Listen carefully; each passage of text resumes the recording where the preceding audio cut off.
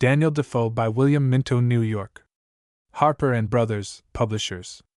Franklin Square, English Men of Letters. Edited by John Morley. Johnson, Leslie Stephen.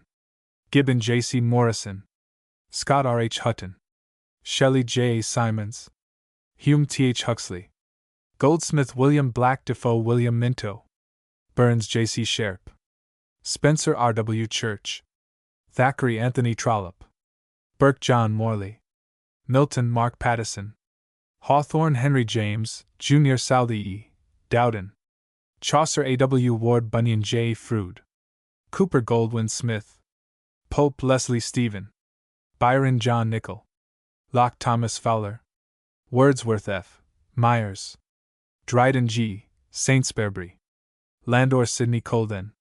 De Quincey, David Masson. Lamb, Alfred Anger. Bentley, R. C. Jebb. Dickens, A. W. Ward. Gray, E. W. Goss. Swift, Leslie Stephen. Sterne, H. D. Trail. Macaulay, J. Cotter Morrison. Fielding, Austin Dobson. Sheridan, Mrs. Oliphant. Addison, W. J. Courthope. Bacon, R. W. Church. Coleridge, H. D. Trail. Sir Philip Sidney J. A. Simons. Published by Harper & Brothers, New York. Preface. There are three considerable biographies of Defoe, the first, by George Chalmers, published in 1786, the second by Walter Wilson, published in 1830, the third, by William Lee, published in 1869. All three are thorough and painstaking works, justified by independent research and discovery. The labor of research in the case of an author supposed to have written some 250 separate books and pamphlets, very few of them under his own name, is naturally enormous, and when it is done, the results are open to endless dispute. Probably two men could not be found who would read through the vast mass of contemporary anonymous and pseudonymous print and agree upon a complete list of Defoe's writings. Fortunately, however, for those who wish to get a clear idea of his life and character, the identification is not pure guesswork on internal evidence. He put his own name or initials to some of his productions, and treated the authorship of others as open secrets. Enough is ascertained as his to provide us with the means for a complete understanding of his opinions and his conduct. It is Defoe's misfortune that his biographers on the large scale have occupied themselves too much with subordinate details, and have been misled from a true appreciation of his main lines of thought and action by religious, political, and hero-worshipping bias.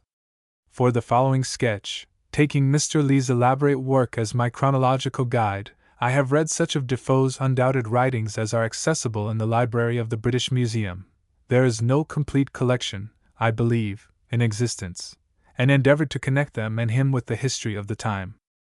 W.M. Page, Chapter 1. Defoe's Youth and Early Pursuits 1, Chapter 2.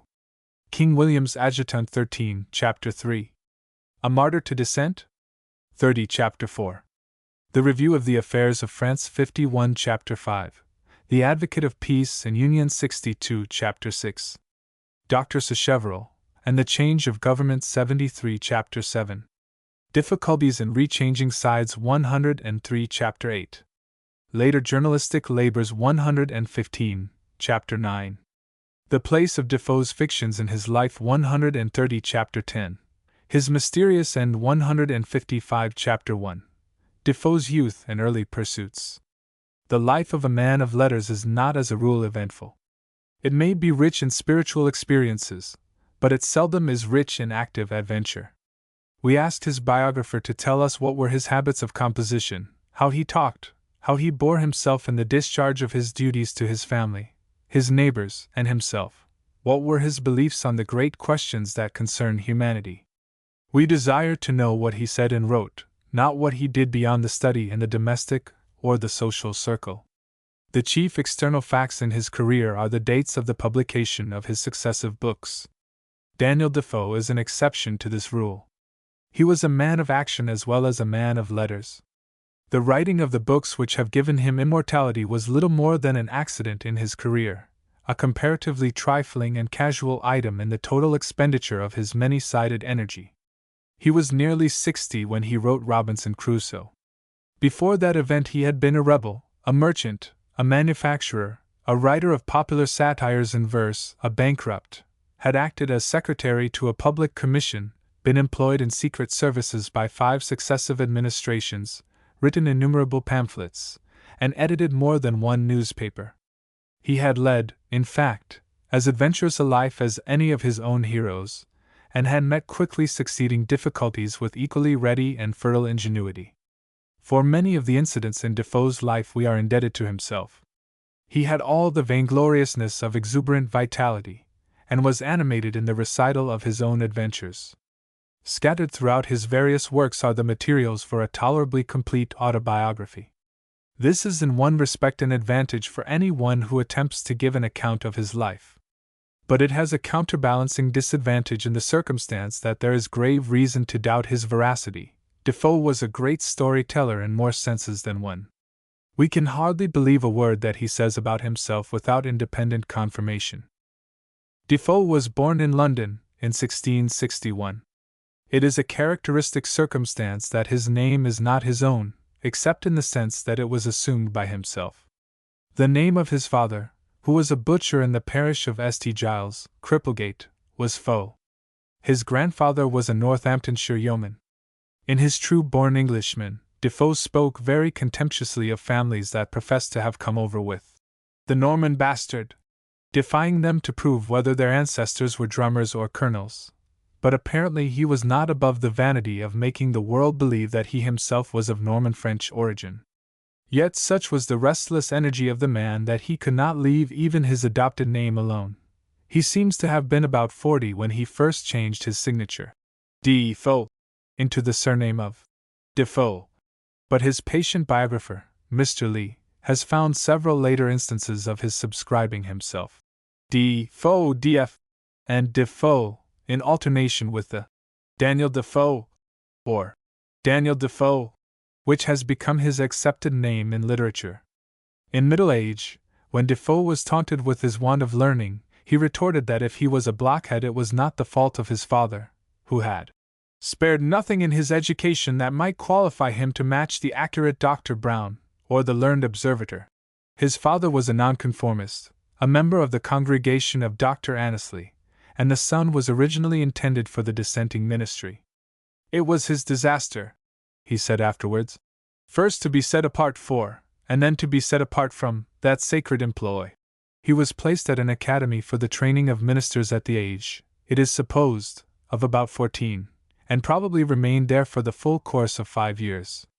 He has himself explained why, when his training was completed, he did not proceed to the office of the pulpit, but changed his views and resolved to engage in business as a hose merchant.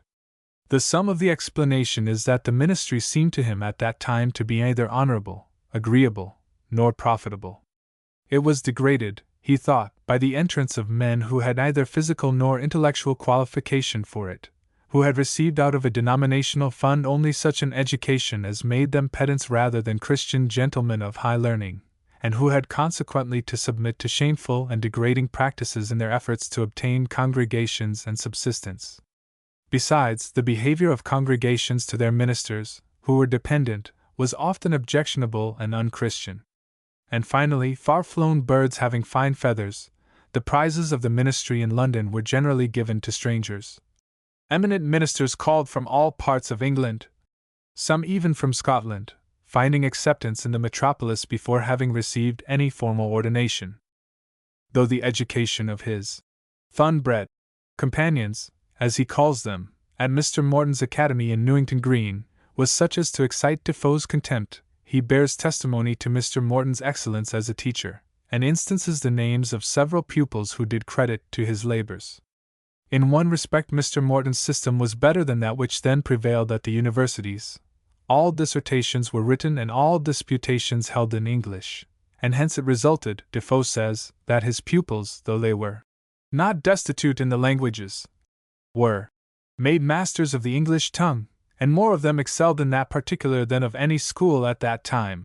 Whether Defoe obtained at Newington the rudiments of all the learning which he afterwards claimed to be possessed of, we do not know, but the taunt frequently leveled at him by university men of being an illiterate fellow, and no scholar, was one that he bitterly resented, and that drew from him many protestations and retorts. In 1705, he angrily challenged John Tutchin to translate with him any Latin, French, or Italian author, and after that to retranslate them crosswise for £20 each book. And he replied to Swift, who had spoken of him scornfully as an illiterate fellow, whose name I forget, that he had been in his time pretty well master of 5 languages, and had not lost them yet, though he wrote no bill at his door, nor set Latin quotations on the front of the review, to the end of his days. Defoe could not forget this taunt of want of learning. In one of the papers in Appleby's journal identified by Mr. Lee, below, Chapter 8, he discussed what is to be understood by learning, and drew the following sketch of his own attainments.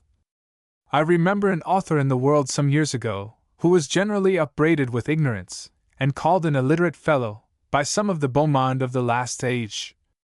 I happened to come into this person's study once, and I found him busy translating a description of the course of the river Borysthenes, out of Blue's Geography, written in Spanish. Another time I found him translating some Latin paragraphs out of Lubinet's Theatri Comedici, being a learned discourse upon comets, and that I might see whether it was genuine, I looked on some part of it that he had finished, and found by it that he understood the Latin very well, and had perfectly taken the sense of that difficult author. In short, I found he understood the Latin, the Spanish, the Italian, and could read the Greek, and I knew before that he spoke French fluently, yet this man was no scholar. As to science, on another occasion, I heard him dispute, in such a manner as surprised me, upon the motions of the heavenly bodies, the distance, magnitude, revolutions, and especially the influences of the planets, the nature and probable revolutions of comets, the excellency of the new philosophy, and the like, but this man was no scholar. In geography and history he had all the world at his fingers' ends. He talked of the most distant countries with an inimitable exactness, and changing from one place to another, the company thought, of every place or country he named, that certainly he must have been born there. He knew not only where everything was, but what everybody did in every part of the world, I mean, what businesses, what trade, what manufacture was carrying on in every part of the world, and had the history of almost all the nations of the world in his head, yet this man was no scholar. This put me upon wondering, ever so long ago, what this strange thing called a man of learning was, and what is it that constitutes a scholar? For, said I, here's a man speaks 5 languages and reads the 6th, is a master of astronomy, geography, history, and abundance of other useful knowledge, which I do not mention, that you may not guess at the man, who is too modest to desire it, and yet they say this man is no scholar. How much of this learning Defoe acquired at school, and how much he picked up afterwards under the pressure of the necessities of his business, it is impossible to determine, but at any rate it was at least as good a qualification for writing on public affairs as the more limited and accurate scholarship of his academic rivals. Whatever may have been the extent of his knowledge when he passed from Mr. Morton's tuition, qualified but no longer willing to become a dissenting preacher, he did not allow it to rust unused. He at once mobilized his forces for active service. They were keen politicians, naturally, at the Newington Academy, and the Times furnished ample materials for their discussions. As nonconformists they were very closely affected by the struggle between Charles II and the defenders of Protestantism and popular liberties. What part Defoe took in the excitement of the closing years of the reign of Charles must be matter of conjecture, but there can be little doubt that he was active on the popular side. He had but one difference then, he afterwards said in one of his tracts, with his party. He would not join them in wishing for the success of the Turks in besieging Vienna, because, though the Austrians were papists, and though the Turks were ostensibly on the side of the Hungarian reformers whom the Austrian government had persecuted, he had read the history of the Turks and could not pray for their victory over Christians of any denomination. Though then but a young man, and a younger author. This was in 1683. He opposed it and wrote against it, which was taken very unkindly indeed. From these words it would seem that Defoe had thus early begun to write pamphlets on questions of the hour. As he was on the weaker side, and any writing might have cost him his life, it is probable that he did not put his name to any of these tracts. None of them have been identified.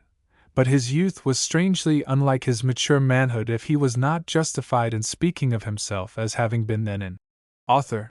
Nor was he content merely with writing. It would have been little short of a miracle if his restless energy had allowed him to lie quiet while the air was thick with political intrigue.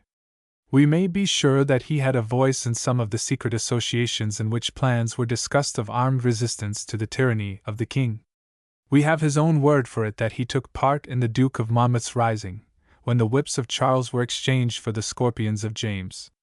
He boasted of this when it became safe to do so, and the truth of the boast derives incidental confirmation from the fact that the names of 3 of his fellow students at Newington appear in the list of the victims of Jeffreys and Kirke. Escaping the keen hunt that was made for all participators in the rebellion, Defoe, towards the close of 1685, began business as a hosier or hose factor in Freeman's Court, Cornhill. The precise nature of his trade has been disputed, and it does not particularly concern us here. When taunted afterwards with having been apprenticed to a hosier, he indignantly denied the fact, and explained that though he had been a trader in hosiery he had never been a shopkeeper. A passing illustration in his essay on projects, drawn from his own experience, shows that he imported goods in the course of his business from abroad. He speaks of sometimes having paid more in insurance premios than he had cleared by a voyage. From a story which he tells in his Complete English Tradesman, recalling the cleverness with which he defeated an attempt to outwit him about a consignment of brandy, we learn that his business sometimes took him to Spain. This is nearly all that we know about his first adventure in trade, except that after 7 years, in 1692, he had to flee from his creditors. He hints in one of his reviews that this misfortune was brought about by the frauds of swindlers, and it deserves to be recorded that he made the honorable boast that he afterwards paid off his obligations. The truth of the boast is independently confirmed by the admission of a controversial enemy, that very Touchin whom he challenged to translate Latin with him. That Defoe should have referred so little to his own experience in the Complete English Tradesman, a series of familiar letters which he published late in life, for the instruction of our inland tradesmen, and especially of young beginners, is accounted for when we observe the class of persons to whom the letters were addressed. He distinguishes with his usual clearness between the different ranks of those employed in the production and exchange of goods, and intimates that his advice is not intended for the highest grade of traders, the merchants, whom he defines by what he calls the vulgar expression, as being such as trade beyond sea. Although he was eloquent in many books and pamphlets in upholding the dignity of trade, and lost no opportunity of scoffing at pretentious gentility, he never allows us to forget that this was the grade to which he himself belonged, and addresses the petty trader from a certain altitude. He speaks in the preface to the Complete Tradesman of unfortunate creatures who have blown themselves up in trade, whether for want of wit or from too much wit. But lest he should be supposed to allude to his own misfortunes, he does not say that he miscarried himself, but that he had seen in a few years' experience many young tradesmen miscarry. At the same time, it is fair to conjecture that when Defoe warns the young tradesman against fancying himself a politician or a man of letters, running off to the coffee house when he ought to be behind the counter, and reading Virgil and Horace when he should be busy over his journal and his ledger, he was glancing at some of the causes which conduced to his own failure as a merchant. And when he cautions the beginner against going too fast, and holds up to him as a type and exemplar the carrier's wagon, which keeps wagging and always goes on, and, as softly as it goes, can yet in time go far, we may be sure that he was thinking of the over-rashness with which he had himself embarked in speculation. There can be no doubt that eager and active as Defoe was in his trading enterprises, he was not so wrapped up in them as to be an unconcerned spectator of the intense political life of the time. When King James aimed a blow at the Church of England by removing the religious disabilities of all dissenters, Protestant and Catholic, in his Declaration of Indulgence, some of Defoe's co-religionists were ready to catch at the boon without thinking of its consequences. He differed from them, he afterwards stated, and, as he used to say that he had rather the Popish House of Austria should ruin the Protestants in Hungary, than the infidel House of Ottoman should ruin both Protestants and Papists by overrunning Germany.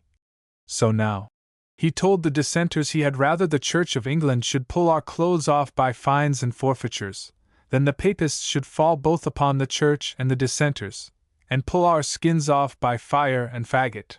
He probably embodied these conclusions of his vigorous common sense in a pamphlet, though no pamphlet on the subject known for certain to be his has been preserved. Mr. Lee is over-rash in identifying as Defoe's a quarto sheet of that date entitled, "A Letter Containing Some Reflections on His Majesty's Declaration for Liberty of Conscience." Defoe may have written many pamphlets on the stirring events of the time, which have not come down to us. It may have been then that he acquired, or made a valuable possession by practice, that marvelous facility with his pen which stood him in such stead in after life. It would be no wonder if he wrote dozens of pamphlets, every one of which disappeared. The pamphlet then occupied the place of the newspaper leading article. The newspapers of the time were veritable chronicles of news, and not organs of opinion. The expression of opinion was not then associated with the dissemination of facts and rumors. A man who wished to influence public opinion wrote a pamphlet, small or large, a single leaf or a tract of a few pages, and had it hawked about the streets and sold in the bookshops. These pamphlets issued from the press in swarms, were thrown aside when read, and hardly preserved except by accident. That Defoe, if he wrote any or many, should not have reprinted them when 15 years afterwards he published a collection of his works, is intelligible. He republished only such of his tracts as had not lost their practical interest. If, however, we indulge in the fancy, warranted so far by his describing himself as having been a young author, in 1683, that Defoe took an active part in polemical literature under Charles and James, we must remember that the censorship of the press was then active, and that Defoe must have published under greater disadvantages than those who wrote on the side of the court. At the Revolution, in 1688, Defoe lost no time in making his adhesion to the new monarch conspicuous. He was, according to old Mixon, one of a royal regiment of volunteer horse, made up of the chief citizens, who, being gallantly mounted and richly accoutred, were led by the Earl of Monmouth, now Earl of Peterborough, and attended their Majesties from Whitehall, to a banquet given by the Lord Mayor and Corporation of the city. 3 years afterwards, on the occasion of the Jacobite plot in which Lord Preston was the leading figure, he published the first pamphlet that is known for certain to be his. It is in verse, and is entitled A New Discovery of an Old Intrigue, a satire levelled at treachery and ambition. In the preface, the author said that he had never drawn his pen before, and that he would never write again unless this effort produced a visible reformation. If we take this literally, we must suppose that his claim to have been an author 18 years before had its origin in his fitful vanity. The literary merits of the satire, when we compare it with the powerful verse of Dryden's Absalom and Achitophel, to which he refers in the exordium, are not great. Defoe prided himself upon his verse, and in a catalogue of the poets in one of his later pieces assigned himself the special province of lampoon. He possibly believed that his clever doggerel was a better title to immortality than Robinson Crusoe. The immediate popular effect of his satires gave some encouragement to this belief, but they are comparatively dull reading for posterity. The clever hits at living city functionaries, indicated by their initials and nicknames, the rough ridicule and the biting innuendo, were telling in their day, but the lampoons have perished with their objects. The local celebrity of Sir Ralph and Sir Peter, Silly Will and Captain Tom the Tailor, has vanished, and Defoe's hurried and formless lines, incisive as their vivid force must have been, are not redeemed from dullness for modern readers by the few bright epigrams with which they are besprinkled. Chapter 2. King William's Adjutant. Defoe's first business catastrophe happened about 1692. He is said to have temporarily absconded, and to have parleyed with his creditors from a distance till they agreed to accept a composition. Bristol is named as having been his place of refuge, and there is a story that he was known there as the Sunday Gentleman, because he appeared on that day, and that day only, in fashionable attire, being kept indoors during the rest of the week by fear of the bailiffs. But he was of too buoyant a temperament to sink under his misfortune from the sense of having brought it on himself, and the clouds soon passed away. A man so fertile in expedients, and ready, according to his own ideal of a thoroughbred trader, to turn himself to anything, could not long remain unemployed. He had various business offers, and among others an invitation from some merchants to settle at Cadiz as a commission agent, with offers of very good commissions. But Providence, he tells us, and we may add, a shrewd confidence in his own powers, placed a secret aversion in his mind to quitting England upon any account, and made him refuse the best offers of that kind. He stayed at home, to be concerned with some eminent persons in proposing ways and means to the government for raising money to supply the occasions of the war then newly begun. He also wrote a vigorous and loyal pamphlet, entitled The Englishman's Choice and True Interest, in the vigorous prosecution of the war against France, and serving K. William and Q. Mary, and acknowledging their right, as a reward for his literary or his financial services, or for both, he was appointed, without the least application of his own, accountant to the commissioners of the glass duty, and held this post till the duty was abolished in 1699. From 1694 to the end of William's reign was the most prosperous and honorable period in Defoe's life. His services to the government did not absorb the whole of his restless energy.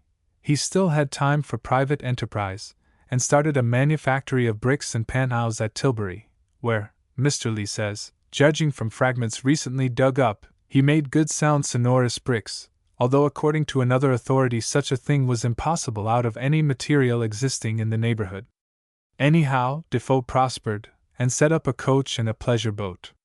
Nor must we forget what is so much to his honor, that he set himself to pay his creditors in full, voluntarily disregarding the composition which they had accepted. In 1705 he was able to boast that he had reduced his debts in spite of many difficulties from £17,000 to £5,000, but these sums included liabilities resulting from the failure of his panhouse factory. Defoe's first conspicuous literary service to King William, after he obtained government employment, was a pamphlet on the question of a standing army raised after the Peace of Ryswick in 1697. This pen-and-ink war, as he calls it, which followed close on the heels of the great European struggle, had been raging for some time before Defoe took the field. Hosts of writers had appeared to endanger the permanence of the triumph of William's arms and diplomacy by demanding the disbandment of his tried troops, as being a menace to domestic liberties. Their arguments had been encountered by no less zealous champions of the king's cause. The battle, in fact, had been won when Defoe issued his argument showing that a standing army, with consent of Parliament, is not inconsistent with a free government. He was able to boast in his preface that, if books and writings would not, God be thanked, the Parliament would confute his adversaries. Nevertheless, though coming late in the day, Defoe's pamphlet was widely read, and must have helped to consolidate the victory. Thus late in life did Defoe lay the first stone of his literary reputation.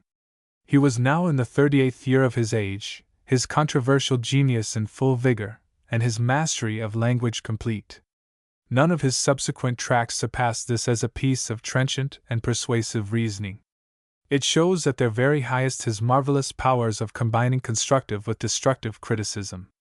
He dashes into the lists with good-humored confidence, bearing the banner of clear common sense, and disclaiming sympathy with extreme persons of either side. He puts his case with direct and plausible force, addressing his readers vivaciously as plain people like himself, among whom as reasonable men there cannot be two opinions. He cuts rival arguments to pieces with dexterous strokes, representing them as the confused reasoning of well-meaning but dull intellects, and dances with lively mockery on the fragments. If the authors of such arguments knew their own minds, they would be entirely on his side. He echoes the pet prejudices of his readers as the props and mainstays of his thesis, and boldly laughs away misgivings of which they are likely to be half ashamed. He makes no parade of logic. He is only a plain freeholder like the mass whom he addresses, though he knows 20 times as much as many writers of more pretension. He never appeals to passion or imagination. What he strives to enlist on his side is homely self-interest, and the ordinary sense of what is right and reasonable. There is little regularity of method in the development of his argument, that he leaves to more anxious and elaborate masters of style.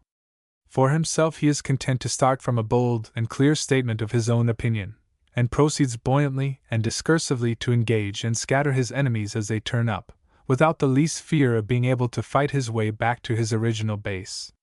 He wrote for a class to whom a prolonged intellectual operation, however comprehensive and complete, was distasteful. To persuade the mass of the freeholders was his object, and for such an object there are no political tracts in the language at all comparable to Defoe's. He bears some resemblance to Cobbett, but he had none of Cobbett's brutality. His faculties were more adroit, and his range of vision infinitely wider. Cobbett was a demagogue, Defoe a popular statesman. The one was qualified to lead the people, the other to guide them. Cobbett is contained in Defoe as the less is contained in the greater. King William obtained a standing army from Parliament, but not so large an army as he wished, and it was soon afterwards still further reduced. Meantime, Defoe employed his pen in promoting objects which were dear to the king's heart. His essay on projects, which relate to civil polity as well as matters of negos, was calculated, in so far as it advocated joint stock enterprise, to advance one of the objects of the statesmen of the Revolution, the committal of the moneyed classes to the established government, and against a dynasty which might plausibly be mistrusted of respect for visible accumulations of private wealth. Defoe's projects were of an extremely varied kind. The classification was not strict. His spirited definition of the word projects included Noah's Ark and the Tower of Babel, as well as Captain Phipps's scheme for raising the wreck of a Spanish ship laden with silver. He is sometimes credited with remarkable shrewdness in having anticipated in this essay some of the greatest public improvements of modern times: the protection of seamen, the higher education of women, the establishment of banks and benefit societies, the construction of highways. But it is not historically accurate to give him the whole credit of these conceptions. Most of them were floating about at the time, so much so that he had to defend himself against the charge of plagiarism, and few of them have been carried out in accordance with the essential features of his plans. One remarkable circumstance in Defoe's projects, which we may attribute either to his own natural bent or to his compliance with the king's humor, is the extent to which he advocated government interference. He proposed, for example, an income tax, and the appointment of a commission who should travel through the country and ascertain by inquiry that the tax was not evaded. In making this proposal he shows an acquaintance with private incomes in the city, which raises some suspicion as to the capacity in which he was associated with certain eminent persons in proposing ways and means to the government. In his article on banks, he expresses himself dissatisfied that the government did not fix a maximum rate of interest for the loans made by chartered banks. They were otherwise, he complained, of no assistance to the poor trader, who might as well go to the goldsmiths as before. His highways project was a scheme for making national highways on a scale worthy of Baron Haussmann.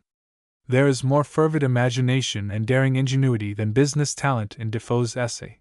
If his trading speculations were conducted with equal rashness, it is not difficult to understand their failure. The most notable of them are the schemes of a dictator, rather than of the adviser of a free government. The essay is chiefly interesting as a monument of Defoe's marvelous force of mind, and strange mixture of steady sense with incontinent flightiness.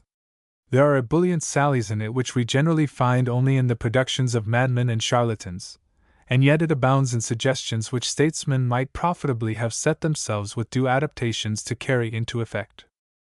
The essay on projects might alone be adduced in proof of Defoe's title to genius. One of the first projects to which the government of the Revolution addressed itself was the reformation of manners, a purpose at once commendable in itself and politically useful as distinguishing the new government from the old. Even while the king was absent in Ireland at the beginning of his reign, the Queen issued a letter calling upon all justices of the peace and other servants of the crown to exert themselves in suppressing the luxuriant growth of vice, which had been fostered by the example of the court of Charles. On the conclusion of the war in 1697, William issued a most elaborate proclamation to the same effect, and an address was voted by Parliament, asking His Majesty to see that wickedness was discouraged in high places.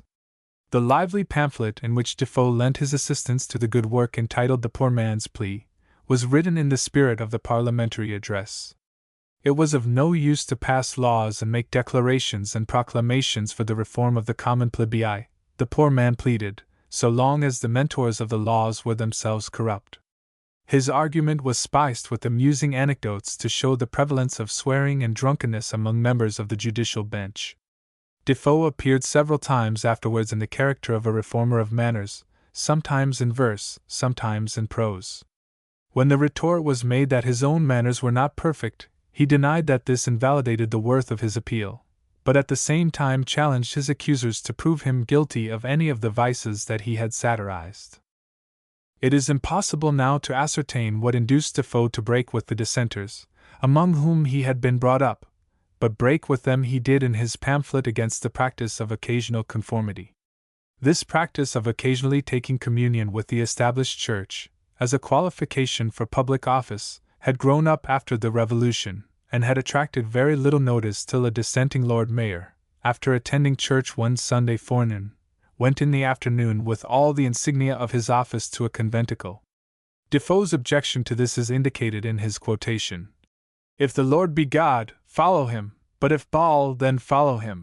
A man, he contended, who could reconcile it with his conscience to attend the worship of the church, had no business to be a dissenter. Occasional conformity was either a sinful act in itself, or else his dissenting before was sinful. The dissenters naturally did not like this intolerant logical dilemma, and resented its being forced upon them by one of their own number against a practical compromise to which the good sense of the majority of them assented. No reply was made to the pamphlet when first issued in 1698, and 2 or 3 years afterwards Defoe, exulting in the unanswerable logic of his position, reprinted it with a prefatory challenge to Mr. Howe, an eminent dissenting minister. During the next reign, however, when a bill was introduced to prohibit the practice of occasional conformity, Defoe strenuously wrote against it as a breach of the Toleration Act and a measure of persecution. In strict logic it is possible to make out a case for his consistency, but the reasoning must be fine, and he cannot be acquitted of having in the first instance practically justified a persecution which he afterwards condemned. In neither case does he point at the repeal of the Test Act as his object, and it is impossible to explain his attitude in both cases on the ground of principle. However much he objected to see the sacrament taken as a matter of form, it was hardly his province, in the circumstances in which dissenters then stood, to lead an outcry against the practice, and if he considered it scandalous and sinful, he could not with much consistency protest against the prohibition of it as an act of persecution. Of this no person was better aware than Defoe himself, and it is a curious circumstance that, in his first pamphlet on the bill for putting down occasional conformity, he ridiculed the idea of its being persecution to suppress politic or state dissenters, and maintained that the bill did not concern true dissenters at all. To this, however, we must refer again in connection with his celebrated tract, The Shortest Way with Dissenters. The troubles into which the European system was plunged by the death of the childless King of Spain, and that most dramatic of historical surprises, the bequest of his throne by a deathbed will to the Duke of Anjou, the second grandson of Louis XIV, furnished Defoe with a great opportunity for his controversial genius. In Charles I's will, if the legacy was accepted, William saw the ruin of a lifelong policy. Louis, though he was doubly pledged against acknowledging the will, having renounced all pretensions to the throne of Spain for himself and his heirs in the Treaty of the Pyrenees, and consented in 2 successive treaties of partition to a different plan of succession, did not long hesitate. The news that he had saluted his grandson as King of Spain followed close upon the news of Charles's death. The balance of the great Catholic powers which William had established by years of anxious diplomacy and costly war was toppled over by a stroke of the pen. With Spain and Italy virtually added to his dominions, the French king would now be supreme upon the continent. Louis soon showed that this was his view of what had happened, by saying that the Pyrenees had ceased to exist. He gave a practical illustration of the same view by seizing, with the authority of his grandson, the frontier towns of the Spanish Netherlands, which were garrisoned under a special treaty by Dutch troops. Though deeply enraged at the bad faith of the most Christian king, William was not dismayed. The stone which he had rolled up the hill with such effort had suddenly rolled down again, but he was eager to renew his labors. Before, however, he could act, he found himself, to his utter astonishment and mortification, paralyzed by the attitude of the English Parliament. His alarm at the accession of a Bourbon to the Spanish throne was not shared by the ruling classes in England. They declared that they liked the Spanish king's will better than William's partition. France, they argued, would gain much less by a dynastic alliance with Spain, which would exist no longer than their common interests dictated, than by the complete acquisition of the Spanish provinces in Italy. William lost no time in summoning a new parliament. An overwhelming majority opposed the idea of vindicating the partition treaty by arms. They pressed him to send a message of recognition to Philip V. Even the occupation of the Flemish fortresses did not change their temper. That, they said, was the affair of the Dutch, it did not concern England. In vain William tried to convince them that the interests of the two Protestant states were identical. In the numerous pamphlets that war hatched by the ferment, it was broadly insinuated that the English people might pay too much for the privilege of having a Dutch king, who had done nothing for them that they could not have done for themselves, and who was perpetually sacrificing the interests of his adopted country to the necessities of his beloved Holland. What had England gained by the Peace of Ryswick? Was England to be dragged into another exhausting war, merely to secure a strong frontier for the Dutch? The appeal found ready listeners among a people in whose minds the recollections of the last war were still fresh, and who still felt the burdens it had left behind. William did not venture to take any steps to form an alliance against France, till a new incident emerged to shake the country from its mood of surly calculation. When James II died and Louis recognized the pretender as King of England, all thoughts of isolation from a continental confederacy were thrown to the winds. William dissolved his Long Parliament, and found the new House as warlike as the former had been peaceful. "Of all the nations in the world," cried Defoe, in commenting on this sudden change of mood, "there is none that I know of so entirely governed by their humor as the English." For 10 months Defoe had been vehemently but vainly striving to accomplish by argument what had been wrought in an instant by the French king's insufferable insult. It is one of the most brilliant periods of his political activity. Comparatively undistinguished before, he now, at the age of 40, stepped into the foremost rank of publicists. He lost not a moment in throwing himself into the fray as the champion of the king's policy. Charles of Spain died on the 22nd of October 1701. By the middle of November, a few days after the news had reached England, and before the French king's resolve to acknowledge the legacy was known, Defoe was ready with a pamphlet to the clear and stirring title of The Two Great Questions Considered. I. What the French king will do with respect to the Spanish monarchy. 2. What measures the English ought to take. If the French king were wise, he argued, he would reject the dangerous gift for his grandson. But if he accepted it, England had no choice but to combine with her late allies the Emperor and the States, and compelled the Duke of Anjou to withdraw his claims. This pamphlet being virulently attacked, and its author accused of bidding for a place at court, Defoe made a spirited rejoinder, and seized the occasion to place his arguments in still clearer light. Between them the two pamphlets are a masterly exposition, from the point of view of English interests, of the danger of permitting the will to be fulfilled. He tears the arguments of his opponents to pieces with supreme scorn. "What matters it to us who is King of Spain?" asks one adversary. "As well ask," retorts Defoe, "what it matters to us who is King of Ireland." "All this talk about the balance of power," says another, "is only a shoeing horn to draw on a standing army. We do not want an army. Only let us make our fleets strong enough and we may defy the world. Our militia is perfectly able to defend us against invasion." "If our militia is so strong," is Defoe's reply, "why should a standing army make us fear for our domestic liberties? But if you object to a standing army in England, avert the danger by subsidizing allies and raising and paying troops in Germany and the Low Countries. Even if we are capable of beating off invasion, it is always wise policy to keep the war out of our own country, and not trust to such miracles as the dispersion of the Armada. In war," Defoe says, repeating a favorite axiom of his, "it is not the longest sword but the longest purse that conquers. And if the French get the Spanish crown, they get the richest trade in the world into their hands. The French would prove better husbands of the wealth of Mexico and Peru than the Spaniards. They would build fleets with it, which would place our American plantations at their mercy. Our own trade with Spain, one of the most profitable fields of our enterprise, would at once be ruined. Our Mediterranean trade would be burdened with the impost of a toll at Gibraltar." In short, Defoe contended, if the French acquired the upper hand in Spain, nothing but a miracle could save England from becoming practically a French province. Defoe's appeal to the sense of self-interest fell, however, upon deaf ears. No eloquence or ingenuity of argument could have availed to stem the strong current of growling prepossession.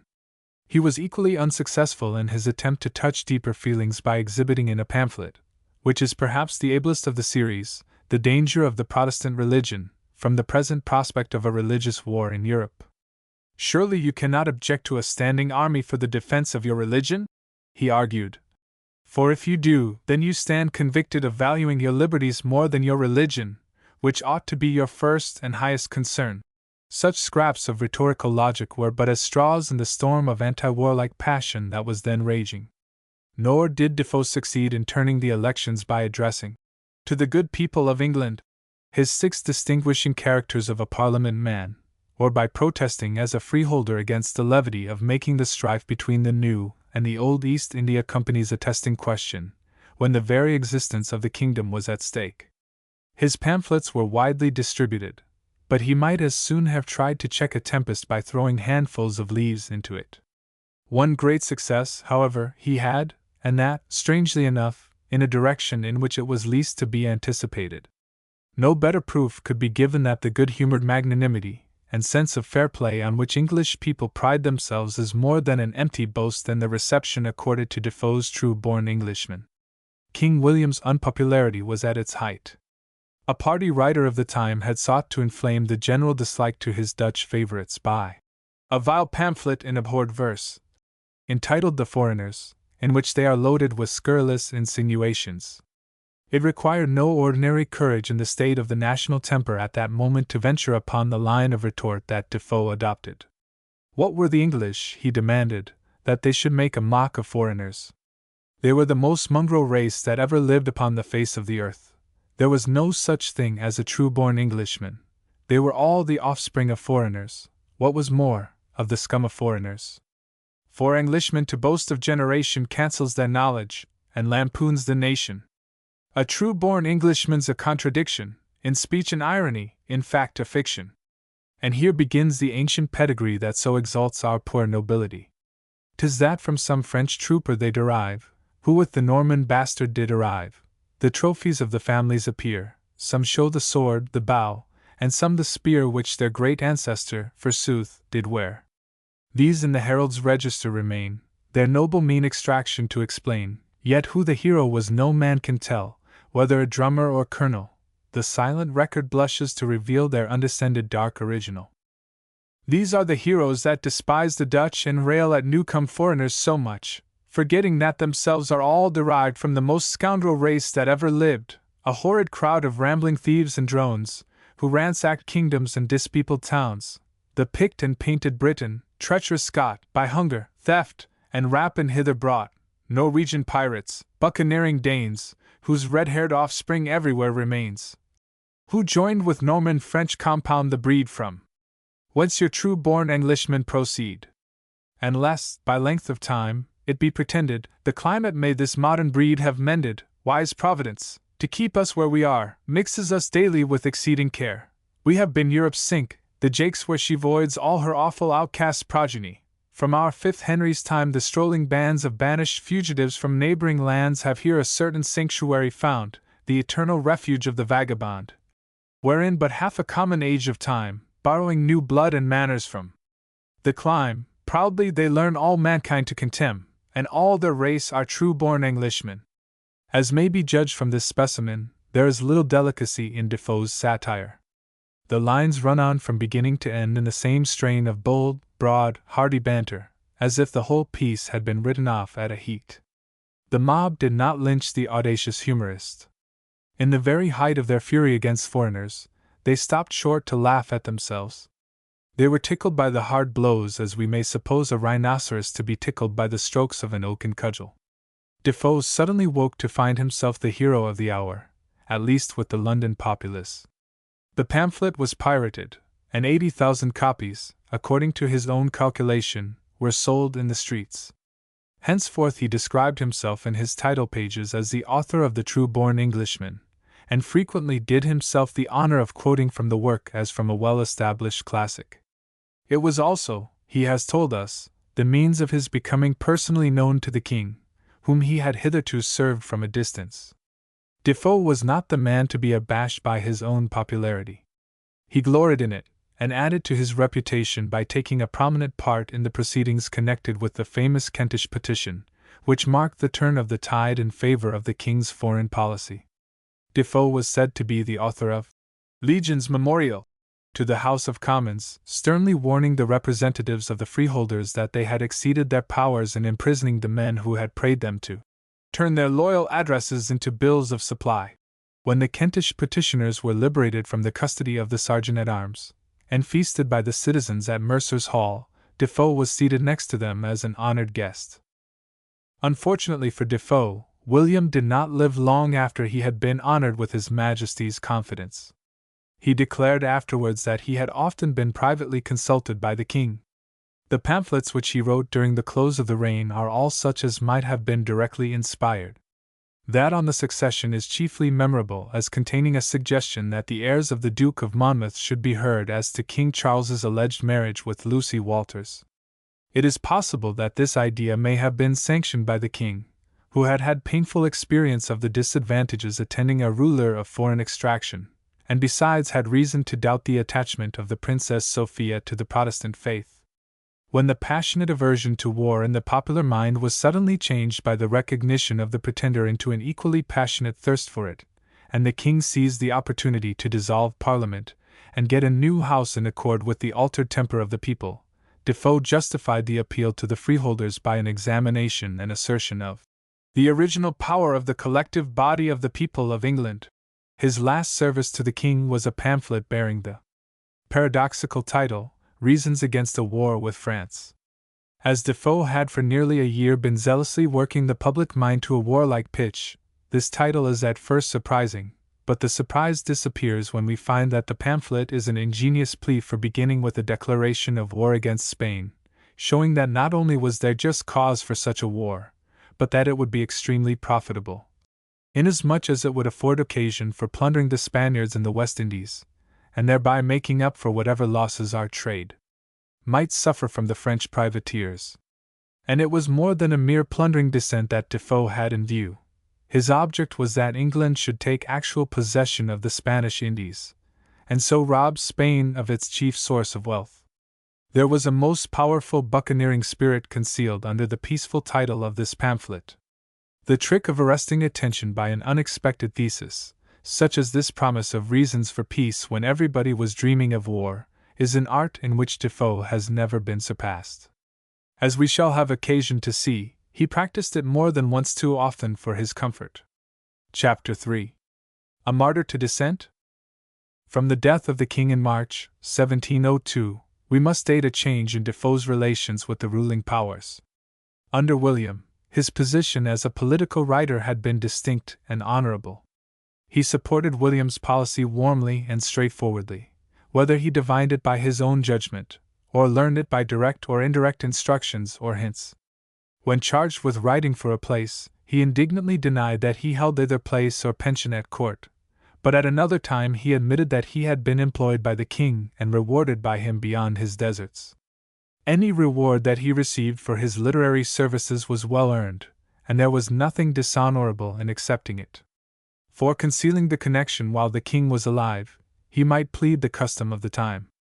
But in the confusion of parties and the uncertainty of government that followed William's death, Defoe slid into practices which cannot be justified by any standard of morality.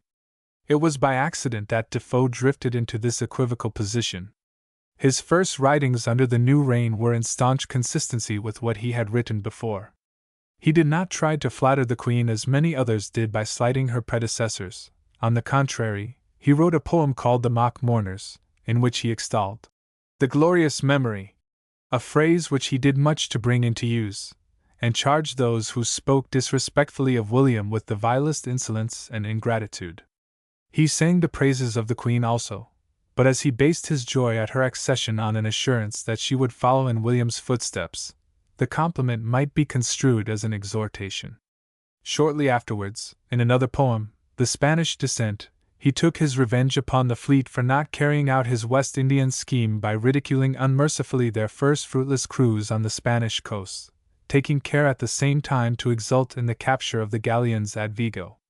In yet another poem, the success of the true-born Englishman seems to have misguided him into the belief that he had a genius for verse. He reverted to the reformation of manners, and angered the dissenters by belaboring certain magistrates of their denomination. A pamphlet entitled The New Test of the Church of England's Loyalty, in which he twitted the High Church party with being neither more nor less loyal than the dissenters, inasmuch as they consented to the deposition of James and acquiesced in the accession of Anne, was better received by his co-religionists.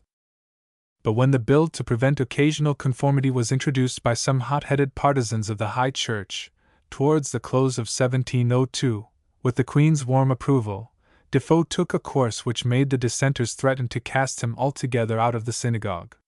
We have already seen how Defoe had taken the lead in attacking the practice of occasional conformity. While his co-religionists were imprecating him as the man who had brought this persecution upon them, Defoe added to their ill feeling by issuing a jaunty pamphlet in which he proved with provoking unanswerableness that all honest dissenters were noways concerned in the bill. Nobody, he said, with his usual bright audacity, but himself, who was altogether born in sin, saw the true scope of the measure. All those people who designed the act as a blow to the dissenting interests in England are mistaken. All those who take it as a prelude or introduction to the further suppressing of the dissenters, and a step to repealing the toleration, or intended as such, are mistaken. All those phlegmatic dissenters who fancy themselves undone, and that persecution and desolation is at the door again, are mistaken. All those dissenters who are really at all disturbed at it, either as an advantage gained by their enemies or as a real disaster upon themselves, are mistaken. All those dissenters who deprecate it as a judgment, or would vote against it as such if it were in their power, are mistaken. In short, though he did not suppose that the movers of the bill did it in mere kindness to the dissenters, in order to refine and purge them from the scandals which some people had brought upon them, nevertheless it was calculated to effect this object.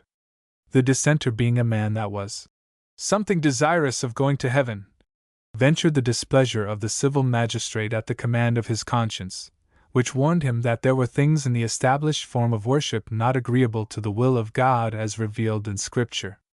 There is nothing in the act to the prejudice of this dissenter. It affects only the politic dissenter, or state dissenter, who, if he can attend the established worship without offending his conscience, has no cause to be a dissenter.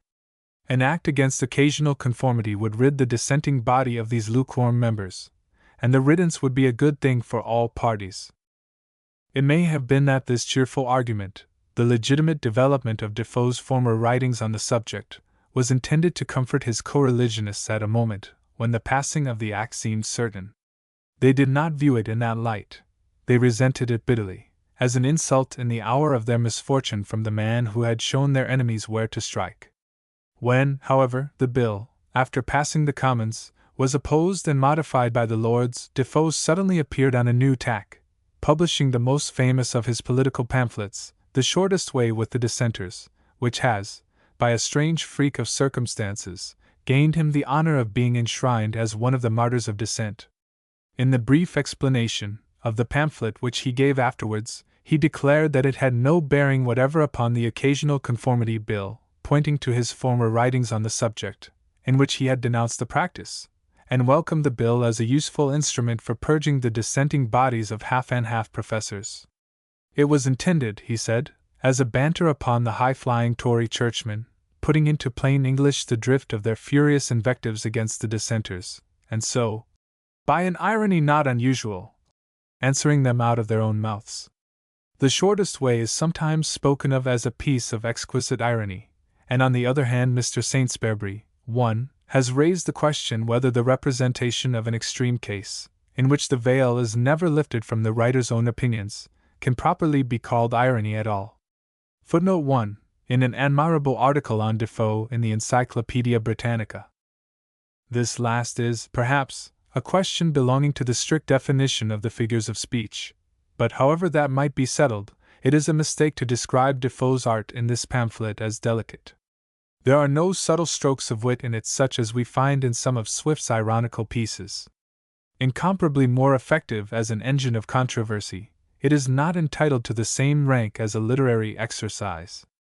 Its whole merit, and its rousing political force lay in the dramatic genius with which Defoe personated the temper of a thoroughgoing high-flyer, putting into plain and spirited English such sentiments as a violent partisan would not dare to utter except in the unguarded heat of familiar discourse, or the half-humorous ferocity of intoxication. "Have done," he said, addressing the dissenters, "with this cackle about peace and union, and the Christian duties of moderation, which you raise now that you find your day is over, your power gone, and the throne of this nation possessed by a royal, English, true, and ever constant member of and friend to the Church of England. We have heard none of this lesson for 14 years past. We have been huffed and bullied with your act of toleration. You have told us that you are the church established by law as well as others, have set up your canting synagogues at our church doors, and the church and members have been loaded with reproaches, with oaths, associations, abjurations, and what not. Where has been the mercy, the forbearance, the charity you have shown to tender consciences of the Church of England, that could not take oaths as fast as you made them, that having sworn allegiance to their lawful and rightful king, could not dispense with that oath, their king being still alive, and swear to your new hodgepodge of a Dutch constitution? Now that the tables are turned upon you, you must not be persecuted. 'Tis not a Christian spirit. You talk of persecution. What persecution have you to complain of? The first execution of the laws against dissenters in England was in the days of King James I. And what did it amount to? Truly the worst they suffered was at their own request to let them go to New England and erect a new colony, and give them great privileges, grants, and suitable powers, keep them under protection, and defend them against all invaders, and receive no taxes or revenue from them. This was the cruelty of the Church of England, fatal lenity. 'Twas the ruin of that excellent prince, King Charles I. Had King James sent all the Puritans in England away to the West Indies, we had been a national, unmixed church. The Church of England had been kept undivided and entire. To requite the lenity of the father, they take up arms against the son, conquer, pursue, take, imprison, and at last put to death the anointed of God, and destroy the very being and nature of government, setting up a sordid impostor, who had neither title to govern, nor understanding to manage, but supplied that want with power, bloody and desperate counsels, and craft, without conscience. How leniently had King Charles treated these barbarous regicides, coming in all mercy and love, cherishing them, preferring them, giving them employment in his service. As for King James, as if mercy was the inherent quality of the family, he began his reign with unusual favor to them, nor could their joining with the Duke of Monmouth against him move him to do himself justice upon them, but that mistaken prince thought to win them by gentleness and love, proclaimed a universal liberty to them, and rather discountenanced the Church of England than them. How they requited him all the world knows. Under King William, a king of their own, they crope into all places of trust and profit, engrossed the ministry, and insulted the Church. But they must not expect this kind of thing to continue. No, gentlemen, the time of mercy is past, your day of grace is over. You should have practiced peace, and moderation, and charity, if you expected any yourselves.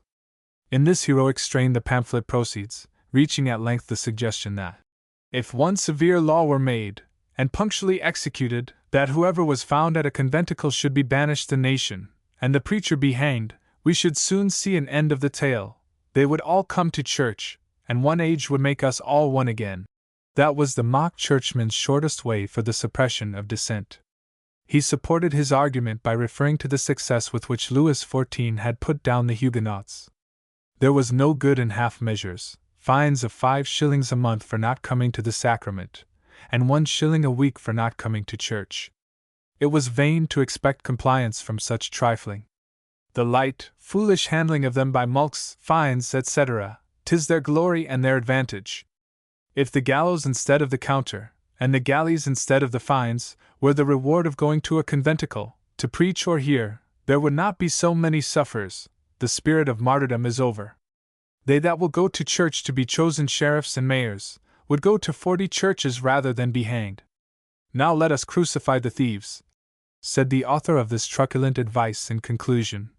"And may God Almighty put it into the hearts of all friends of truth to lift up a standard against pride and Antichrist, that the posterity of the sons of error may be rooted out from the face of this land forever." Defoe's disguise was so complete, his caricature of the ferocious high-flyer so near to life, that at first people doubted whether The Shortest Way was the work of a satirist or a fanatic. When the truth leaked out, as it soon did, the dissenters were hardly better pleased than while they feared that the proposal was serious. With the natural timidity of precariously situated minorities, they could not enter into the humor of it. The very title was enough to make them shrink and tremble. The only people who were really in a position to enjoy the jest were the Whigs. The High Churchmen, some of whom, it is said, were at first so far taken in as to express their warm approval, were furious when they discovered the trick that had been played upon them. The Tory ministers of the Queen felt themselves bound to take proceedings against the author, whose identity seems to have soon become an open secret. Learning this, Defoe went into concealment. A proclamation offering a reward for his discovery was advertised in the Gazette. The description of the fugitive is interesting. It is the only extant record of Defoe's personal appearance, except the portrait prefixed to his collected works, in which the mole is faithfully reproduced.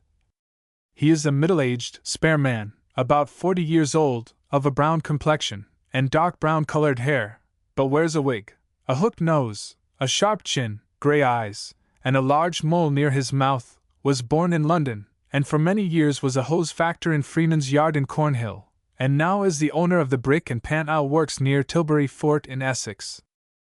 This advertisement was issued on the 10th of January 1703. Meantime the printer and the publisher were seized. From his safe hiding, Defoe put forth an explanation, protesting, as we have seen, that his pamphlet had not the least retrospect to or concern in the public bills in Parliament now depending, or any other proceeding of either House or of the Government relating to the dissenters, whose occasional conformity the author has constantly opposed. It was merely, he pleaded, the cant of the nonjuring party exposed, and he mentioned several printed books in which the same objects were expressed, though not in words so plain and at length. But the government would not take this view. He had represented virulent partisans as being supreme in the Queen's councils, and his design was manifest. To blacken the Church party as men of a persecuting spirit, and to prepare the mob for what further service he had for them to do. Finding that they would not listen to him, Defoe surrendered himself, in order that others might not suffer for his offense. He was indicted on the 24th of February. On the 25th, The Shortest Way was brought under the notice of the House of Commons, and ordered to be burnt by the common hangman. His trial came on in July. He was found guilty of a seditious libel, and sentenced to pay a fine of 200 marks to the Queen, stand 3 times in the pillory, be imprisoned during the Queen's pleasure, and find sureties for his good behavior for 7 years. Defoe complained that 3 dissenting ministers, whose poor he had fed in the days of his prosperity, had refused to visit him during his confinement in Newgate. There was, doubtless, a want of charity in their action, but there was also a want of honesty in his complaint. If he applied for their spiritual ministrations, they had considerable reason for treating his application as a piece of provoking effrontery. Though Defoe was in prison for this banter upon the high-flyers, it is a mistake to regard him as a martyr, except by accident, to the cause of toleration as we understand it now, and as the dissenters bore the brunt of the battle for it then. Before his trial and conviction, while he lay in prison, he issued an exposition of his views of a fair toleration in a tract entitled The Shortest Way to Peace and Union. The toleration which he advised, and which commended itself to the moderate Whigs with whom he had acted under King William and was probably acting now, was a purely spiritual toleration.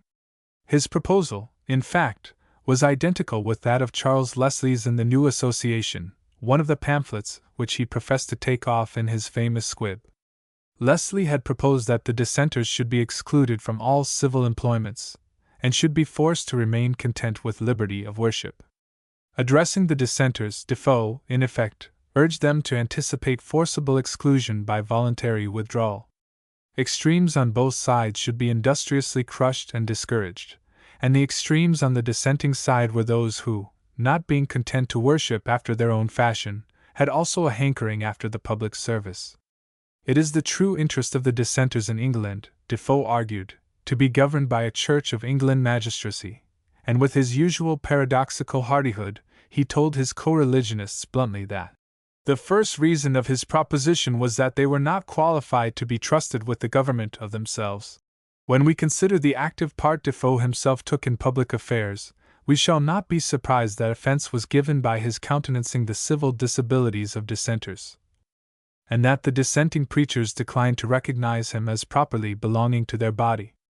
It was not, indeed, as a dissenter that Defoe was prosecuted by the violent Tories then in power, but as the suspected literary instrument of the great Whig leaders.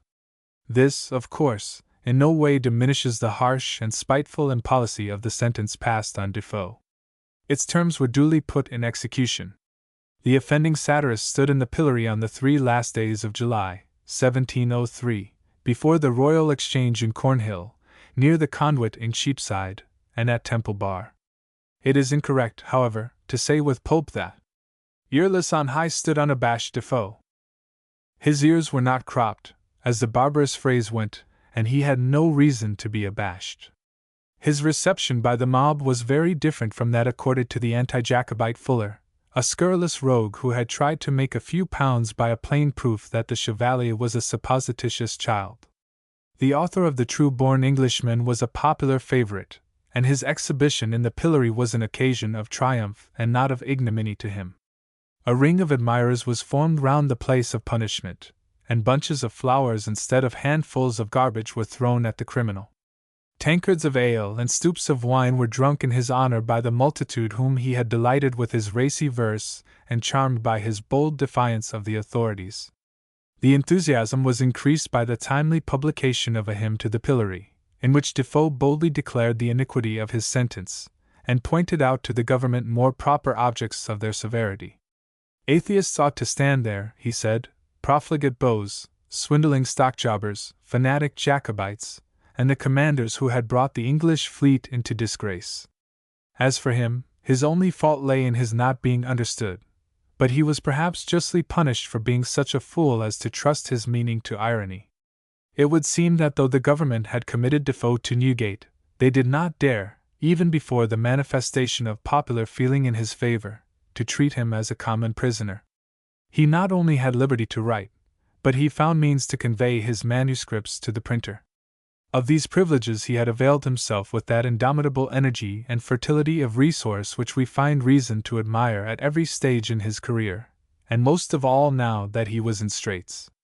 In the short interval between his arrest and his conviction he carried on a vigorous warfare with both hands, with one hand seeking to propitiate the government, with the other attracting support outside among the people. He proved to the government incontestably, by a collection of his writings, that he was a man of moderate views, who had no aversion in principle even to the proposals of the new association. He proved the same thing to the people at large by publishing this collection of the writings of the author of The True-Born Englishman, but he accompanied the proof by a lively appeal to their sympathy under the title of More Reformation, a satire on himself, a lament over his own folly which was calculated to bring pressure on the government against prosecuting a man so innocent of public wrong. When, in spite of his efforts, a conviction was recorded against him, he adopted a more defiant tone towards the government. He wrote the hymn to the pillory. This daring effusion was hawked in the streets among the crowd that had assembled to witness his penance in the hieroglyphic state machine, contrived to punish fancy in. "Come," he cried, in the concluding lines. "Tell the M that placed him here RSC, LS to the Times, are at a loss to find his guilt, and can't commit his crimes." M stands for men and SCLS for scandals. Defoe delighted in this odd use of methods of reserve, more common in his time than in ours. The dauntless courage of Defoe's hymn to the pillory can only be properly appreciated when we remember with what savage outrage it was the custom of the mob to treat those who were thus exposed to make a London holiday. From the pillory he was taken back to Newgate, there to be imprisoned during Her Majesty's pleasure. His confinement must have been much less disagreeable to him than it would have been to one of less hardy temperament. Defoe was not the man to shrink with loathing from the companionship of thieves, highwaymen, forgers, coiners, and pirates. Curiosity was a much stronger power with him than disgust. Newgate had something of the charm for Defoe that a hospital full of hideous diseases has for an enthusiastic surgeon. He spent many pleasant hours in listening to the tales of his adventurous fellow prisoners.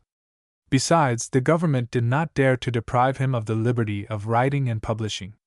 This privilege enabled him to appeal to the public, whose ear he had gained in the character of an undismayed martyr, an enjoyment which to so buoyant a man must have compensated for a great deal of irksome suffering. He attributed the failure of his pant-out works at Tilbury to his removal from the management of them, but bearing in mind the amount of success that had attended his efforts when he was free, it is fair to suppose that he was not altogether sorry for the excuse. It was by no means the intention of his High Church persecutors that Defoe should enjoy himself in Newgate, and he himself lamented loudly the strange reverse by which he had passed within a few months from the closet of a king to a prisoner's cell. But on the whole he was probably as happy in Newgate as he had been at Whitehall. His wife and 6 children were most to be commiserated, and their distress was his heaviest trial. The first use which Defoe made of his pen after his exhibition in the pillory was to reply to a dissenting minister who had justified the practice of occasional conformity.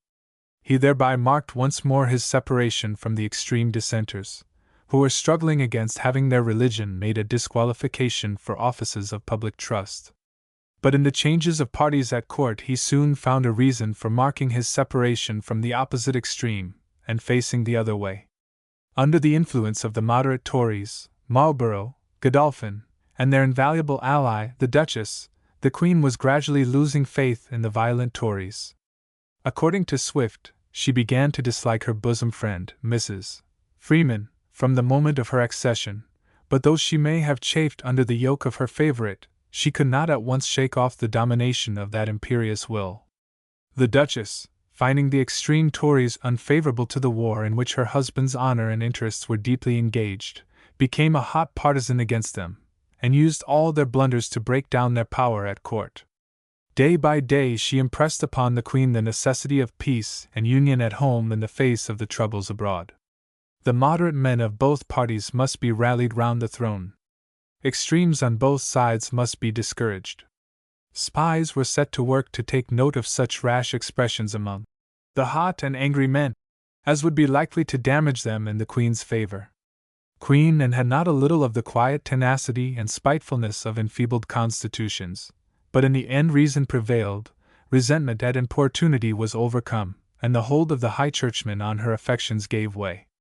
Nobody, Swift has told us, could better disguise her feelings than the Queen. The first intimation which the High Church party had of her change of views was her opening speech to Parliament on the November 9, 1703, in which she earnestly desired parties in both houses to avoid heats and divisions. Defoe at once threw himself in front of the rising tide.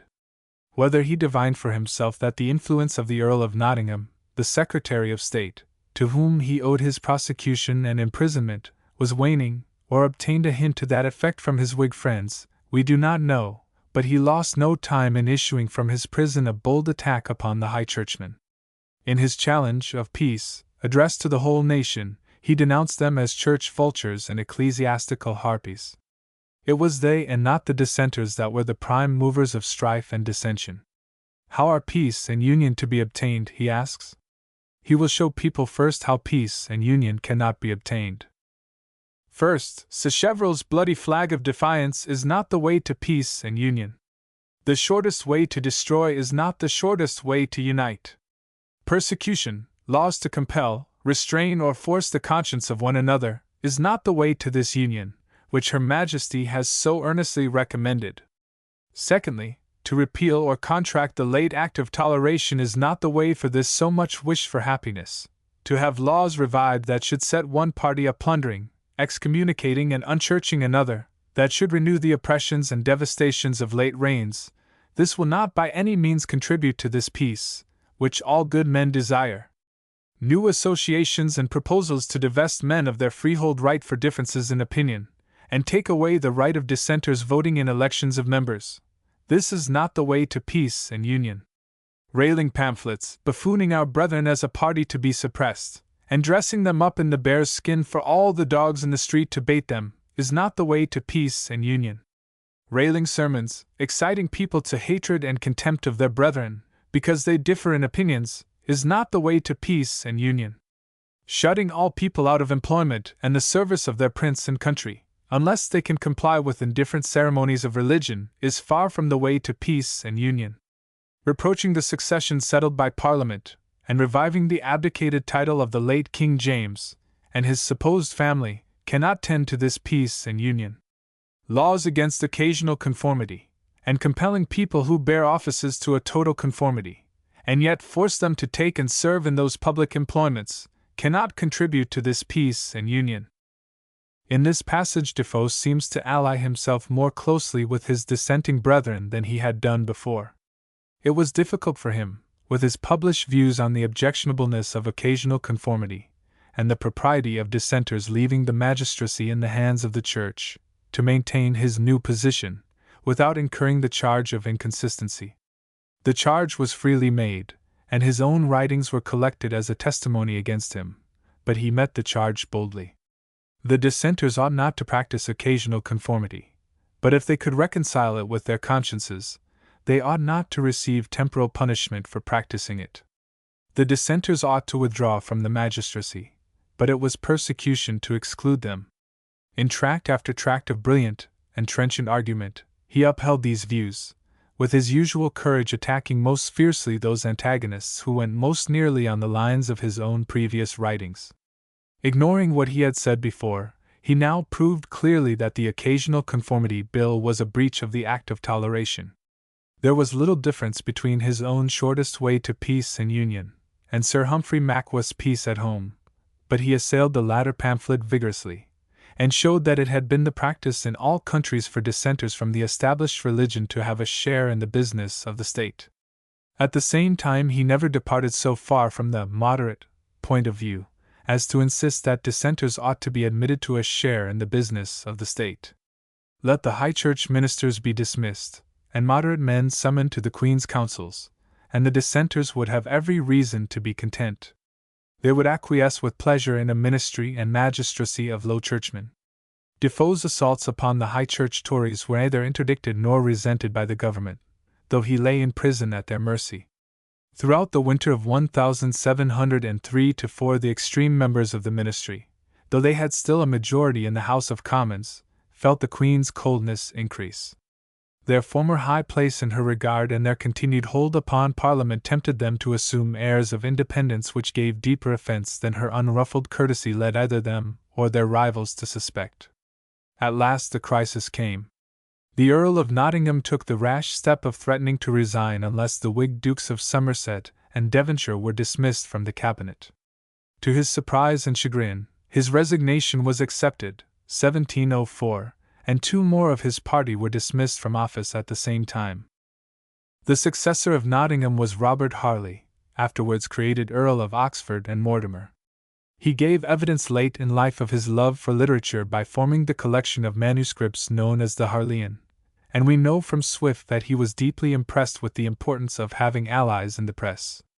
He entered upon office in May, 1704, and one of his first acts was to convey to Defoe the message, "Pray, ask that gentleman what I can do for him." Defoe replied by likening himself to the blind man in the parable, and paraphrasing his prayer, "Lord, that I may receive my sight." He would not seem to have obtained his liberty immediately, but through Harley's influence, he was set free towards the end of July or the beginning of August. The Queen also, he afterwards said, was pleased particularly to inquire into his circumstances and family, and by Lord Treasurer Godolphin to send a considerable supply to his wife and family, and to send him to the prison money to pay his fine and the expenses of his discharge. On what condition was Defoe released? On condition, according to the elegy on the author of The True-Born Englishman, which he published immediately after his discharge, that he should keep silence for 7 years, or at least not write what some people might not like. To the public he represented himself as a martyr grudgingly released by the government, and restrained from attacking them only by his own bond and the fear of legal penalties. Memento mori, here I stand, with silent lips but speaking hand, a walking shadow of a poet, but bound to hold my tongue and never show it. A monument of injury, a sacrifice to legal tyranny, why? For shame, gentlemen, he humorously cries to his enemies. Do not strike a dead man, beware, scribblers, of fathering your pasquinades against authority upon me. For 7 years the true-born Englishman is tied under sureties and penalties not to write. To 7 long years of silence I betake, perhaps by then I may forget to speak. This elegy he has been permitted to publish as his last speech and dying confession. When malefactors come to die they claim uncommon liberty. Freedom of speech gives no distaste, they let them talk at large, because they talk their last. The public could hardly have supposed from this what Defoe afterwards admitted to have been the true state of the case, namely, that on leaving prison he was taken into the service of the government. He obtained an appointment, that is to say a pension, from the Queen, and was employed on secret services. When charged afterwards with having written by Harley's instructions, he denied this, but admitted the existence of certain capitulations, in which he stipulated for liberty to write according to his own judgment, guided only by a sense of gratitude to his benefactor.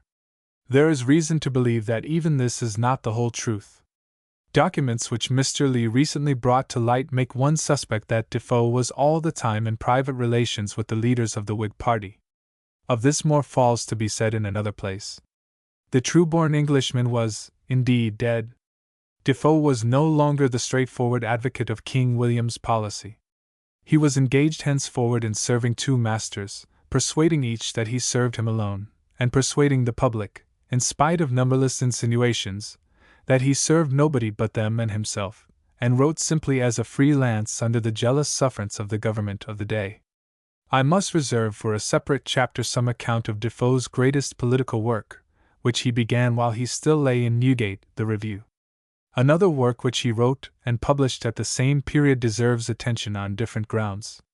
His History of the Great Storm of November, 1703, a collection of the most remarkable casualties and disasters which happened in the late dreadful tempest, both by sea and land, may be set down as the first of his works of invention.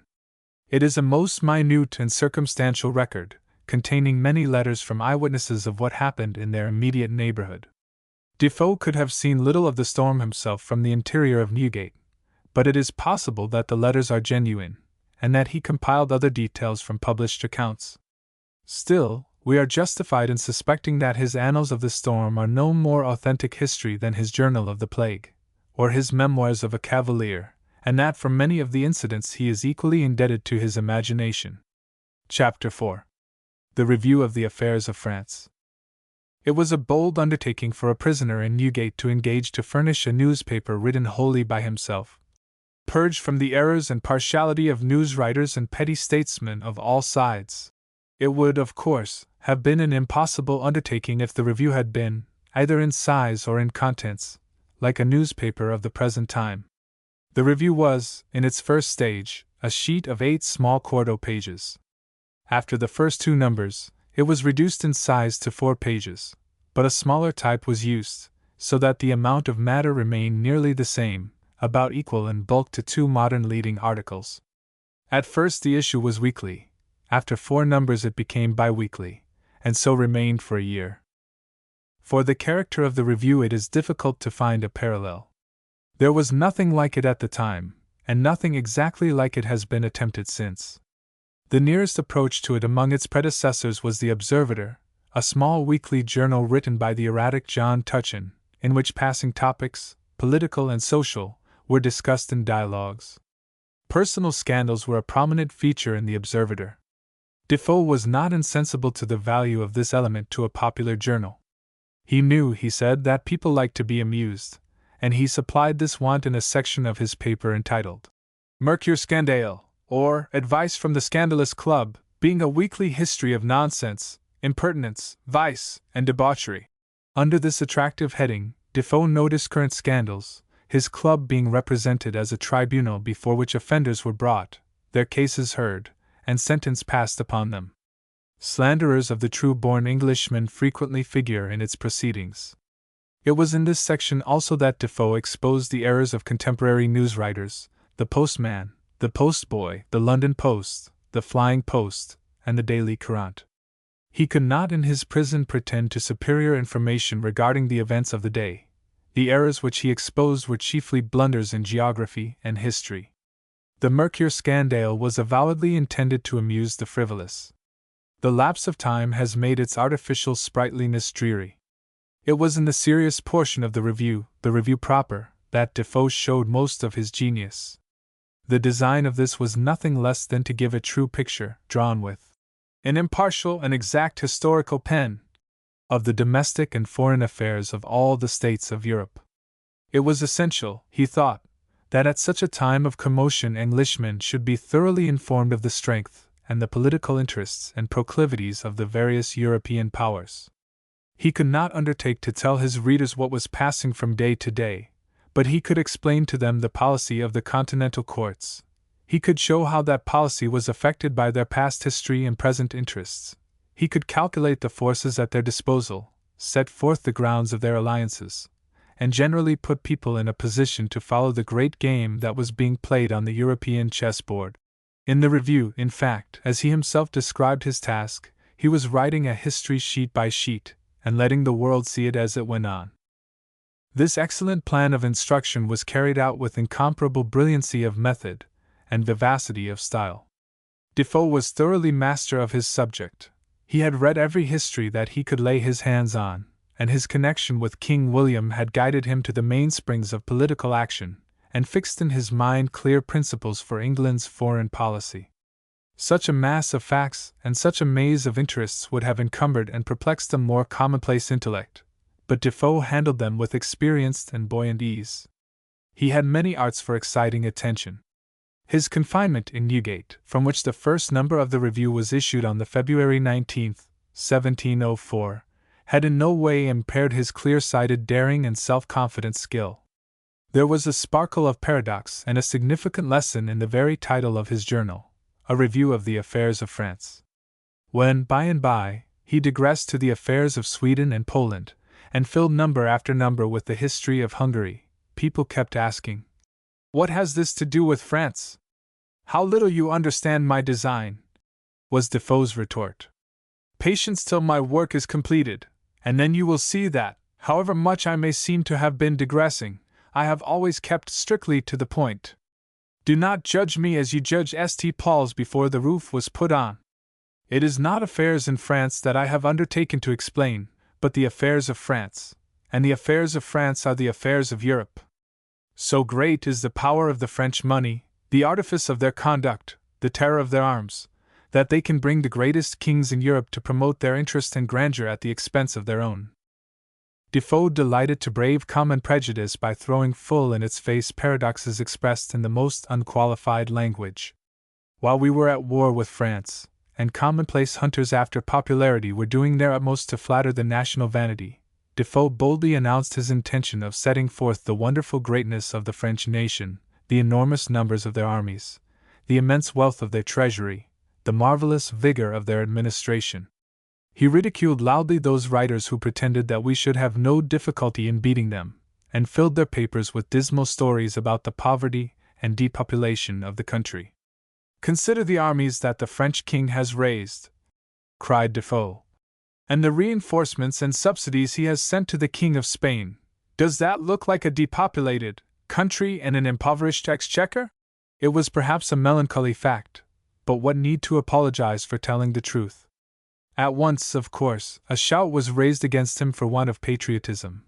He was a French pensioner, a Jacobite, a hireling of the peace party. This was the opportunity on which the chuckling paradox-monger had counted. He protested that he was not drawing a map of the French power to terrify the English. "But," he said, "there are two cheats equally hurtful to us, the first to terrify us, the last to make us too easy and consequently too secure. 'Tis equally dangerous for us to be terrified into despair and bullied into more terror of our enemies than we need, or to be so exalted in conceit of our own force as to undervalue and contemn the power which we cannot reduce. To blame him for making clear the greatness of the French power was to act as if the Romans had killed the geese in the Capitol. for frightening them out of their sleep. If I, like an honest Protestant goose, have gaggled too loud of the French power, and raised the country, the French indeed may have reason to cut my throat if they could, but 'tis hard my own countrymen, to whom I have shown their danger, and whom I have endeavored to wake out of their sleep, should take offense at the timely discovery. If we open the first volume, or indeed any volume of the Review, at random, we are almost certain to meet with some electric shock of paradox designed to arouse the attention of the torpid. In one number we find the writer, ever daring and alert, setting out with an eulogium on the wonderful benefit of arbitrary power in France. He runs on in this vein for some time, accumulating examples of the wonderful benefit, till the patience of his liberty-loving readers is sufficiently exasperated, and then he turns round with a grin of mockery and explains that he means benefit to the monarch, not to the subject. If any man ask me what are the benefits of arbitrary power to the subject, I answer these two, poverty and subjection. But to an ambitious monarch unlimited power is a necessity. Unless he can count upon instant obedience to his will, he only courts defeat if he embarks in schemes of aggression and conquest. When a prince must court his subjects to give him leave to raise an army, and when that's done, tell him when he must disband them, that if he wants money, he must assemble the states of his country, and not only give them good words to get it, and tell them what 'tis for, but give them an account how it is expended before he asks for more. The subjects in such a government are certainly happy in having their property and privileges secured, but if I were of his privy council, I would advise such a prince to content himself within the compass of his own government, and never think of invading his neighbors or increasing his dominions, for subjects who stipulate with their princes, and make conditions of government, who claim to be governed by laws and make those laws themselves, who need not pay their money but when they see cause, and may refuse to pay it when demanded without their consent, such subjects will never empty their purses upon foreign wars for enlarging the glory of their sovereign. This glory he describes as the leaf gold which the devil has laid over the backside of ambition, to make it glitter to the world. Defoe's knowledge of the irritation caused among the dissenters by his shortest way did not prevent him from shocking them and annoying the high Tories by similar jeux d'esprit. He had no tenderness for the feelings of such of his brethren as had not his own robust sense of humor and boyish glee in the free handling of dangerous weapons. Thus we find him, among his eulogies of the grand monarch, particularly extolling him for the revocation of the Edict of Nantes. By the expulsion of the Protestants, Louis impoverished and unpeopled part of his country, but it was the most politic action the French king ever did. I don't think fit to engage here in a dispute about the honesty of it, says Defoe, but till he had first cleared the country of that numerous injured people, he could never have ventured to carry an offensive war into all the borders of Europe. And Defoe was not content with shocking the feelings of his nominal co-religionists by a light treatment of matters in which he agreed with them. He upheld with all his might the opposite view from theirs on two important questions of foreign policy. While the Confederates were doing battle on all sides against France, the King of Sweden was making war on his own account against Poland for the avowed purpose of placing a Protestant prince on the throne. Extreme Protestants in England were disposed to think that Charles XII was fighting the Lord's battle in Poland. But Defoe was strongly of opinion that the work in which all Protestants ought at that moment to be engaged was breaking down the power of France, and as Charles refused to join the Confederacy, and the Catholic prince against whom he was fighting was a possible adherent, the ardent preacher of union among the Protestant powers insisted upon regarding him as a practical ally of France, and urged that the English fleet should be sent into the Baltic to interrupt his communications. Disunion among Protestants, argued Defoe, was the main cause of French greatness. If the Swedish king would not join the Confederacy of his own free will, he should be compelled to join it, or at least to refrain from weakening it. Defoe treated the revolt of the Hungarians against the Emperor with the same regard to the interests of the Protestant cause. Some uneasiness was felt in England at cooperating with an ally who so cruelly oppressed his Protestant subjects, and some scruple of conscience at seeming to countenance the oppression.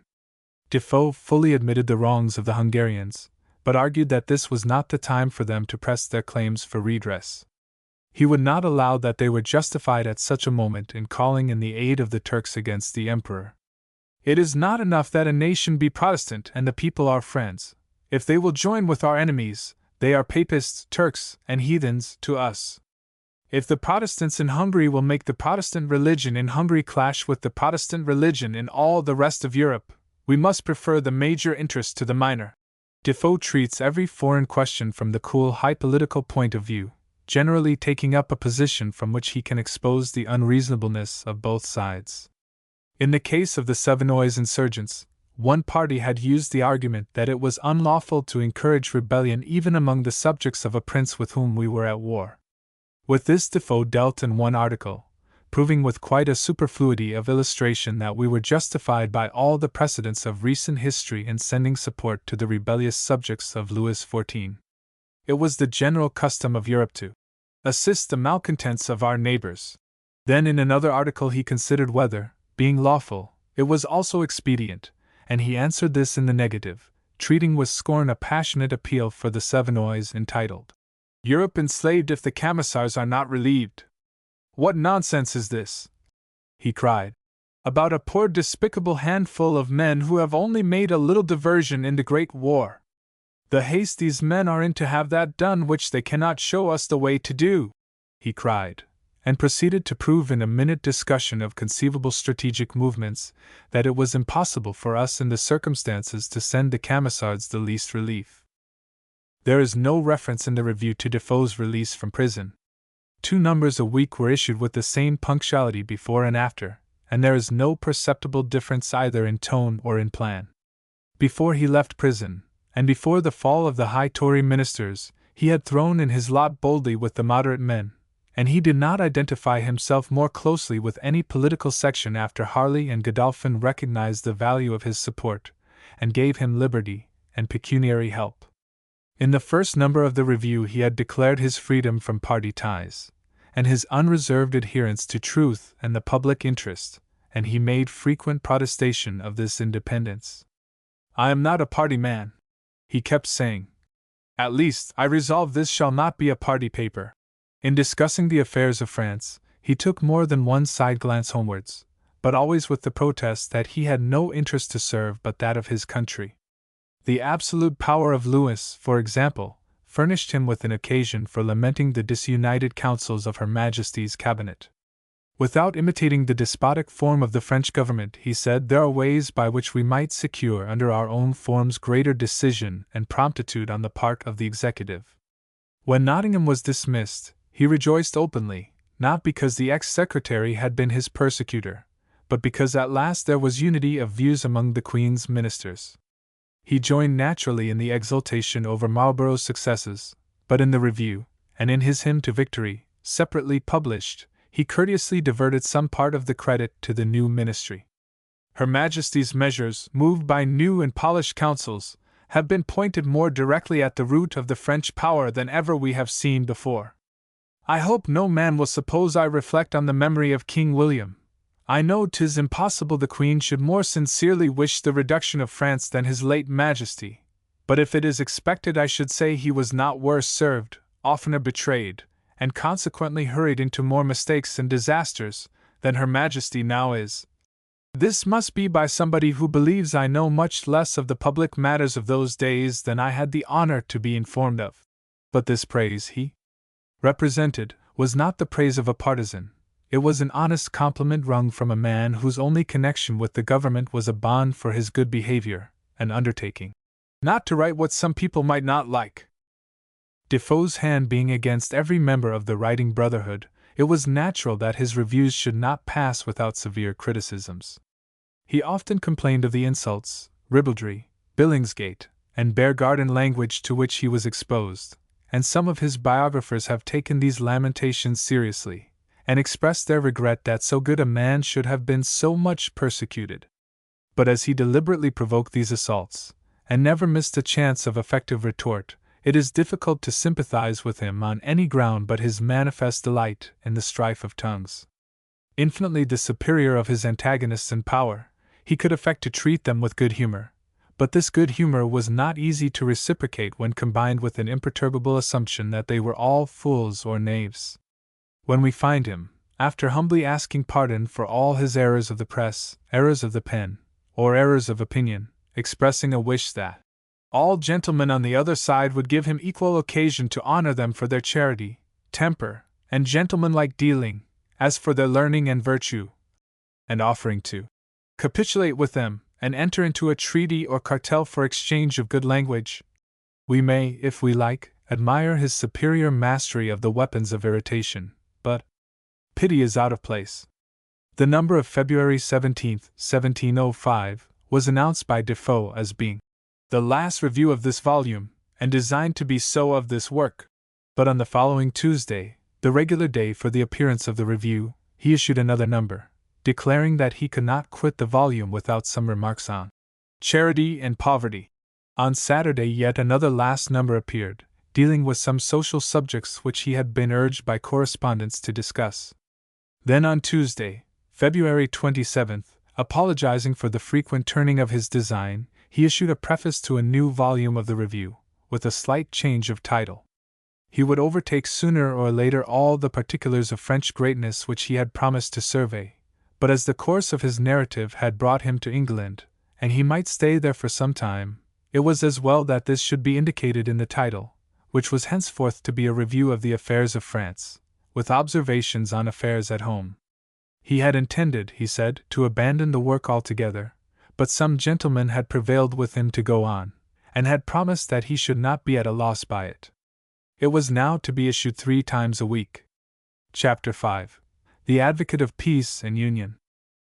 In putting forth the prospectus of the second volume of his review, Defoe intimated that its prevailing topic would be the trade of England, a vast subject, with many branches, all closely interwoven with one another and with the general well-being of the kingdom. It grieved him, he said, to see the nation involved in such evils while remedies lay at hand which blind guides could not, and wicked guides would not, see, trade decaying, yet within reach of the greatest improvements, the navy flourishing, yet fearfully mismanaged, rival factions brawling and fighting when they ought to combine for the common good. Nothing could have induced him to undertake the ungrateful office of exposing these things, but the full persuasion that he was capable of convincing anything of an Englishman that had the least angle of his soul untainted with partiality, and that had the least concern left for the good of his country, that even the worst of these evils were easy to be cured, that if ever this nation were shipwrecked and undone, it must be at the very entrance of her port of deliverance, in the sight of her safety that Providence held out to her, in the sight of her safe establishment, a prosperous trade, a regular, easily supplied navy, and a general reformation both in manners and methods in church and state.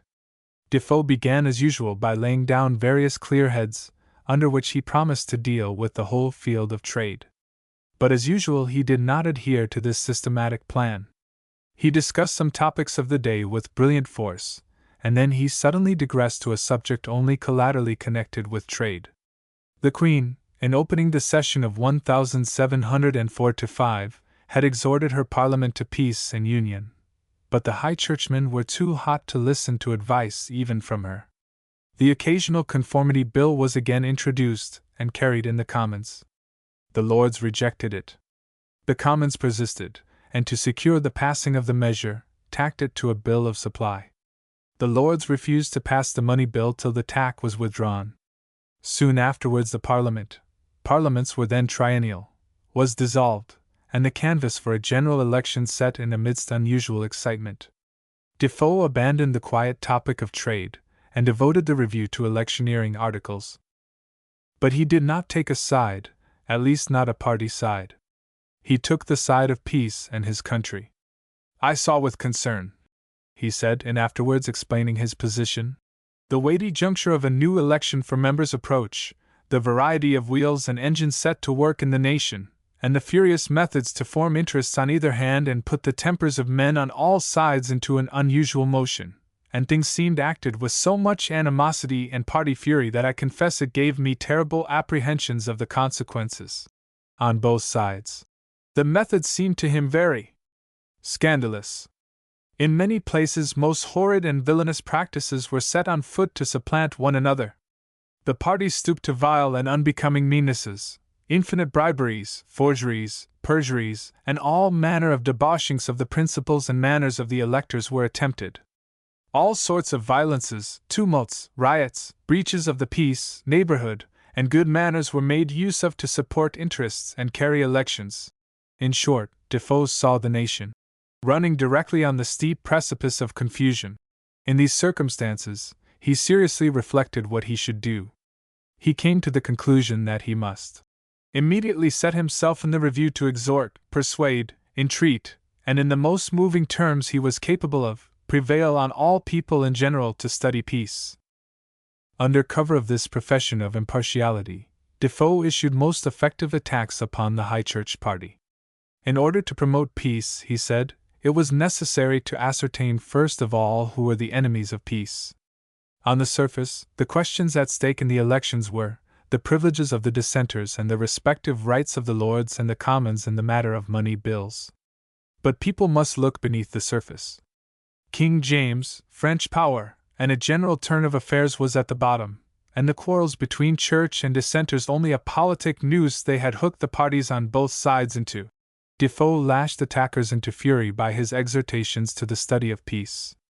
He professed the utmost goodwill to them personally, though he had not words strong enough to condemn their conduct in tacking the occasional bill to a money bill when they knew that the Lords would reject it, and so in a moment of grave national peril leave the army without supplies.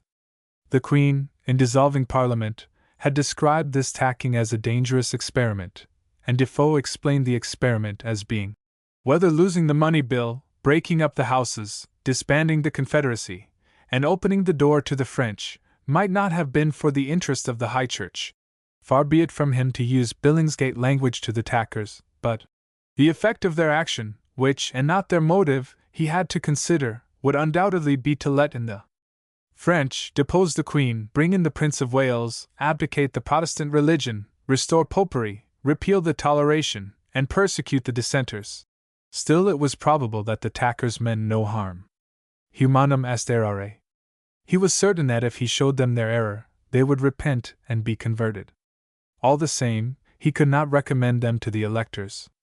Attacker is a man of passion, a man of heat, a man that is for ruining the nation upon any hazards to obtain his ends. Gentlemen freeholders, you must not choose attacker, unless you will destroy our peace, divide our strength, pull down the church, let in the French, and depose the Queen. From the dissolution of Parliament in April till the end of the year, Defoe preached from this text with infinite variety and vigor. It is the chief subject of the second volume of the Review. The elections, powerfully influenced by Marlborough's successes as well as by the eloquent championship of Defoe, resulted in the entire defeat of the High Tories, and a further weeding of them out of high places in the administration. Defoe was able to close this volume of the Review with expressions of delight at the attainment of the peace for which he had labored, and the victory, being gained and the battle over, to promise a return to the intermitted subject of trade. He returned to this subject in the beginning of his third volume. But he had not pursued it long when he was again called away. The second diversion, as he pointed out, was strictly analogous to the first. It was a summons to him to do his utmost to promote the union of the two kingdoms of England and Scotland.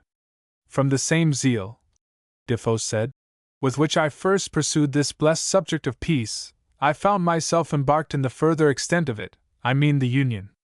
If I thought myself obliged in duty to the public interest to use my utmost endeavor to quiet the minds of enraged parties, I found myself under a stronger necessity to embark in the same design between two most enraged nations.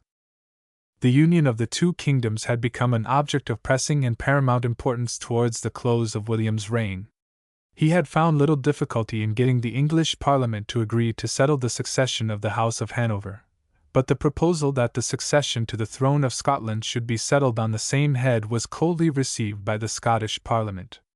It was not so much that the politicians of Edinburgh were averse to a common settlement, or positively eager for a king and court of their own, but they were resolved to hold back till they were assured of commercial privileges which would go to compensate them for the drain of wealth that was supposed to have followed the king southwards.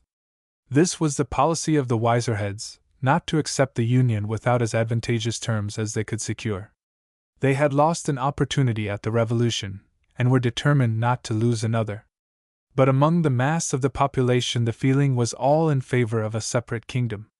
National animosity had been inflamed to a passionate pitch by the Darien disaster and the massacre of Glencoe. The people listened readily to the insinuations of hot-headed men that the English wished to have everything their own way. The countercharge about the Scotch found equally willing hearers among the mass in England. Never had cool-headed statesmen a harder task in preventing two nations from coming to blows. All the time that the Treaty of Union was being negotiated, which King William had earnestly urged from his deathbed, throughout the first half of Queen Anne's reign they worked under a continual apprehension lest the negotiations should end in a violent and irreconcilable rupture. Defoe might well say that he was pursuing the same blessed subject of peace in trying to reconcile these two most enraged nations, and writing with all his might for the Union. An act enabling the Queen to appoint commissioners on the English side to arrange the terms of the treaty had been passed in the first year of her reign, but difficulties had arisen about the appointment of the Scottish commissioners, and it was not till the spring of 1706 that the two commissions came together. When they did at last meet, they found each other much more reasonable and practical in spirit than had appeared possible during the battle over the preliminaries. But while the statesmen sat concocting the terms of the treaty almost amicably, from April to July, the excitement raged fiercely out of doors. Amidst a blaze of recriminations and counter-recriminations, Defoe moved energetically as the apostle of peace, making his review play like a fireman's hose upon the flames. He did not try to persuade the Scotch to peace by the same methods which he had used in the case of the high flyers and tackers. His reviews on this subject, full of spirit as ever, are models of the art of conciliation. He wrestled ardently with national prejudices on both sides, vindicating the Scotch Presbyterians from the charge of religious intolerance, laboring to prove that the English were not all to blame for the collapse of the Darien expedition and the Glencoe tragedy, expounding what was fair to both nations in matters concerning trade. Abuse was heaped upon him plentifully by hot partisans. He was charged with want of patriotism from the one side, and with too much of it from the other, but he held on his way manfully, allowing no blow from his aspersors to pass unreturned. Seldom has so bold and skillful a soldier been enlisted in the cause of peace. Defoe was not content with the review as a literary instrument of pacification. He carried on the war in both capitals, answering the pamphlets of the Scotch patriots with counter-pamphlets from the Edinburgh press. He published also a poem, in honor of Scotland, entitled Caledonia, with an artfully flattering preface, in which he declared the poem to be a simple tribute to the greatness of the people and the country without any reference whatever to the Union. Presently he found it expedient to make Edinburgh his headquarters, though he continued sending the review 3 times a week to his London printer. When the Treaty of Union had been elaborated by the commissioners and had passed the English Parliament, its difficulties were not at an end. It had still to pass the Scotch Parliament, and a strong faction there, riding on the storm of popular excitement, insisted on discussing it clause by clause. Moved partly by curiosity, partly by earnest desire for the public good, according to his own account in the Review and in his History of the Union, Defoe resolved to undertake the long, tedious, and hazardous journey to Edinburgh, and use all his influence to push the treaty through. It was a task of no small danger, for the prejudice against the Union went so high in the Scottish capital that he ran the risk of being torn to pieces by the populace. In one riot of which he gives an account, his lodging was beset, and for a time he was in as much peril as a grenadier on a counterscarp. Still he went on writing pamphlets, and lobbying members of Parliament. Owing to his intimate knowledge of all matters relating to trade, he also had the honor to be frequently sent for into the several committees of Parliament which were appointed to state some difficult points relating to equalities, taxes, prohibitions, and even when the Union was agreed to by the Parliaments of both kingdoms, and took effect formally in May, 1707, difficulties arose in putting the details in operation, and Defoe prolonged his stay in Scotland through the whole of that year. In this visit to Scotland, Defoe protested to the world at the time that he had gone as a diplomatist on his own account, purely in the interests of peace. But a suspicion arose and was very free expressed, that both in this journey and in previous journeys to the west and the north of England during the elections, he was serving as the agent, if not as the spy, of the government. These reproaches he denied with indignation, declaring it particularly hard that he should be subjected to such despiteful and injurious treatment even by writers embarked in the same cause, and pretending to write for the same public good. I contemn, he said in his history, as not worth mentioning, the suggestions of some people, of my being employed thither to carry on the interest of a party. I have never loved any parties, but with my utmost zeal have sincerely espoused the great and original interest of this nation, and of all nations, I mean truth and liberty, and whoever are of that party, I desire to be with them. He took up the same charges more passionately in the preface to the 3rd volume of the Review, and dealt with them in some brilliant passages of apologetic eloquence. I must confess, he said, I have sometimes thought it very hard, that having voluntarily, without the least direction, assistance, or encouragement, in spite of all that has been suggested, taken upon me the most necessary work of removing national prejudices against the 2 most capital blessings of the world, peace and union, I should have the disaster to have the nations receive the doctrine and damn the teacher. Should I descend to particulars, it would hardly appear credible that in a Christian, a Protestant, and a Reformed nation, any man should receive such treatment as I have done, even from those very people whose consciences and judgments have stooped to the venerable truth, owned it has been useful, serviceable, and seasonable. I am charged with partiality, bribery, pensions, and payments, a thing the circumstances, family, and fortunes of a man devoted to his country's peace clears me of. If paid, gentlemen, for writing, if hired, if employed, why still harassed with merciless and malicious men, why pursued to all extremities by law for old accounts, which you clear other men of every day?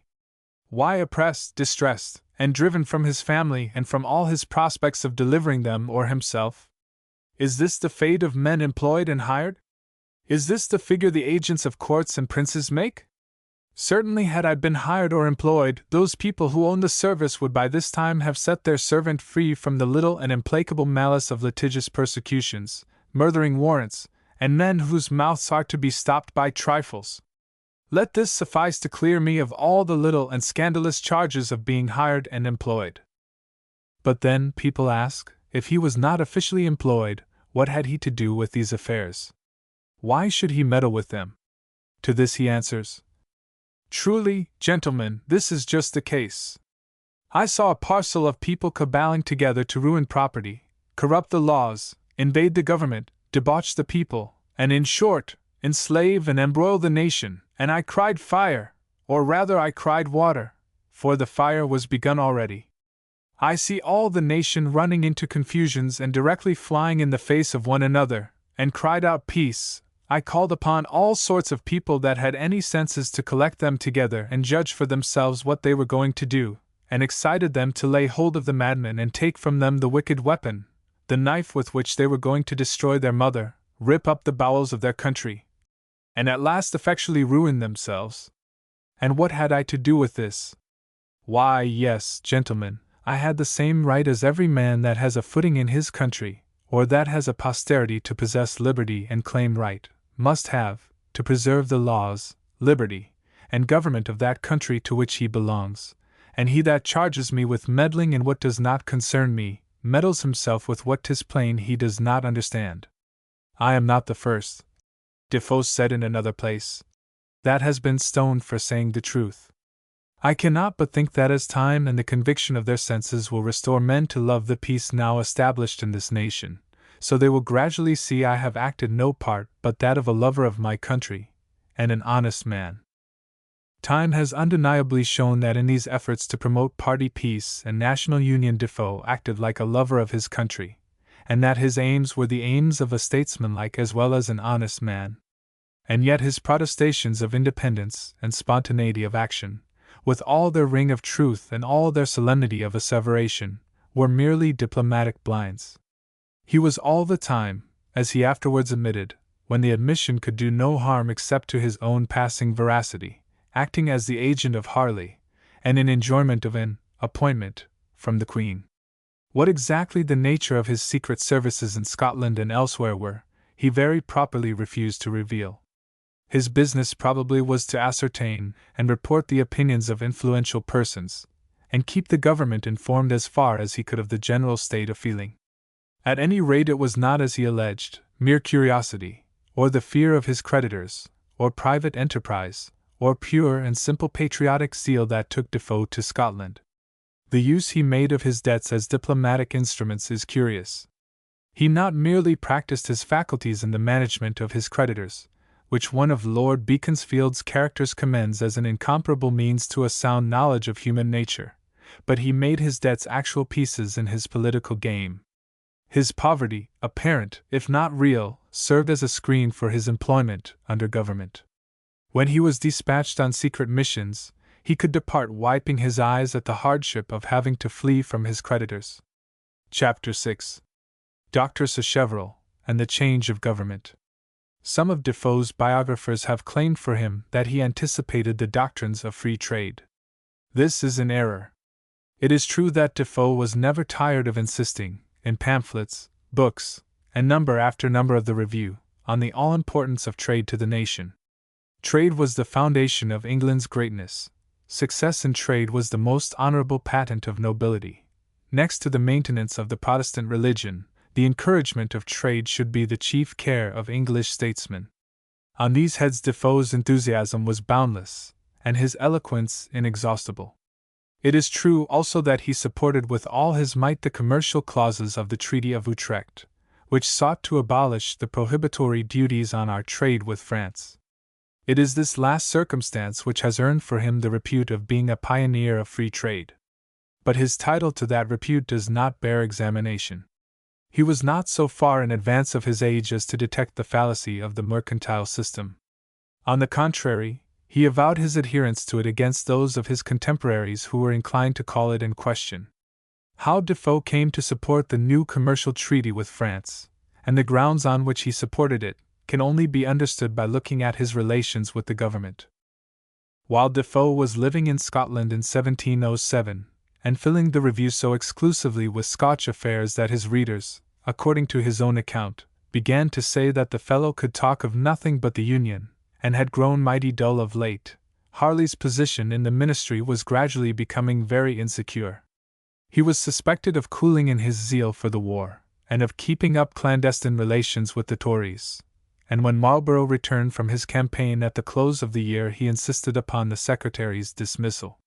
The Queen, who secretly resented the Marlborough yoke, at first refused her consent. Presently an incident occurred which gave them an excuse for more urgent pressure. One Gregg, a clerk in Harley's office, was discovered to be in secret correspondence with the French court, furnishing Louis with the contents of important state papers. Harley was charged with complicity. This charge was groundless, but he could not acquit himself of gross negligence in the custody of his papers. Godolphin and Marlborough threatened to resign unless he was dismissed. Then the Queen yielded. When Harley fell, Defoe, according to his own account, in the appeal to honor and justice, looked upon himself as lost, taking it for granted that, when a great officer fell, all who came in by his interest fall with him. But when his benefactor heard of this, and of Defoe's resolution never to abandon the fortunes of the man to whom he owed so much, he kindly urged the devoted follower to think rather of his own interest than of any romantic obligation. "My Lord Treasurer," he said, "will employ you in nothing but what is for the public service, and agreeably to your own sentiments of things, and besides, it is the Queen you are serving, who has been very good to you. Pray apply yourself as you used to do. I shall not take it ill from you in the least." To Godolphin accordingly Defoe applied himself, was by him introduced a second time to Her Majesty, and to the honor of kissing her hand, and obtained the continuance of an appointment which Her Majesty had been pleased to make him in consideration of a former special service he had done. This was the appointment which he held while he was challenging his enemies to say whether his outward circumstances looked like the figure the agents of courts and princes make. The services on which Defoe was employed were, as before, of two kinds, active and literary. Shortly after the change in the ministry early in 1708, news came of the gathering of the French expedition at Dunkirk, with a view, it was suspected, of trying to effect a landing in Scotland. Defoe was at once dispatched to Edinburgh on an errand which, he says, was far from being unfit for a sovereign to direct or an honest man to perform. If his duties were to mix with the people and ascertain the state of public feeling, and more specifically to sound suspected characters, to act, in short, as a political detective or spy, the service was one which it was essential that the government should get some trustworthy person to undertake, and which any man at such a crisis might perform if he could, without any discredit to his honesty or his patriotism. The independence of the sea-girt realm was never in greater peril. The French expedition was a well-conceived diversion, and it was imperative that the government should know on what amount of support the invaders might rely in the bitterness prevailing in Scotland after the Union. Fortunately, the loyalty of the Scotch Jacobites was not put to the test. As in the case of the Spanish Armada, accident fought on our side. The French fleet succeeded in reaching the coast of Scotland before the ships of the defenders, but it overshot its arranged landing point, and had no hope but to sail back ingloriously to Dunkirk. Meantime, Defoe had satisfactorily discharged himself of his mission. Godolphin showed his appreciation of his services by recalling him as soon as Parliament was dissolved, to travel through the counties and serve the cause of the government in the general elections. He was frequently sent to Scotland again on similarly secret errands, and seems to have established a printing business there, made arrangements for the simultaneous issue of the Review in Edinburgh and London, besides organizing Edinburgh newspapers, executing commissions for English merchants, and setting on foot a linen manufactory. But we are more concerned with the literary labors of this versatile and indefatigable genius. These, in the midst of his multifarious commercial and diplomatic concerns, he never intermitted.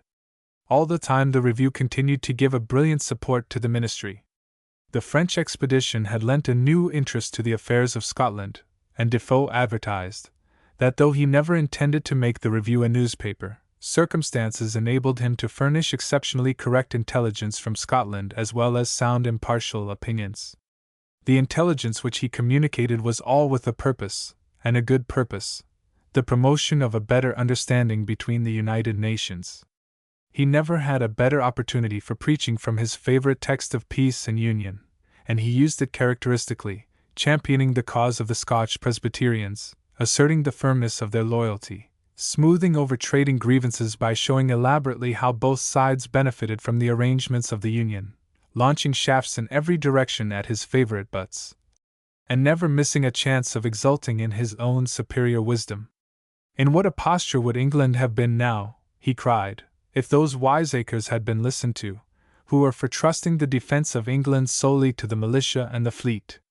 Would our fleet have kept the French from landing if Providence had not interposed? And if they had landed, would a militia, undermined by disaffection, have been able to beat them back? The French king deserved a vote of thanks for opening the eyes of the nation against foolish advisers, and for helping it to heal internal divisions. Louis, poor gentleman, was much to be pitied, for his informers had evidently served him badly, and had led him to expect a greater amount of support from disloyal factions than they had the will or the courage to give him. During the electoral canvass, Defoe surpassed himself in the lively vigor of his advocacy of the Whig cause. And now, gentlemen of England, he began in the Review. As it went on, he became more and more direct and familiar in his manner of addressing his readers. Now we are going to choose Parliament men. I will tell you a story. And he proceeded to tell how in a certain borough a great patron procured the election of a shock dog as its parliamentary representative. Money and ale, Defoe says, could do anything. God knows I speak it with regret for you all and for your posterity. It is not an impossible thing to debauch this nation into a choice of thieves, knaves, devils, shock dogs, or anything comparatively speaking, by the power of various intoxications. He spent several numbers of the Review in an ironical advice to the electors to choose Tories, showing with all his skill the mighty and prevailing reason why we should have a Tory Parliament.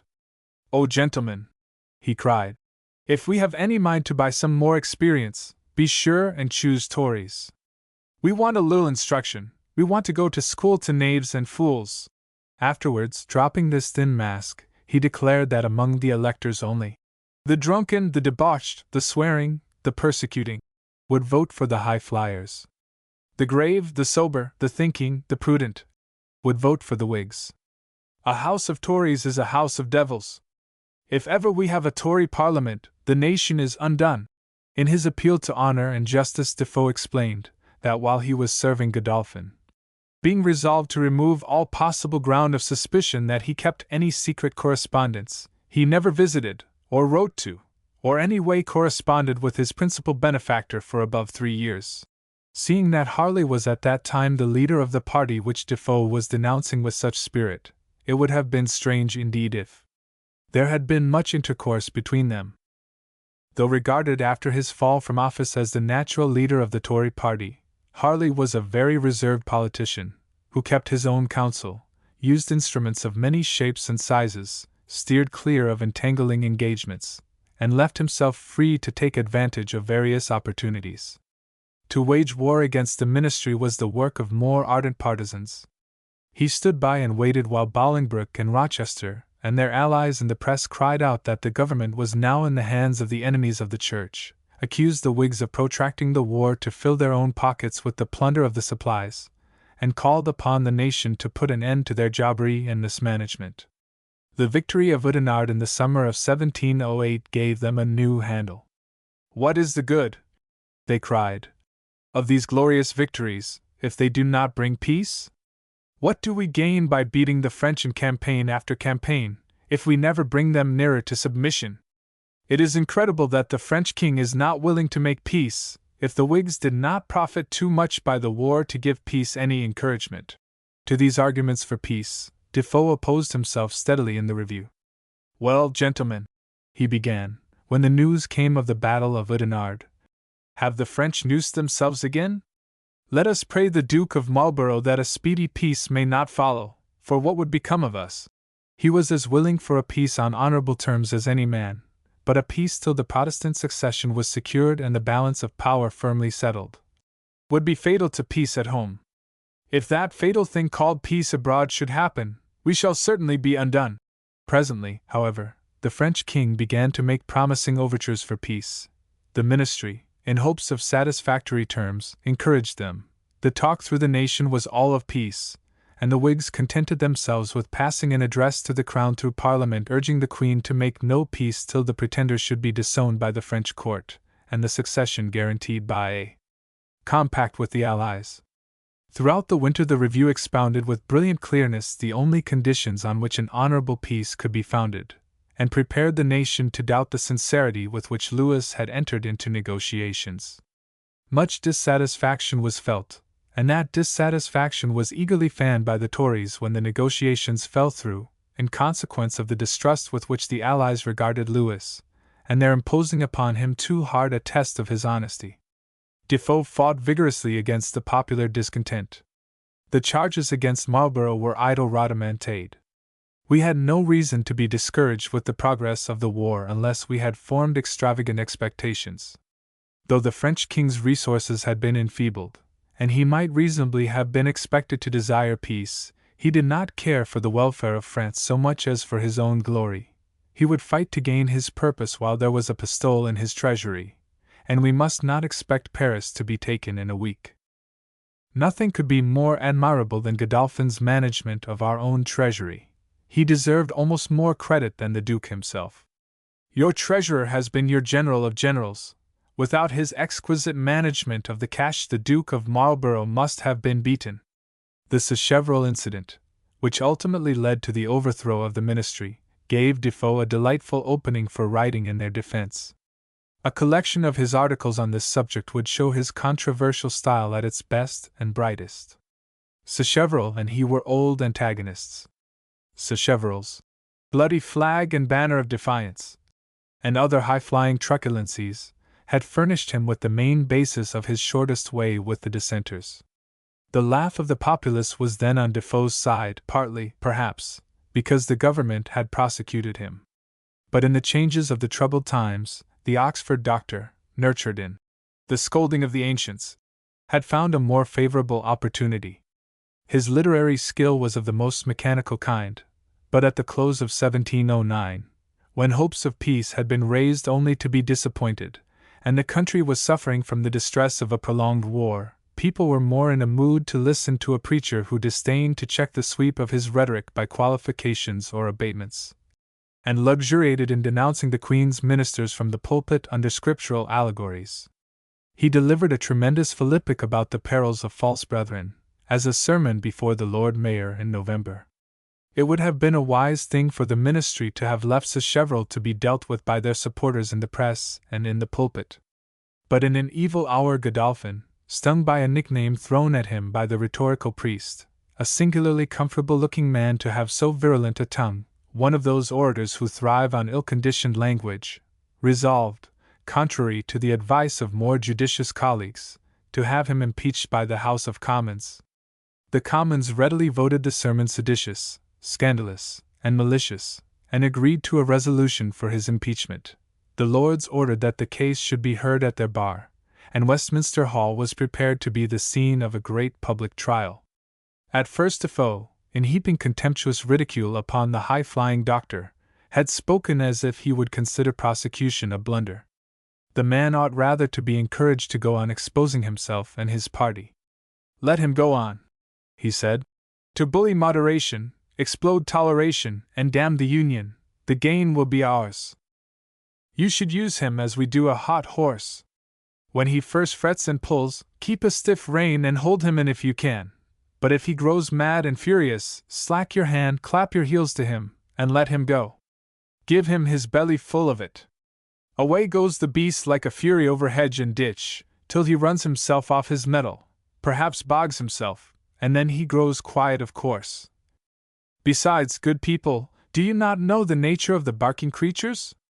If you pass but by, and take no notice, they will yelp and make a noise, and perhaps run a little after you, but turn back, offer to strike them or throw stones at them, and you'll never have done, nay, you'll raise all the dogs of the parish upon you."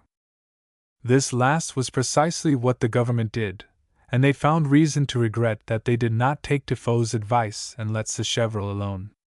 When, however, they did resolve to prosecute him, Defoe immediately turned round, and exulted in the prosecution, as the very thing which he had foreseen. Was not the Review right when he said you ought to let such people run until they were out of breath? Did I not note to you that precipitations have always ruined them and served us? Not a hound in the pack opened like him. He has done the work effectually. He has raised the house and waked the landlady. Thank him, good people, thank him and clap him on the back. Let all his party do but this, and the day is our own. Nor did Defoe omit to remind the good people that he had been put in the pillory for satirically hinting that the High Church favored such doctrines as Sacheverell was now prosecuted for. In his hymn to the pillory he had declared that Sacheverell ought to stand there in his place. His wish was now gratified. The bar of the House of Commons is the worst pillory in the nation. In the 2 months which elapsed before the trial, during which the excitement was steadily growing, Sacheverell and his doctrines were the main topic of the review. If a popular tempest could have been allayed by brilliant argument, Defoe's papers ought to have done it. He was a manly antagonist, and did not imitate coarser pamphleteers in raking up scandals about the doctor's private life, at least not under his own name. There was, indeed, a pamphlet issued by a gentleman of Oxford, which bears many marks of Defoe's authorship, and contains an account of some passages in Sacheverell's life not at all to the clergyman's credit. But the only pamphlet outside the review which the biographers have ascribed to Defoe's activity is a humorous letter from the Pope to Don Sacheverellio, giving him instructions how to advance the interest of the Pretender. In the review Defoe, treating Sacheverell with riotously mirthful contempt, calls for the punishment of the doctrines rather than the man. During the trial, which lasted more than a fortnight, a mob attended the doctor's carriage every day from his lodgings in the Temple to Westminster Hall, huzzaying, and pressing to kiss his hand, and spent the evenings in rabbling the dissenters' meeting-houses, and hooting before the residences of prominent Whigs. Defoe had always said that the highflyers would use violence to their opponents if they had the power, and here was a confirmation of his opinion on which he did not fail to insist. The sentence on Sacheverell, that his sermon in vindication should be burnt by the common hangman and himself suspended from preaching for 3 years, was hailed by the mob as an acquittal, and celebrated by tumultuous gatherings and bonfires. Defoe reasoned hard and joyfully to prove that the penalty was everything that could be wished, and exactly what he had all along advised and contemplated, but he did not succeed in persuading the masses that the government had not suffered a defeat. The impeachment of Sacheverell turned popular feeling violently against the Whigs. The break-up of the Gertruydenberg Conference without peace gave a strong push in the same direction. It was all due, the Tories shouted, and the people were now willing to believe, to the folly of our government in insisting upon impossible conditions from the French king, and their shameless want of patriotism in consulting the interests of the Allies rather than of England. The Queen, who for some time had been longing to get rid of her Whig ministers, did not at once set sail with this breeze. She dismissed the Earl of Sunderland in June, and sent word to her allies that she meant to make no further changes. Their ambassadors, with what was even then resented as an impertinence, congratulated her on this resolution, and then in August she took the momentous step of dismissing Godolphin, and putting the Treasury nominally in commission, but really under the management of Harley. For a few weeks it seems to have been Harley's wish to conduct the administration in concert with the remaining Whig members, but the extreme Tories, with whom he had been acting, overbore his moderate intentions. They threatened to desert him unless he broke clearly and definitely with the Whigs. In October, accordingly, the Whigs were all turned out of the administration, Tories put in their places, Parliament dissolved, and writs issued for new elections.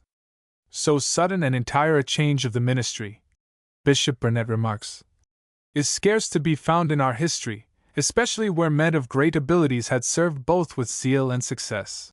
That the Queen should dismiss one or all of her ministers in the face of a parliamentary majority excited no surprise, but that the whole administration should be changed at a stroke from one party to the other was a new and strange thing. The old Earl of Sunderland's suggestion to William III had not taken root in constitutional practice. This was the fulfillment of it under the gradual pressure of circumstances. Defoe's conduct while the political balance was rocking, and after the Whig side had decisively kicked the beam, is a curious study. One hardly knows which to admire most, the loyalty with which he stuck to the falling house till the moment of its collapse, or the adroitness with which he escaped from the ruins.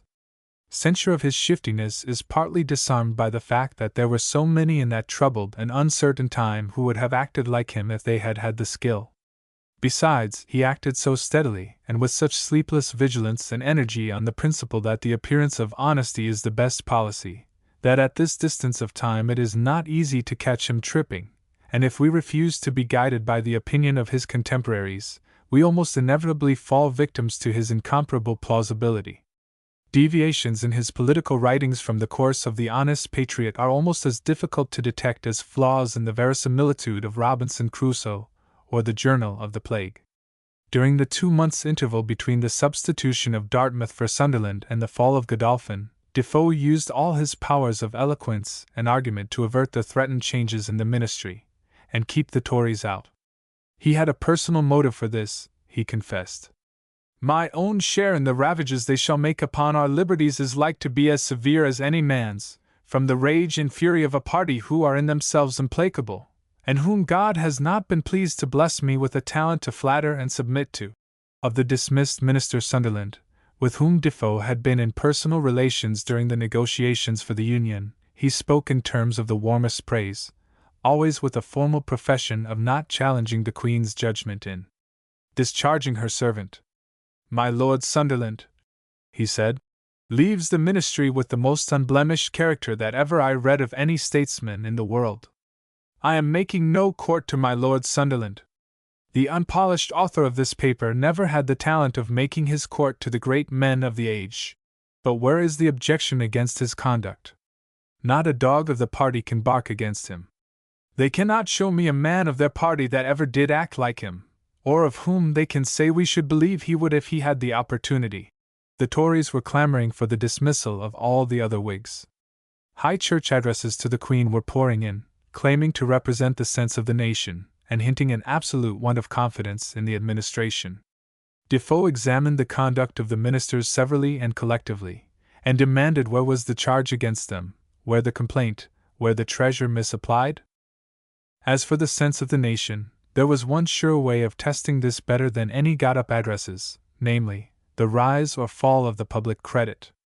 The public stocks fell immediately on the news of Sunderland's dismissal, and were only partially revived upon Her Majesty's assurance to the directors of the bank that she meant to keep the ministry otherwise unchanged.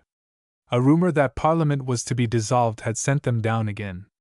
If the public credit is thus affected by the mere apprehension of a turn of affairs in England, Defoe said, the thing itself will be a fatal blow to it. The coy Lady Credit had been wavering in her attachment to England. Any sudden change would fright her away altogether.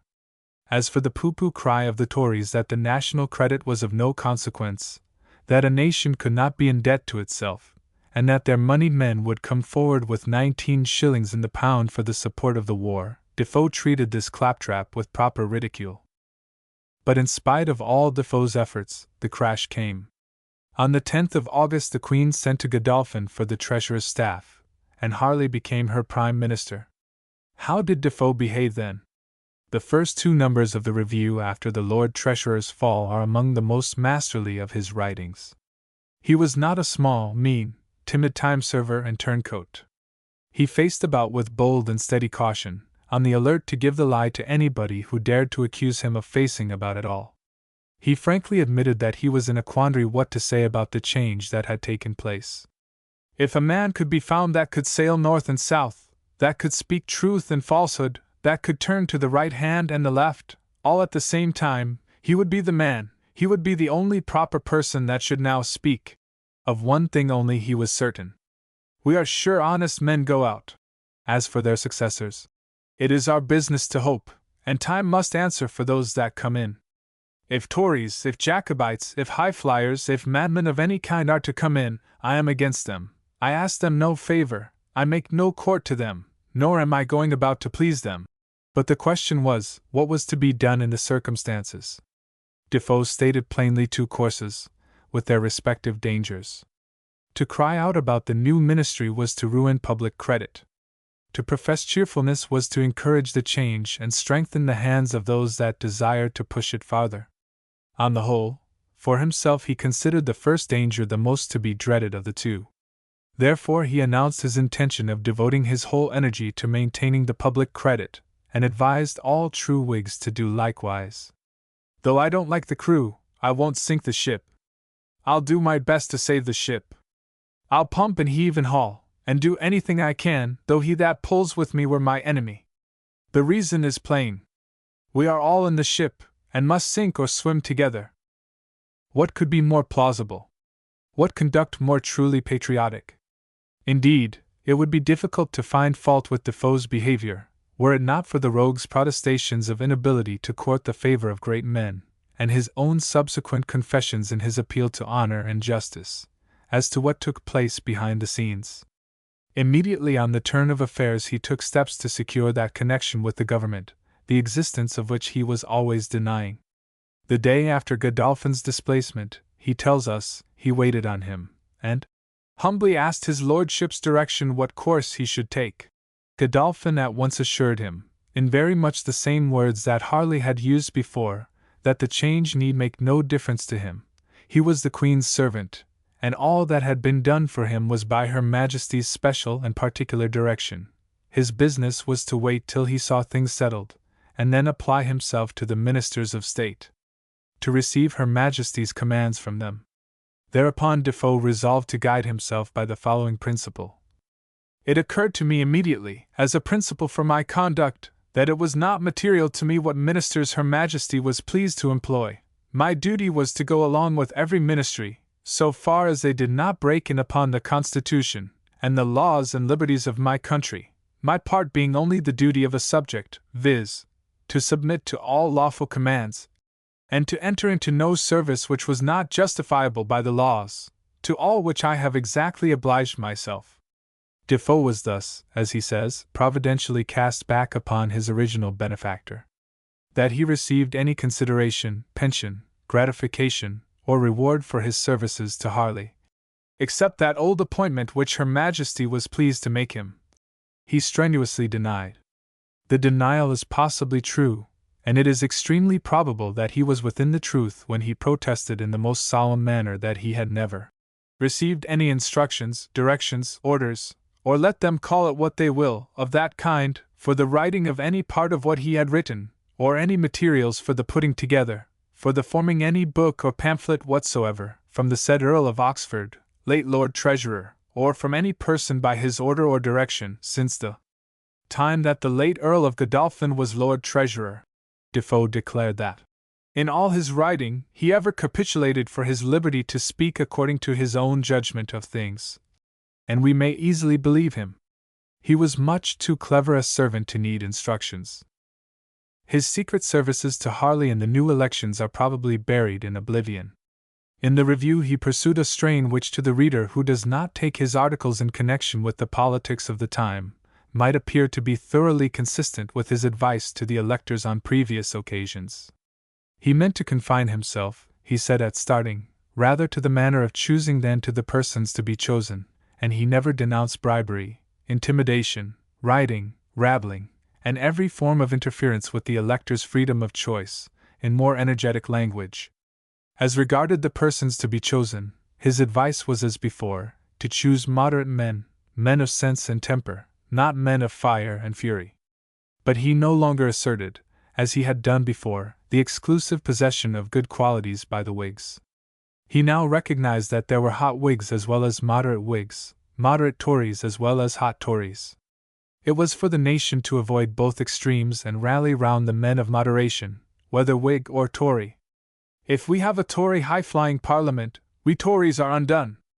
If we have a hot Whig Parliament, we Whigs are undone. The terms of Defoe's advice were unexceptionable, but the Whigs perceived a change from the time when he declared that if ever we have a Tory Parliament the nation is undone. It was as if a Republican writer, after the coup d'état of the May 16, 1877, had warned the French against electing extreme Republicans, and had echoed the Marshal President's advice to give their votes to moderate men of all parties. Defoe did not increase the conviction of his party loyalty when a Tory Parliament was returned, by trying to prove that whatever the new members might call themselves, they must inevitably be Whigs. He admitted in the most unqualified way that the elections had been disgracefully riotous and disorderly, and lectured the constituencies freely on their conduct. "It is not," he said, "a free Parliament that you have chosen. You have met, mobbed, rabbled, and thrown dirt at one another, but election by mob is no more free election than Oliver's election by a standing army. Parliaments and rabbles are contrary things." Yet he had hopes of the gentlemen who had been thus chosen. "I have it upon many good grounds, as I think I told you, that there are some people who are shortly to come together, of whose character let the people that send them up think what they will. When they come thither they will not run the mad length that is expected of them, they will act upon the revolution principle, keep within the circle of the law, proceed with temper, moderation, and justice. To support the same interest we have all carried on, and this I call being Whiggish, or acting as Whigs. I shall not trouble you with further examining why they will be so, or why they will act thus. I think it is so plain from the necessity of the Constitution and the circumstances of things before them, that it needs no further demonstration. They will be Whigs, they must be Whigs. There is no remedy, for the Constitution is a Whig. The new members of Parliament must either be Whigs or traitors, for everybody who favors the Protestant succession is a Whig, and everybody who does not is a traitor. Defoe used the same ingenuity in playing upon words in his arguments in support of the public credit. Every true Whig, he argued, in the Review and in separate essays, was bound to uphold the public credit, for to permit it to be impaired was the surest way to let in the pretender. The Whigs were accused of withdrawing their money from the public stocks, to mark their distrust of the government. "Nonsense," Defoe said. "In that case they would not be Whigs." Naturally enough, as the Review now practically supported a ministry in which extreme Tories had the predominance, he was upbraided for having gone over to that party. "Why, gentlemen," he retorted, "it would be more natural for you to think I am turned Turk than Highflyer, and to make me a Mahometan would not be half so ridiculous as to make me say the Whigs are running down credit, when, on the contrary, I am still satisfied if there were no Whigs at this time, there would hardly be any such thing as credit left among us. If the credit of the nation is to be maintained, we must all act as Whigs, because credit can be maintained upon no other foot. Had the doctrine of non-resistance of tyranny been voted, had the prerogative been exalted above the law, and property subjected to absolute will, would Parliament have voted the funds? Credit supposes Whigs lending and a Whig government borrowing. It is nonsense to talk of credit and passive submission. Had Defoe confined himself to lecturing those hot Whigs who were so afraid of the secret Jacobitism of Harley's colleagues that they were tempted to withdraw their money from the public stocks, posterity, unable to judge how far these fears were justified, and how far it was due to a happy accident that they were not realized, might have given him credit for sacrificing partisanship to patriotism.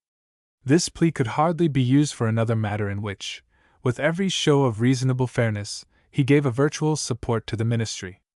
We have seen how he spoke of Marlborough and Godolphin's management of the army and the finances when the Whigs were in office. When the Tories came in, they at once set about redeeming their pledges to inquire into the malversation of their predecessors. Concerning this proceeding, Defoe spoke with an approval which, though necessarily guarded in view of his former professions of extreme satisfaction, was none the less calculated to recommend. Inquiry into miscarriages in things so famous and so fatal as war and battle is a thing so popular that no man can argue against it, and had repaid well, and hanged well, much sooner, as some men had not been less in a condition to mistake, so some others might not have been here to find fault. But it is better late than never. When the inquiry is set about heartily, it may be useful on several accounts, both to unravel past errors and to prevent new.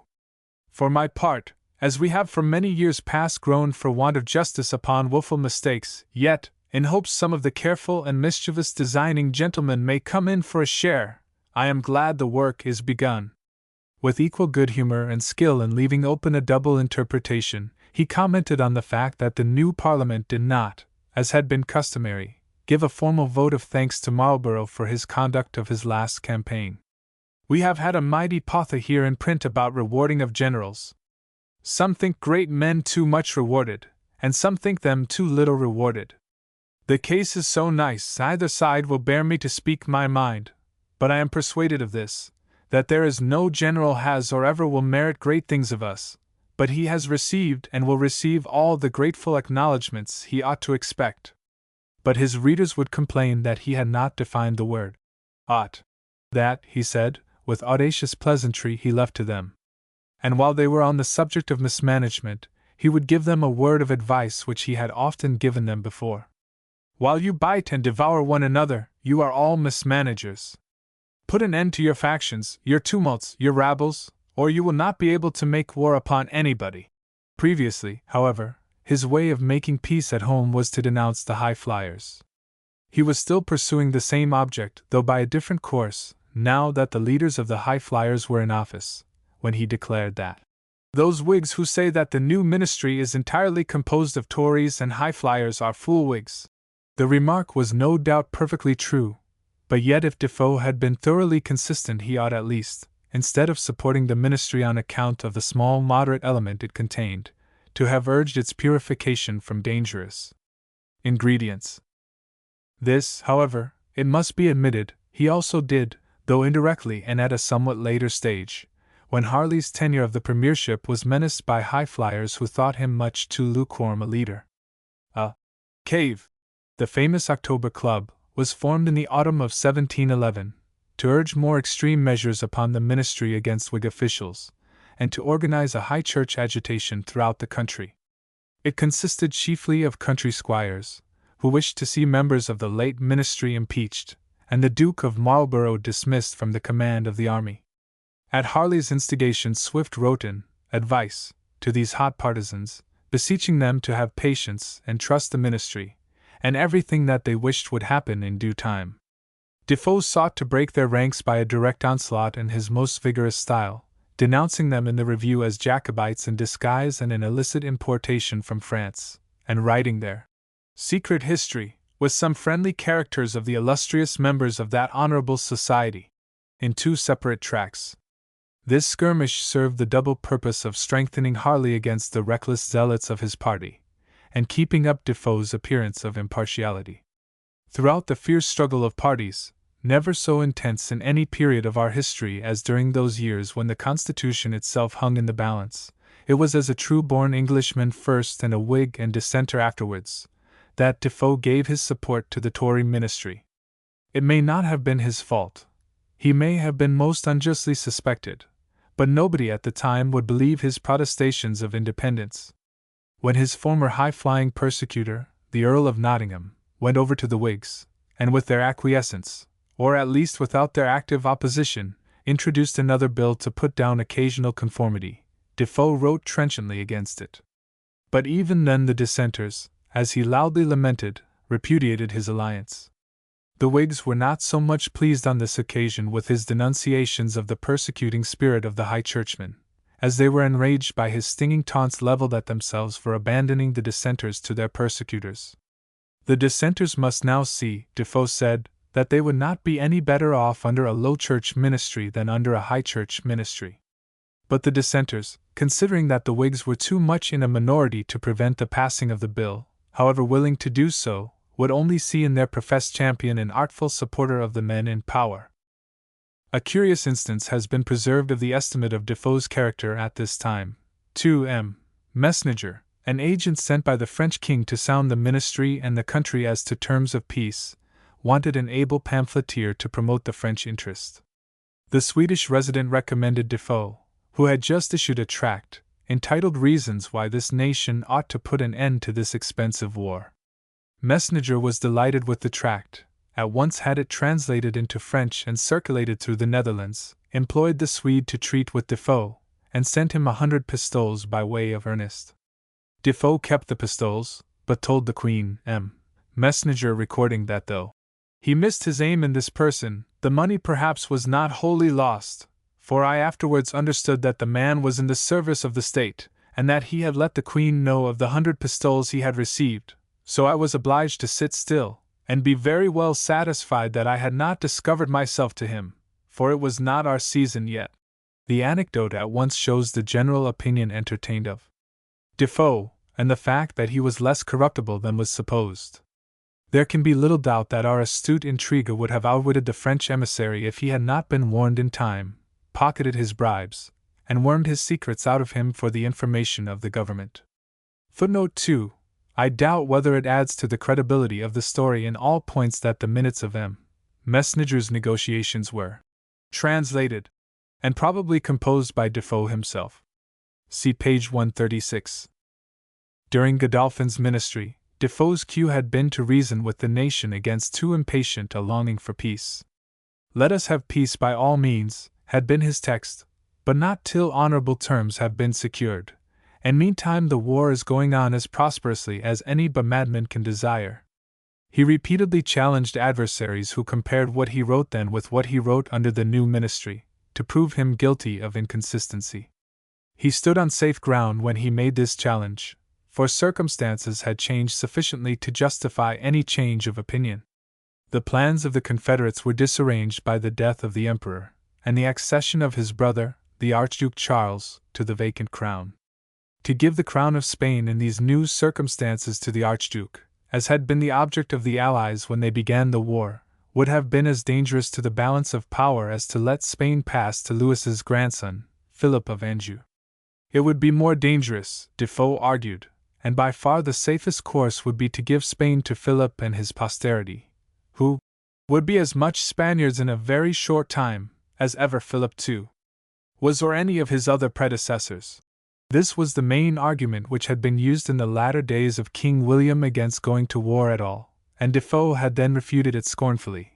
But circumstances had changed, and he not only adopted it, but also issued an essay, proving that it was always the sense both of King William and of all the Confederates, and even of the Grand Alliance itself, that the Spanish monarchy should never be united in the person of the Emperor. Partition the Spanish dominions in Europe between France and Germany, and the West Indies between England and Holland, such was Defoe's idea of a proper basis of peace. But while Defoe expounded in various forms the conditions of a good peace, he devoted his main energy to proving that peace under some conditions was a necessity. He dilated on the enormous expense of the war, and showed by convincing examples that it was ruining the trade of the country. Much that he said was perfectly true, but if he had taken Messenger's bribes and loyally carried out his instructions, he could not more effectually have served the French king's interests than by writing as he did at that juncture.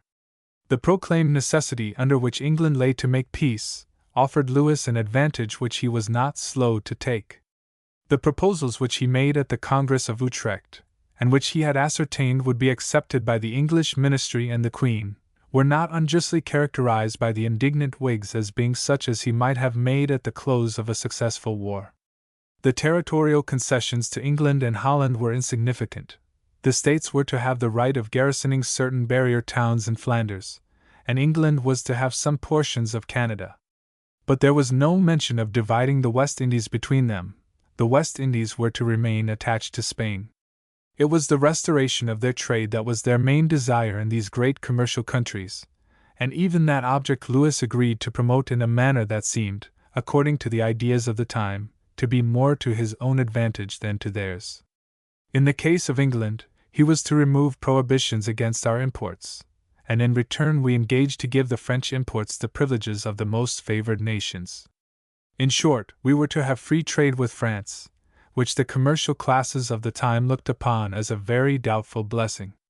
It is because Defoe wrote in favor of this free trade that he is supposed to have been superior to the commercial fallacies of the time. But a glance at his arguments shows that this is a very hasty inference.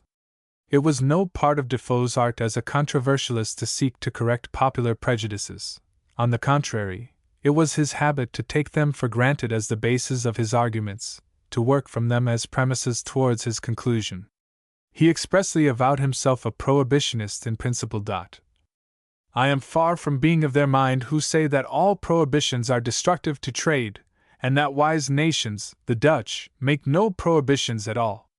Where any nation has, by the singular blessing of God, a produce given to their country from which such a manufacture can be made as other nations cannot be without, and none can make that produce but themselves, it would be distraction in that nation not to prohibit the exportation of that original produce till it is manufactured. He had been taunted with flying in the face of what he had himself said in King William's time in favor of prohibition. But he boldly undertakes to prove that prohibition was absolutely necessary in King William's time, and not only so, but that the advantages we may make of taking off a prohibition now are all founded upon the advantages we did make of laying on a prohibition then, that the same reason which made a prohibition then the best thing, makes it now the maddest thing a nation could do or ever did in the matter of trade. In King William's time, the balance of trade was against us to the extent of 850,000 L, in consequence of the French king's laying extravagant duties upon the import of all our woolen manufactures. Whoever thinks that by opening the French trade I should mean that we should come to trade with them 850,000 L per annum to our loss, must think me as mad as I think him for suggesting it. But if, on the contrary, I prove that as we traded then 850,000 L a year to our loss, we can trade now with them 600,000 L to our gain, then I will venture to draw this consequence: that we are distracted, speaking of our trading wits, if we do not trade with them. In a preface to the 8th volume of the Review, July 29, 1712, Defoe announced his intention of discontinuing the publication, in consequence of the tax then imposed on newspapers.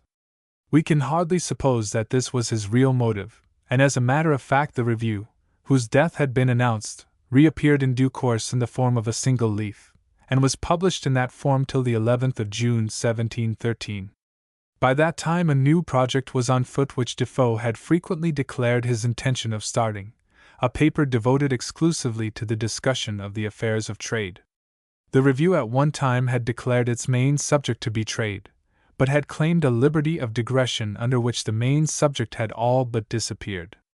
At last, however, in May 1713, when popular excitement and hot parliamentary debates were expected on the commercial treaty with France, an exclusively trading paper was established, entitled Mercator.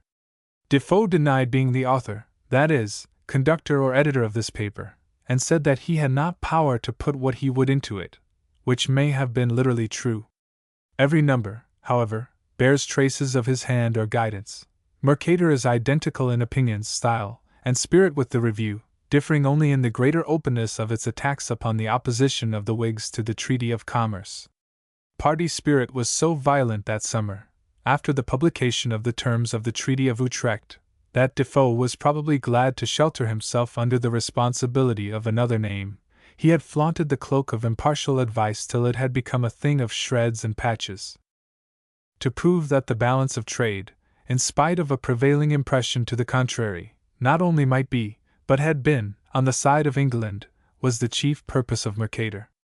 The Whig flying post chaffed Mercator for trying to reconcile impossibilities, but Mercator held stoutly on with an elaborate apparatus of comparative tables of exports and imports, and ingenious schemes for the development of various branches of the trade with France. Defoe was too fond of carrying the war into the enemy's country, to attack prohibitions or the received doctrine as to the balance of trade in principle.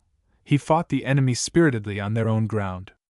Take a medium of 3 years for above 40 years past, and calculate the exports and imports to and from France, and it shall appear the balance of trade was always on the English side, to the loss and disadvantage of the French.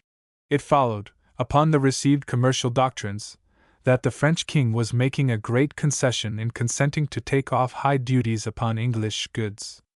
This was precisely what Defoe was laboring to prove. The French king in taking off the said high duties ruins all his own manufactures. The common belief was that the terms of peace would ruin English manufacturing industry. Full in the teeth of this, Defoe, as was his daring custom, flung the paradox of the extreme opposite.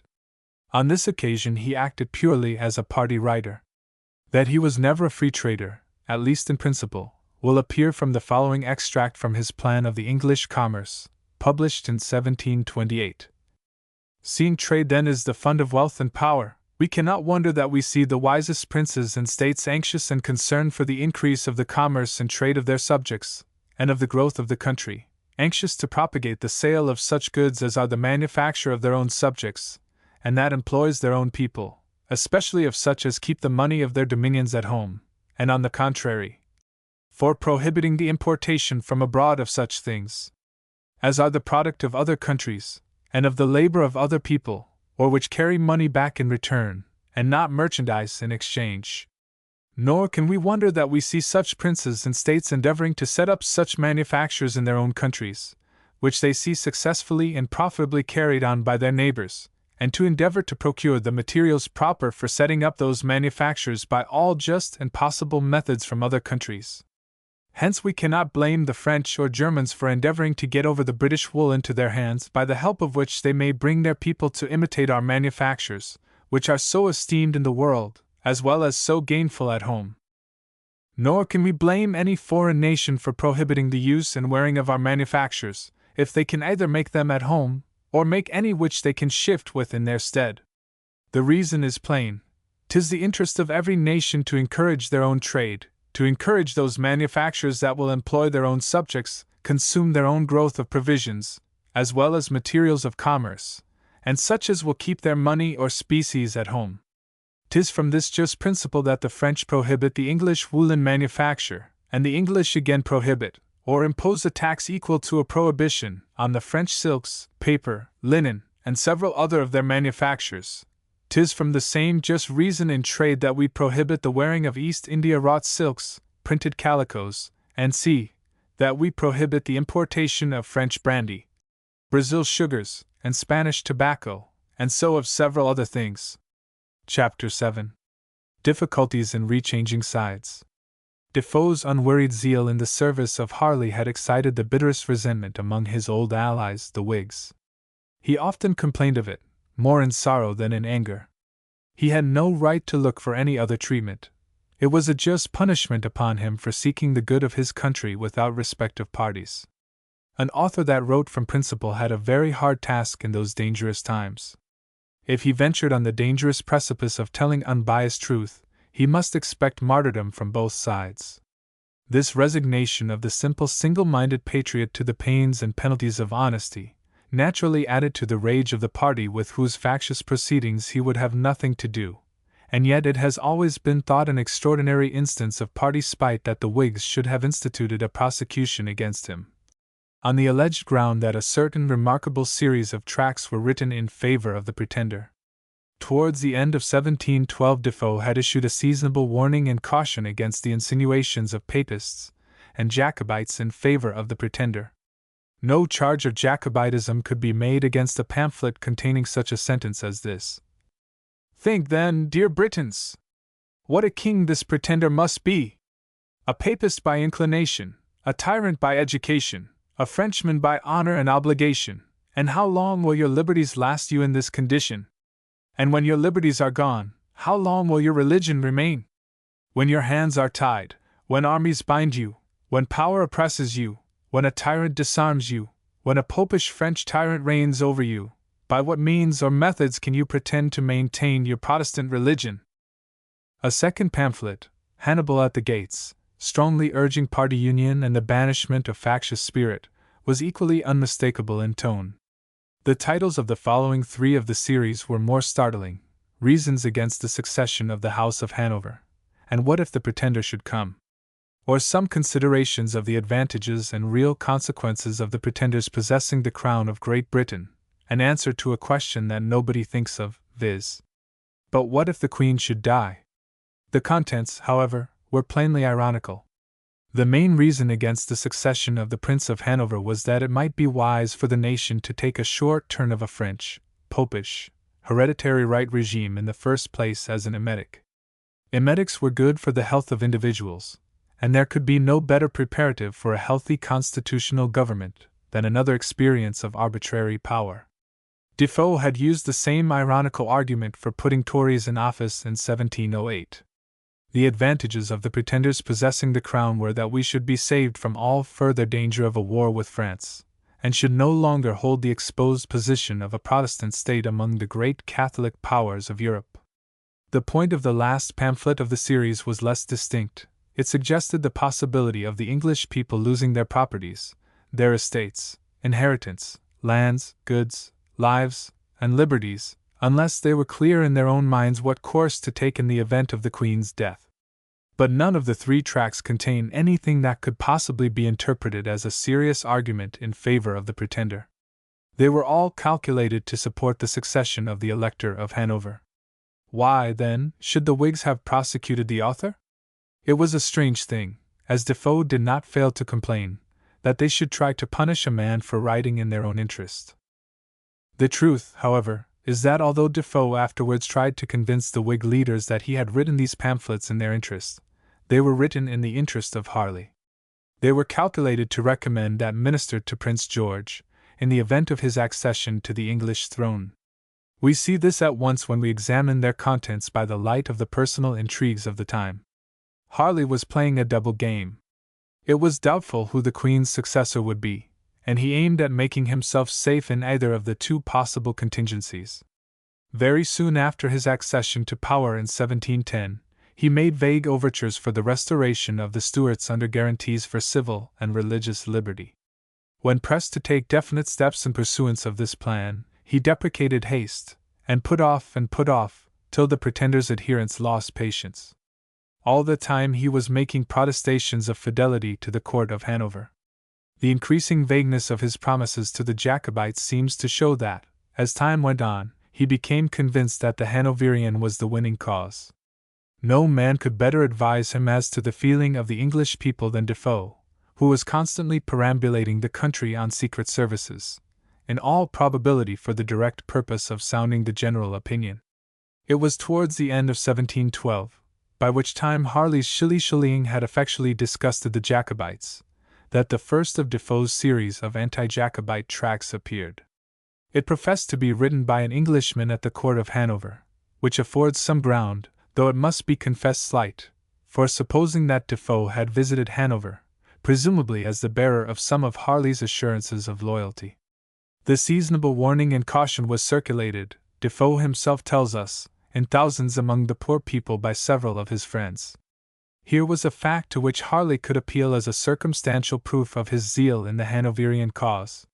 Whether Defoe's anti-Jacobite tracts really served his benefactor in this way can only be matter of conjecture. However that may be, they were upon the surface written in Harley's interest. The warning and caution was expressly directed against the insinuations that the ministry were in favor of the Pretender. All who made these insinuations were assumed by the writer to be Papists, Jacobites, and enemies of Britain. As these insinuations were the chief war cry of the Whigs, and we now know that they were not without foundation, it is easy to understand why Defoe's pamphlets, though anti-Jacobite, were resented by the party in whose interest he had formerly written. He excused himself afterwards by saying that he was not aware of the Jacobite leanings of the ministry, that none of them ever said one word in favor of the Pretender to him, that he saw no reason to believe that they did favor the Pretender. As for himself, he said, they certainly never employed him in any Jacobite intrigue. He defied his enemies to prove that he ever kept company or had any society, friendship, or conversation with any Jacobite. So averse had he been to the interest and the people, that he had studiously avoided their company on all occasions. Within a few months of his making these protestations, Defoe was editing a Jacobite newspaper under secret instructions from a Whig government. But this is anticipating that an influential Whig should have set on foot a prosecution of Defoe as the author of treasonable libels against the House of Hanover. Although the charge had no foundation in the language of the incriminated pamphlets, is intelligible enough. The Whig party writers were delighted with the prosecution, one of them triumphing over Defoe as being caught at last, and put in Lobb's pound, and speaking of him as the vilest of all the writers that have prostituted their pens either to encourage faction, oblige a party, or serve their own mercenary ends. But that the Court of Queen's Bench, before whom Defoe was brought, with some difficulty it would appear, for he had fortified his house at Newington like Robinson Crusoe's castle, should have unanimously declared his pamphlets to be treasonable, and that one of them, on his pleading that they were ironical, should have told him it was a kind of irony for which he might come to be hanged, drawn, and quartered, is not so easy to understand, unless we suppose that, in these tempestuous times, judges like other men were powerfully swayed by party feeling. It is possible, however, that they deemed the mere titles of the pamphlets offenses in themselves, disturbing cries raised while the people were not yet clear of the forest of anarchy, and still subject to dangerous panics, offenses of the same nature as if a man should shout fire and sport in a crowded theater. Possibly, also, the severity of the court was increased by Defoe's indiscretion in commenting upon the case in the Review, while it was still sub judice. At any rate, he escaped punishment.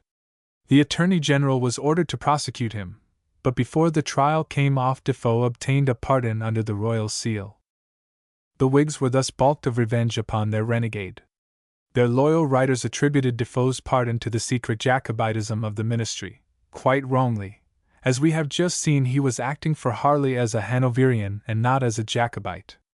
Curiously enough, when Defoe next came before the Queen's Bench, the instigator of the prosecution was a Tory, and the government was Whig, and he again escaped from the clutches of the law by the favor of the government. Till Mr. William Lee's remarkable discovery, 14 years ago, of certain letters in Defoe's handwriting in the State Paper Office, it was generally believed that on the death of Queen Anne, the fall of the Tory administration, and the complete discomfiture of Harley's trimming policy, the veteran pamphleteer and journalist, now 53 years of age, withdrew from political warfare, and spent the evening of his life in the composition of those works of fiction which have made his name immortal. His biographers had misjudged his character and underrated his energy. When Harley fell from power, Defoe sought service under the Whigs. He had some difficulty in regaining their favor, and when he did obtain employment from them, it was of a kind little to his honor. In his Appeal to Honor and Justice, published early in 1715, in which he defended himself against the charges copiously and virulently urged of being a party writer, a hireling, and a turncoat, and explained everything that was doubtful in his conduct by alleging the obligations of gratitude to his first benefactor Harley, Defoe declared that since the Queen's death he had taken refuge in absolute silence. He found, he said, that if he offered to say a word in favor of the Hanoverian settlement, it was called fawning and turning round again, and therefore he resolved to meddle neither one way nor the other. He complained sorrowfully that in spite of this resolution, and though he had not written one book since the Queen's death, a great many things were called by his name. In that case, he had no resource but to practice a Christian spirit and pray for the forgiveness of his enemies. This was Defoe's own account, and it was accepted as the whole truth, till Mr. Lee's careful research and good fortune gave a different color to his personal history from the time of Harley's displacement. 3. Footnote 3. In making mention of Mr. Lee's valuable researches and discoveries, I ought to add that his manner of connecting the facts for which I am indebted to him, and the construction he puts upon them, is entirely different from mine. For the view here implied of Defoe's character and motives, Mr. Lee is in no way responsible. During the dissensions, in the last days of the Queen which broke up the Tory ministry, Mercator was dropped. Defoe seems immediately to have entered into communication with the printer of the Whig Flying Post, one William Hurt. The owner of the Post was abroad at the time, but his managers, whether actuated by personal spite or reasonable suspicion, learning that Hurt was in communication with one whom they looked upon as their enemy, decided at once to change their printer. There being no copyright in newspaper titles in those days, Hurt retaliated by engaging Defoe to write another paper under the same title, advertising that, from the arrangements he had made, readers would find the new Flying Post better than the old. It was in his labors on this sham Flying Post, as the original indignantly called it in an appeal to Hurt's sense of honor and justice against the piracy, that Defoe came into collision with the law. His new organ was warmly loyal. On the 14th of August it contained a highly colored panegyric of George I, which alone would refute Defoe's assertion that he knew nothing of the arts of the courtier.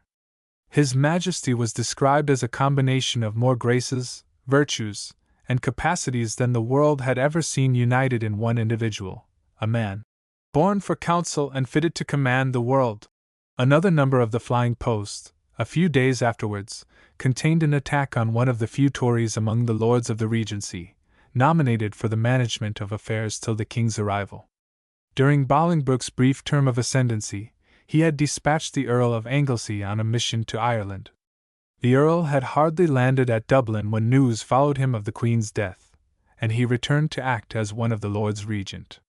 In the Flying Post Defoe asserted that the object of his journey to Ireland was to new model the forces there, and particularly to break no less than 70 of the honest officers of the army, and to fill up their places with the tools and creatures of Con. Phipps, and such a rabble of cutthroats as were fit for the work that they had for them to do. That there was some truth in the allegation is likely enough. Sir Constantine Phipps was, at least, shortly afterwards dismissed from his offices. But Lord Anglesey at once took action against it as a scandalous libel.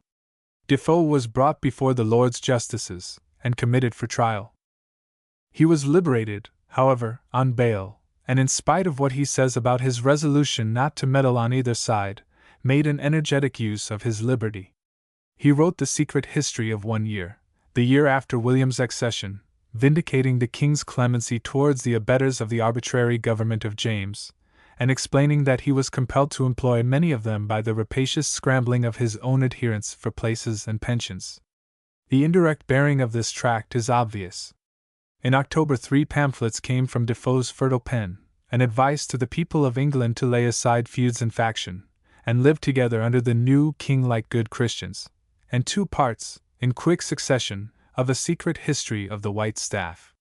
This last work was an account of the circumstances under which the Treasurer's white staff was taken from the Earl of Oxford, and put his conduct in a favourable light, exonerating him from the suspicion of Jacobitism, and affirming, not quite accurately, as other accounts of the transaction seem to imply, that it was by Harley's advice that the staff was committed to the Earl of Shrewsbury. One would be glad to accept this as proof of Defoe's attachment to the cause of his disgraced benefactor, yet Harley, as he lay in the Tower awaiting his trial on an impeachment of high treason, issued a disclaimer concerning the secret history and another pamphlet, entitled An Account of the Conduct of Robert, Earl of Oxford. These pamphlets, he said, were not written with his knowledge, or by his direction or encouragement. On the contrary, he had reason to believe from several passages therein contained that it was the intention of the author or authors to do him a prejudice. This disclaimer may have been dictated by a wish not to appear wanting in respect to his judges. At any rate, Defoe's secret history bears no trace on the surface of a design to prejudice him by its recital of facts. An Appeal to Honor and Justice was Defoe's next production. While writing it, he was seized with a violent apoplectic fit, and it was issued with a conclusion by the publisher, mentioning this circumstance, explaining that the pamphlet was consequently incomplete, and adding, "If he recovers, he may be able to finish what he began, If not, it is the opinion of most that know him that the treatment which he here complains of, and some others that he would have spoken of, have been the apparent cause of his disaster. There is no sign of incompleteness in the appeal, and the conclusion by the publisher, while the author lay in a weak and languishing condition, neither able to go on nor likely to recover, at least in any short time, gives a most artistic finishing stroke to it. Defoe never interfered with the perfection of it after his recovery, which took place very shortly. The appeal was issued in the first week of January. Before the end of the month, the indomitable writer was ready with a third part of the secret history, and a reply to Atterbury's advice to the freeholders of England in view of the approaching elections. A series of tracts written in the character of a Quaker quickly followed, one rebuking a dissenting preacher for inciting the new government to vindictive severities, another rebuking Sacheverell for hypocrisy and perjury in taking the oath of abjuration, a third rebuking the Duke of Ormond for encouraging Jacobite and High Church mobs. In March, Defoe published his Family Instructor, a book of 450 pages. In July, his History, by a Scots gentleman in the Swedish service, of the Wars of Charles XII. Formidable as the list of these works seems, it does not represent more than Defoe's average rate of production for 30 years of his life. With grave anxieties added to the strain of such incessant toil, it is no wonder that nature should have raised its protest in an apoplectic fit.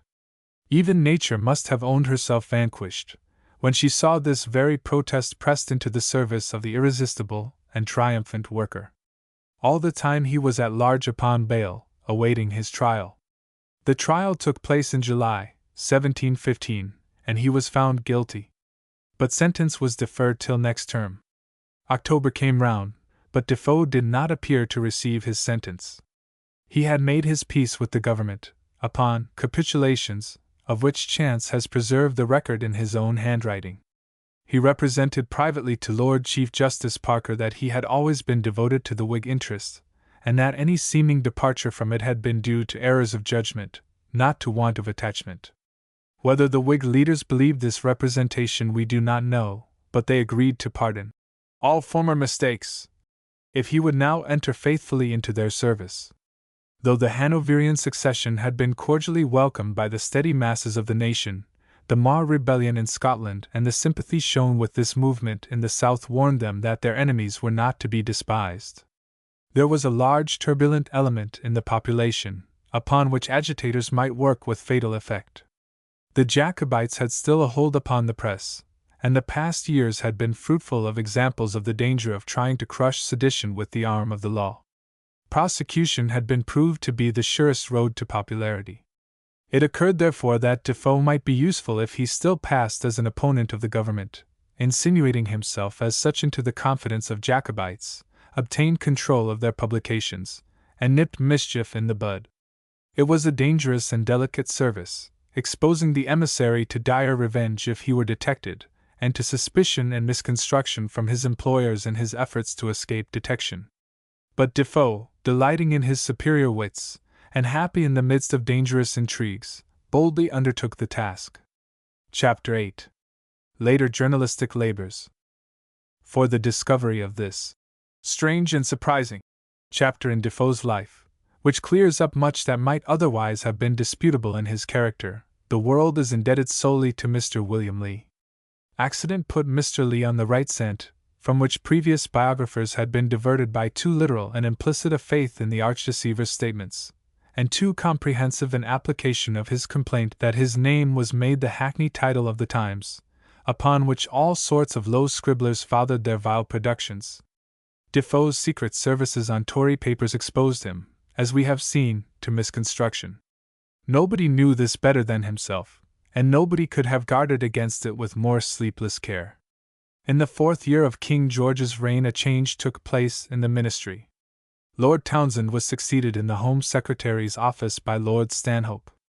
Thereupon Defoe judged it expedient to write to a private secretary, Mr. de la Fay, explaining at length his position. This letter, along with 5 others, also designed to prevent misconstruction by his employers, lay in the State Paper Office till the year 1864, when the whole packet fell into the hands of Mr. Lee. The following succinct fragment of autobiography is dated April 26, 1718. Though I doubt not but you have acquainted my Lord Stanhope with what humble sense of his Lordship's goodness I received the account you were pleased to give me, that my little services are accepted, and that his Lordship is satisfied to go upon the foot of former capitulations, etc. Yet I confess, sir, I have been anxious upon many accounts, with respect as well to the service itself as my own safety, lest my lord may think himself ill-served by me, even when I have best performed my duty. I thought it therefore not only a debt to myself, but a duty to his lordship, that I should give his lordship a short account, as clear as I can, how far my former instructions empowered me to act, and in a word what this little piece of service is, for which I am so much a subject of his lordship's present favour and bounty. It was in the ministry of my Lord Townshend, when my Lord Chief Justice Parker, to whom I stand obliged for the favour, was pleased so far to state my case that notwithstanding the misrepresentations under which I had suffered, and notwithstanding some mistakes which I was the first to acknowledge, I was so happy as to be believed in the professions I made of a sincere attachment to the interest of the present government, and, speaking with all possible humility, I hope I have not dishonoured my Lord Parker's recommendation. In considering, after this, which way I might be rendered most useful to the government, it was proposed by my Lord Townshend that I should still appear as if I were, as before, under the displeasure of the government, and separated from the Whigs, and that I might be more serviceable in a kind of disguise than if I appeared openly, and upon this foot a weekly paper, which I was at first directed to write, in opposition to a scandalous paper called The Shift Shifted, was laid aside, and the first thing I engaged in was a monthly book called Mercurius Politicus, of which presently. In the interval of this, Dyer, the newsletter writer, having been dead, and Dormer, his successor, being unable by his troubles to carry on that work, I had an offer of a share in the property, as well as in the management of that work. I immediately acquainted my Lord Townshend of it, who, by Mr. Buckley, let me know it would be a very acceptable piece of service, for that letter was really very prejudicial to the public, and the most difficult to come at in a judicial way in case of offence given. My lord was pleased to add, by Mr. Buckley, that he would consider my service in that case, as he afterwards did. Upon this I engaged in it, and that so far, that though the property was not wholly my own, yet the conduct and government of the style and news was so entirely in me, that I ventured to assure his lordship the sting of that mischievous paper should be entirely taken out, though it was granted that the style should continue Tory as it was, that the party might be amused and not set up another, which would have destroyed the design. And this part one therefore take entirely on myself still. This went on for a year, before my Lord Townshend went out of the office, and his lordship, in consideration of this service, made me the appointment which Mr. Buckley knows of, with promise of a further allowance as service presented. My Lord Sunderland, to whose goodness I had many years ago been obliged, when I was in a secret commission sent to Scotland, was pleased to approve and continue this service, and the appointment annexed, and with his lordship's approbation, I introduced myself, in the disguise of a translator of the foreign news, to be so far concerned in this weekly paper of mists as to be able to keep it within the circle of a secret management, also prevent the mischievous part of it, and yet neither miss, or any of those concerned with him, have the least guess or suspicion by whose direction I do it. But here it becomes necessary to acquaint my lord, as I hinted to you, sir, that this paper, called the Journal, is not in myself in property, as the other, only in management, with this express difference, that if anything happens to be put in without my knowledge, which may give offence, or if anything slips my observation which may be ill taken, his lordship shall be sure always to know whether he has a servant to reprove or a stranger to correct. Upon the whole, however, this is the consequence, that by this management, the Weekly Journal, and Dormer's letter, as also the Mercurius Politicus, which is in the same nature of management as the Journal, will be always kept, mistakes excepted, to pass as Tory papers and yet be disabled and enervated, so as to do no mischief or give any offence to the government. Others of the telltale letters show us in detail how Defoe acquitted himself of his engagements to the government, bowing, as he said, in the house of Rimmon. In one he speaks of a traitorous pamphlet which he has stopped at the press, and begs the secretary to assure his superiors that he has the original in safe keeping, and that no eye but his own has seen it. In another he apologizes for an obnoxious paragraph which had crept into Mist's journal, avowing that Mr. Mist did it, after I had looked over what he had gotten together. That he, Defoe, had no concern in it, directly or indirectly, and that he thought himself obliged to notice this, to make good what he said in his last, viz. That if any mistake happened, Lord Stanhope should always know whether he had a servant to reprove or a stranger to punish. In another he expresses his alarm at hearing of a private suit against Morphew, the printer of the Mercurius Politicus, for a passage in that paper, and explains, first, that the obnoxious passage appeared 2 years before, and was consequently covered by a capitulation giving him indemnity for all former mistakes. Secondly, that the thing itself was not his, either could any one pretend to charge it on him, and consequently it could not be adduced as proof of any failure in his duty.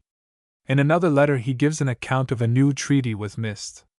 I need not trouble you, he says, with the particulars, but in a word he professes himself convinced that he has been wrong, that the government has treated him with lenity and forbearance, and he solemnly engages to me to give no more offense. The liberties Mr. Buckley mentioned, viz. to seem on the same side as before, to rally the flying post, the Whig writers, and even the word Whig, and to admit foolish and trifling things in favor of the Tories. This, as I represented it to him, he agrees is liberty enough, and resolves his paper shall, for the future, amuse the Tories, but not affront the government. If Mist should break through this understanding, Defoe hopes it will be understood that it is not his fault. He can only say that the printer's resolutions of amendment seem to be sincere. In pursuance also of this reformation, he brought me this morning the enclosed letter, which, indeed, I was glad to see, because though it seems couched in terms which might have been made public, yet has a secret gall in it, and a manifest tendency to reproach the government with partiality and injustice, and, as it acknowledges expressly, was written to serve a present turn. As this is an earnest of his just intention, I hope he will go on to your satisfaction. Give me leave, sir, to mention here a circumstance which concerns myself, and which, indeed, is a little hardship upon me, viz. that I seem to merit less, when I intercept a piece of barefaced treason at the press, than when I stop such a letter as the enclosed, because one seems to be of a kind which no man would dare to meddle with. But I would persuade myself, sir, that stopping such notorious things is not without its good effect, particularly because, as it is true that some people are generally found who do venture to print anything that offers, so stopping them here is some discouragement and disappointment to them, and they often die in our hands. I speak this, sir, as well on occasion of what you were pleased to say upon that letter which I sent you formerly about killing no murder, as upon another with verses in it, which Mr. Mist gave me yesterday, which, upon my word, is so villainous and scandalous that I scarce dare to send it without your order, and an assurance that my doing so shall be taken well. For I confess it has a peculiar insolence in it against His Majesty's person which, as blasphemous words against God, are scarce fit to be repeated. In the last of the series, of date June 13, 1718, Defoe is able to assure his employers that he believes the time is come when the journal, instead of affronting and offending the government, may many ways be made serviceable to the government, and he has Mr. M. so absolutely resigned to proper measures for it, that he is persuaded he may answer for it. Following up the clue afforded by these letters, Mr. Lee has traced the history of Mist's journal under Defoe's surveillance. Mist did not prove so absolutely resigned to proper measures as his supervisor had begun to hope. On the contrary, he had frequent fits of refractory obstinacy, and gave a good deal of trouble both to Defoe and to the government.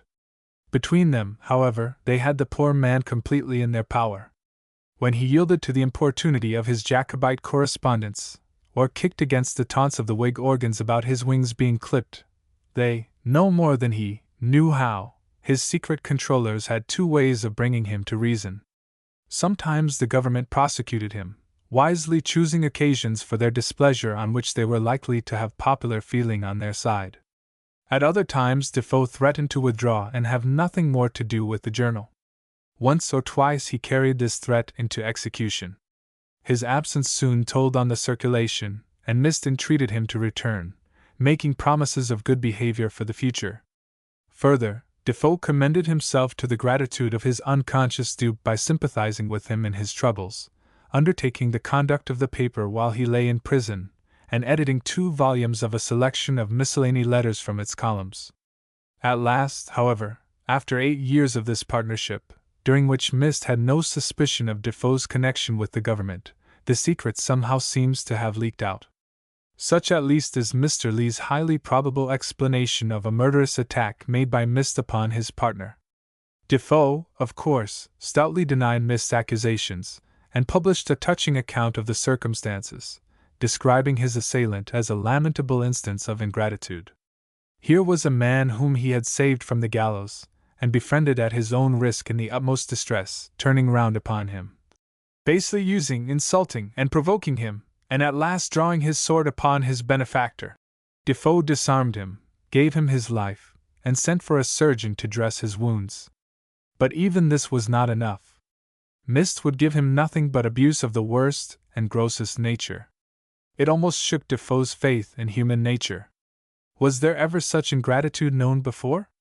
The most curious thing is that Mr. Lee, who has brought all these facts to light, seems to share Defoe's ingenuous astonishment at this strange instance of ungrateful violence, and conjectures that it must have proceeded from imaginary wrong of a very grievous nature, such as a suspicion that Defoe had instigated the government to prosecute him. It is perhaps as well that it should have fallen to so loyal an admirer to exhume Defoe's secret services and public protestations. The record might otherwise have been rejected as incredible. Mr. Lee's researches were not confined to Defoe's relations with Mist and his journal, and the other publications mentioned in the precious letter to Mr. de la Fay. Once assured that Defoe did not withdraw from newspaper writing in 1715, he ransacked the journals of the period for traces of his hand and contemporary allusions to his labors. A rich harvest rewarded Mr. Lee's zeal. Defoe's individuality is so marked that it thrusts itself through every disguise. A careful student of the Review, who had compared it with the literature of the time, and learned his peculiar tricks of style and vivid ranges of interest, could not easily be at fault in identifying a composition of any length. Defoe's incomparable clearness of statement would alone betray him. That was a gift of nature which no art could successfully imitate. Contemporaries also were quick at recognizing their produce in his many shapes, and their gossip gives a strong support to internal evidence, resting as it probably did on evidences which were not altogether internal. Though Mr. Lee may have been rash sometimes in quoting little scraps of news as Defoe's, he must be admitted to have established that, prodigious as was the number and extent of the veteran's separate publications during the reign of the first George, it was also the most active period of his career as a journalist.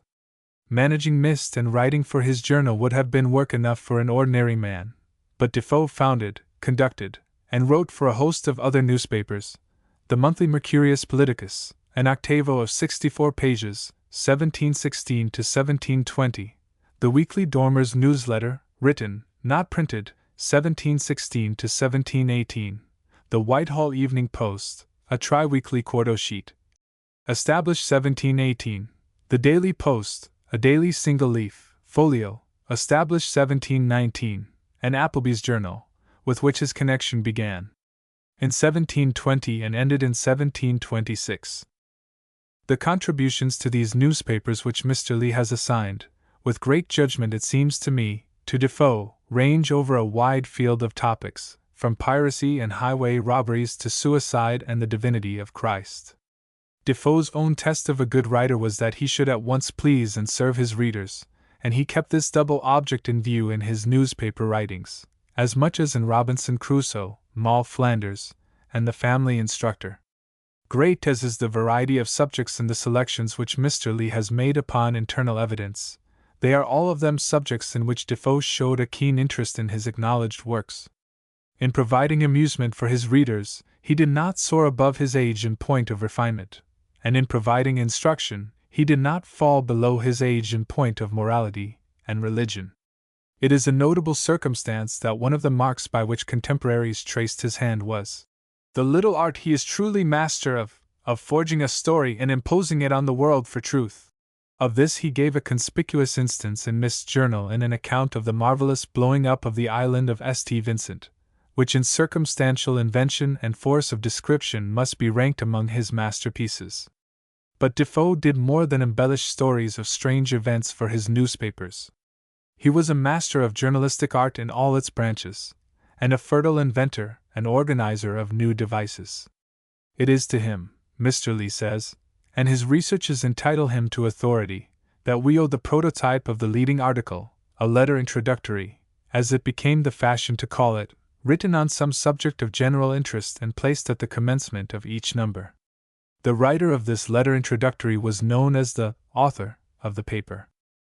Another feature in journalism which Defoe greatly helped to develop, if he did not actually invent, was the Journal of Society. In the review he had provided for the amusement of his readers by the device of a scandal club, whose transactions he professed to report. But political excitement was intense throughout the whole of Queen Anne's reign. Defoe could afford but small space for scandal, and his club was often occupied with fighting his minor political battles. When, however, the Hanoverian succession was secured, and the land had rest from the hot strife of parties, light gossip was more in request. Newspapers became less political, and their circulation extended from the coffee houses, inns, and alehouses to a new class of readers. They have of late, a writer in Appleby's Journal says in 1725, been taken in much by the women, especially the political ladies, to assist at the tea table. Defoe seems to have taken an active part in making Mist's Journal and Appleby's Journal, both Tory organs, suitable for this more frivolous section of the public. This fell in with his purpose of diminishing the political weight of these journals, and at the same time increased their sale. He converted them from rabid party agencies into registers of domestic news and vehicles of social disquisitions, sometimes grave, sometimes gay in subject, but uniformly bright and spirited in tone. The raw materials of several of Defoe's elaborate tales, such as Moll Flanders and Colonel Jack, are to be found in the columns of Mist's and Appleby's. In connection with Appleby's more particularly, Defoe went some way towards anticipating the work of the modern special correspondent. He apparently interviewed distinguished criminals in Newgate, and extracted from them the stories of their lives. Part of what he thus gathered he communicated to Appleby. Sometimes, when the notoriety of the case justified it, he drew up longer narratives and published them separately as pamphlets. He was an adept in the art of puffing his own productions, whether books or journals. It may be doubted whether any American editor ever mastered this art more thoroughly than Defoe. Nothing, for instance, could surpass the boldness of Defoe's plan for directing public attention to his narrative of the robberies and escapes of Jack Sheppard. He seems to have taken a particular interest in this daring jailbreaker. Mr. Lee, in fact, finds evidence that he had gained Sheppard's affectionate esteem. He certainly turned his acquaintance to admirable account. He procured a letter for Appleby's Journal from Jack, with kind love, and a copy of verses of his own composition.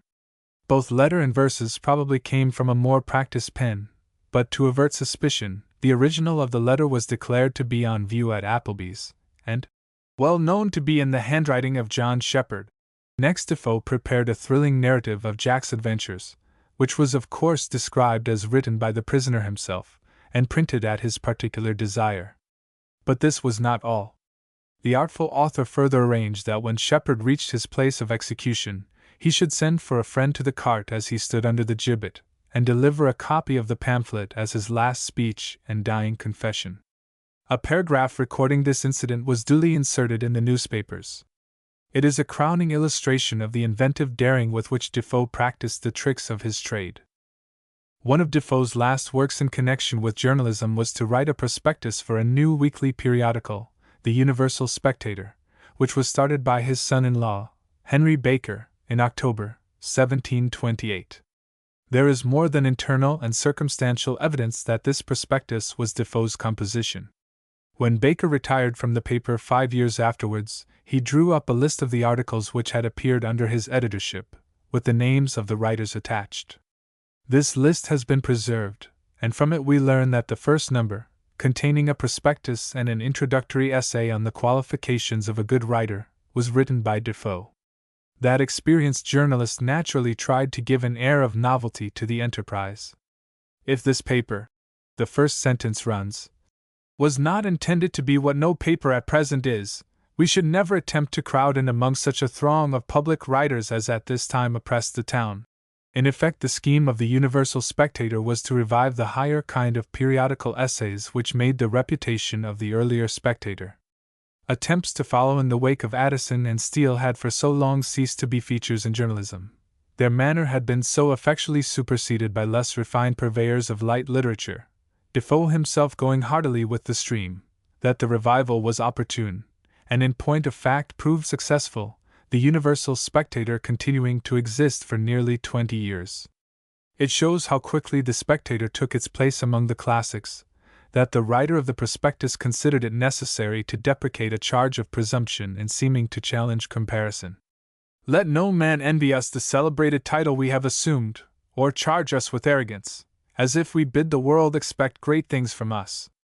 Must we have no power to please, unless we come up to the full height of those inimitable performances? Is there no wit or humor left because they are gone? Is the spirit of the spectators all lost, and their mantle fallen upon nobody? Have they said all that can be said? Has the world offered no variety, and presented no new scenes since they retired from us? Or did they leave off, because they were quite exhausted, and had no more to say?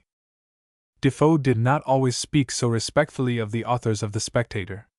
If he had been asked why they left off, he would probably have given the reason contained in the last sentence, and backed his opinion by contemptuous remarks about the want of fertility in the scholarly brain. He himself could have gone on producing forever. He was never gravelled for lack of matter, had no nice ideas about manner, and was sometimes sore about the superior respectability of those who had. But here he was on business, addressing people who looked back regretfully from the vulgarity of Mists and Appleby's to the refinement of earlier periodicals, and making a bid for their custom. A few more sentences from his advertisement will show how well he understood their prejudices. The main design of this work is to turn your thoughts a little off from the clamor of contending parties, which has so long surfeited you with their ill-timed politics, and restore your taste to things truly superior and sublime. In order to this, we shall endeavor to present you with such subjects as are capable, if well handled, both to divert and to instruct you, such as shall render conversation pleasant, and help to make mankind agreeable to one another. As for our management of them, not to promise too much for ourselves, we shall only say we hope, at least, to make our work acceptable to everybody, because we resolve, if possible, to displease nobody. We assure the world, by way of negative, that we shall engage in no quarrels, meddle with no parties, deal in no scandal, nor endeavor to make any men merry at the expense of their neighbors. In a word, we shall set nobody together by the ears. And though we have encouraged the ingenious world to correspond with us by letters, we hope they will not take it ill, that we say beforehand, no letters will be taken notice of by us which contain any personal reproaches, intermeddle with family breaches, or tend to scandal or indecency of any kind. The current papers are more than sufficient to carry on all the dirty work the town can have for them to do, and what with party strife, politics, poetic quarrels, and all the other consequences of a wrangling age, they are in no danger of wanting employment, and those readers who delight in such things may divert themselves there. But our views, as is said above, lie another way. Good writing is what Defoe promises the readers of the Universal Spectator, and this leads him to consider what particular qualifications go to the composition, or, in a word, what is required to denominate a man a good writer. His definition is worth quoting as a statement of his principles of composition. One says this is a polite author, another says that is an excellent good writer, and generally we find some oblique strokes pointed sideways at themselves, intimating that whether we think fit to allow it or not, they take themselves to be very good writers. And, indeed, I must excuse them their vanity, for if a poor author had not some good opinion of himself, especially when under the discouragement of having nobody else to be of his mind, he would never write at all. Nay, he could not. It would take off all the little dull edge that his pen might have on it before, and he would not be able to say one word to the purpose. Now whatever may be the lot of this paper, be that as common fame shall direct, Yet without entering into the inquiry of who writes better, or who writes worse, I shall lay down one specific, by which you that read shall impartially determine who are, or are not, to be called good writers. In a word, the character of a good writer, wherever he is to be found, is this, viz., that he writes so as to please and serve at the same time. If he writes to please and not to serve, he is a flatterer and a hypocrite. If to serve and not to please, he turns cynic and satirist. The first deals in smooth falsehood, the last in rough scandal. The last may do some good, though little. The first does no good, and may do mischief, not a little. The last provokes your rage, the first provokes your pride, and in a word either of them is hurtful rather than useful. But the writer that strives to be useful, writes to serve you, and at the same time, by an imperceptible art, draws you on to be pleased also. He represents truth with plainness, virtue with praise. He even reprehends with a softness that carries the force of a satire without the salt of it, and he insensibly screws himself into your good opinion, that as his writings merit your regard, so they fail not to obtain it. This is part of the character by which I define a good writer. I say 'tis but part of it, for it is not a half sheet that would contain the full description. A large volume would hardly suffice it. His fame requires, indeed, a very good writer to give it due praise, and for that reason, and a good reason too, I go no farther with it. Chapter 9. The place of Defoe's fictions in his life. Those of my readers who have thought of Defoe only as a writer of stories which young and old still love to read, must not be surprised that so few pages of this little book should be left for an account of his work in that field. No doubt Defoe's chief claim to the world's interest is that he is the author of Robinson Crusoe. But there is little to be said about this or any other of Defoe's tales in themselves. Their art is simple, unique, incommunicable, and they are too well known to need description. On the other hand, there is much that is worth knowing and not generally known about the relation of these works to his life, and the place that they occupy in the sum total of his literary activity. Hundreds of thousands since Defoe's death, and millions in ages to come, would never have heard his name but for Robinson Crusoe. To his contemporaries the publication of that work was but a small incident in a career which for 20 years had claimed and held their interest. People in these days are apt to imagine, because Defoe wrote the most fascinating of books for children, that he was himself simple, childlike, frank, open, and unsuspecting. He has been so described by more than one historian of literature. It was not so that he appeared to his contemporaries, and it is not so that he can appear to us when we know his life, unless we recognize that he took a child's delight in beating with their own weapons the most astute intriguers in the most intriguing period of English history. Defoe was essentially a journalist. He wrote for the day, and for the greatest interest of the greatest number of the day. He always had some ship sailing with the passing breeze, and laden with a useful cargo for the coast upon which the wind chanced to be blowing. If the Tichborne trial had happened in his time, we should certainly have had from him an exact history of the boyhood and surprising adventures of Thomas Castro, commonly known as Sir Roger, which would have come down to us as a true record taken, perhaps, by the chaplain of Portland Prison from the convict's own lips. It would have had such an air of authenticity, and would have been corroborated by such an array of trustworthy witnesses, that nobody in later times could have doubted its truth. Defoe always wrote what a large number of people were in a mood to read. All his writings, with so few exceptions that they may reasonably be supposed to fall within the category, were pieces de circonstance. Whenever any distinguished person died or otherwise engaged public attention, no matter how distinguished, whether as a politician, a criminal, or a divine, Defoe lost no time in bringing out a biography.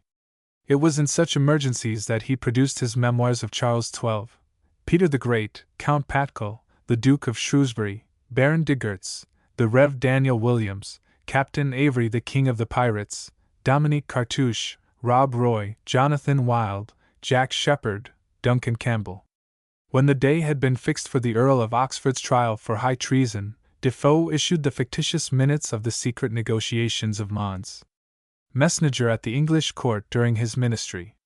We owe the Journal of the Plague in 1665 to a visitation which fell upon France in 1721, and caused much apprehension in England. The germ which in his fertile mind grew into Robinson Crusoe fell from the real adventures of Alexander Selkirk, whose solitary residence of 4 years on the island of Juan Fernandez was a 9 days' wonder in the reign of Queen Anne. Defoe was too busy with his politics at the moment to turn it to account. It was recalled to him later on, in the year 1719, when the exploits of famous pirates had given a vivid interest to the chances of adventurers in faraway islands on the American and African coasts. The life, adventures, and piracies of the famous Captain Singleton, who was set on shore in Madagascar, traversed the continent of Africa from east to west past the sources of the Nile, and went roving again in the company of the famous Captain Avery, was produced to satisfy the same demand. Such biographies as those of Moll Flanders and the Lady Roxana were of a kind, as he himself illustrated by an amusing anecdote, that interested all times and all professions and degrees, but we have seen to what accident he owed their suggestion and probably part of their materials. He had tested the market for such wares in his Journals of Society. In following Defoe's career, we are constantly reminded that he was a man of business, and practiced the profession of letters with a shrewd eye to the main chance. He scoffed at the idea of practicing it with any other object, though he had aspirations after immortal fame as much as any of his more decorous contemporaries. Like Thomas Fuller, he frankly avowed that he wrote for some honest profit to himself. Did any man, he asked, do anything without some regard to his own advantage? Whenever he hit upon a profitable vein, he worked it to exhaustion, putting the ore into various shapes to attract different purchasers. Robinson Crusoe made a sensation. He immediately followed up the original story with a second part, and the second part with a volume of serious reflections. He had discovered the keenness of the public appetite for stories of the supernatural, in 1706, by means of his true relation of the apparition of one Mrs. Veal. For, when, in 1720, he undertook to write the life of the popular fortune-teller, Duncan Campbell, a puff which illustrates, almost better than anything else, Defoe's extraordinary ingenuity in putting a respectable face upon the most disreputable materials, he had another proof of the avidity with which people run to hear marvels. He followed up this clue with a system of magic, or a history of the black art, the secrets of the invisible world disclosed, or a universal history of apparitions, and a humorous history of the devil, in which last work he subjected Paradise Lost, to which Addison had drawn attention by his papers in The Spectator, to very sharp criticism.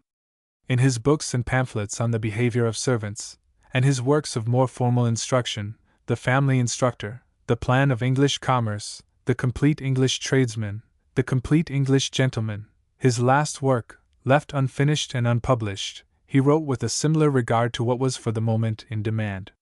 Footnote 4. Mr. Lee has disposed conclusively of the myth that this tale was written to promote the sale of a dull book by one Drelincourt on the fear of death, which Mrs. Veal's ghost earnestly recommended her friend to read. It was first published separately as a pamphlet without any reference to Drelincourt. It was not printed with Drelincourt's fear of death till the 4th edition of that work, which was already popular. Further, the sale of Drelincourt does not appear to have been increased by the addition of Defoe's pamphlet to the book, and of Mrs. Veal's recommendation to the pamphlet. Defoe's novel writing thus grew naturally out of his general literary trade, and had not a little in common with the rest of his abundant stock.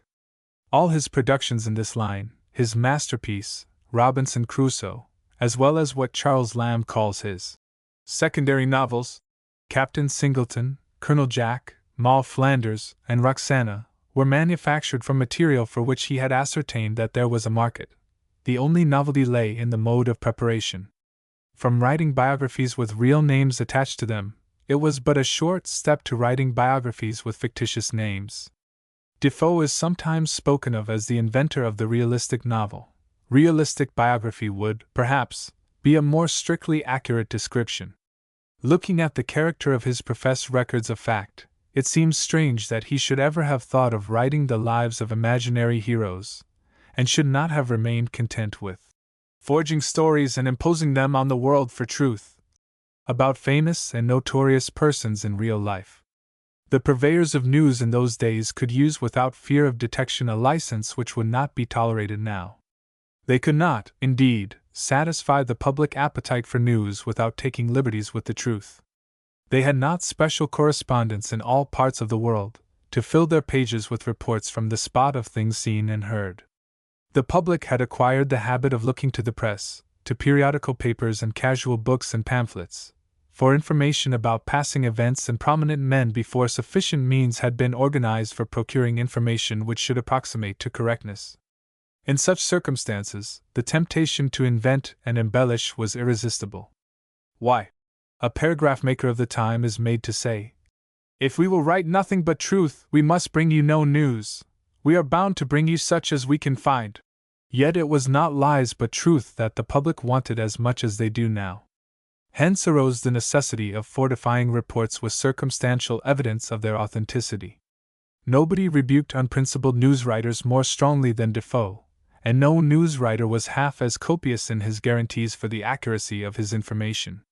When a report reached England that the island of St. Vincent had been blown into the air, Defoe wrote a description of the calamity, the most astonishing thing that had happened in the world since the creation, or at least since the destruction of the earth by water in the general deluge, and prefaced his description by saying, "Our accounts of this come from so many several hands and several places that it would be impossible to bring the letters all separately into this journal, and when we had done so or attempted to do so, would leave the story confused, and the world not perfectly informed.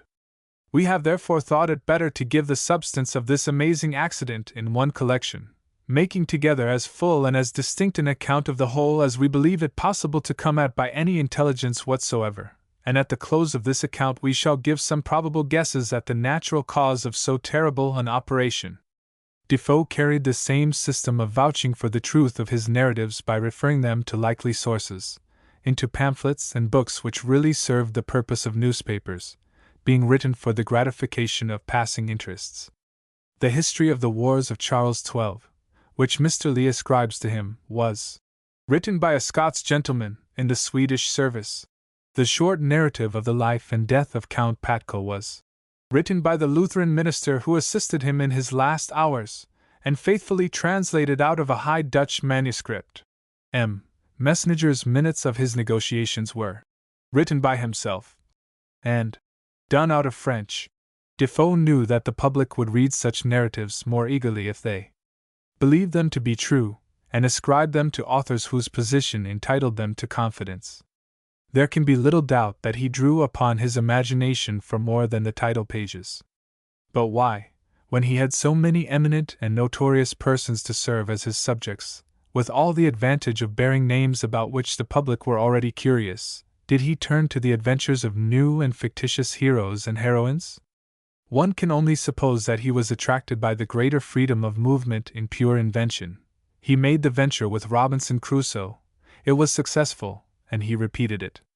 But after the success of Robinson Crusoe, he by no means abandoned his old fields. It was after this that he produced autobiographies and other prima facie authentic lives of notorious thieves and pirates. With all his records of heroes, real or fictitious, he practiced the same devices for ensuring credibility.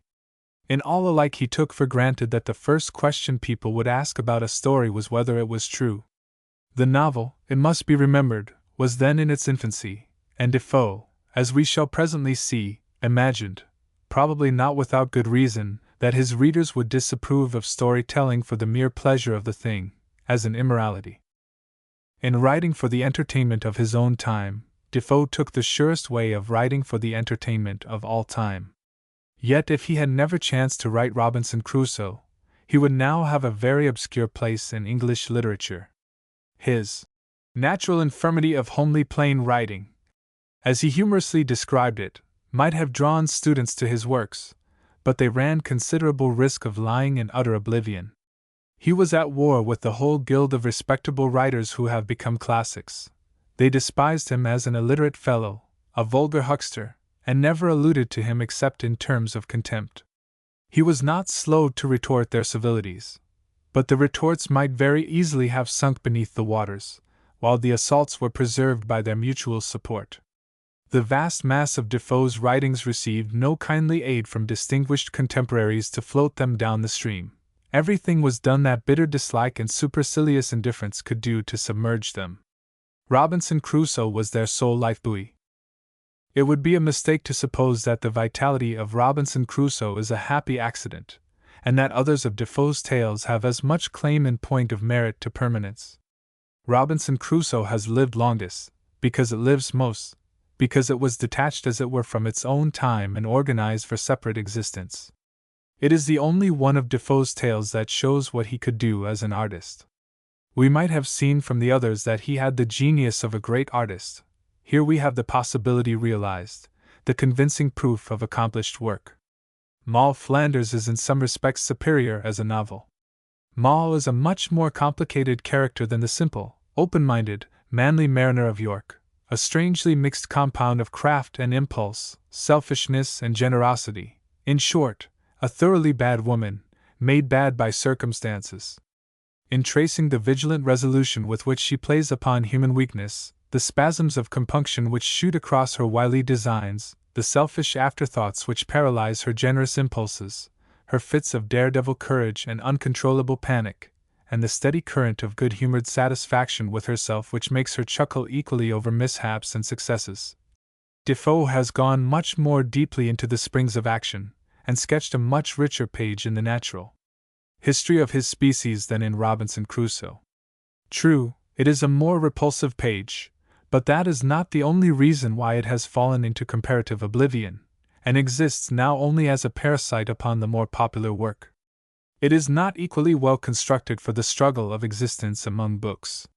No book can live forever which is not firmly organized round some central principle of life, and that principle in itself imperishable. It must have a heart and members. The members must be soundly compacted and the heart superior to decay.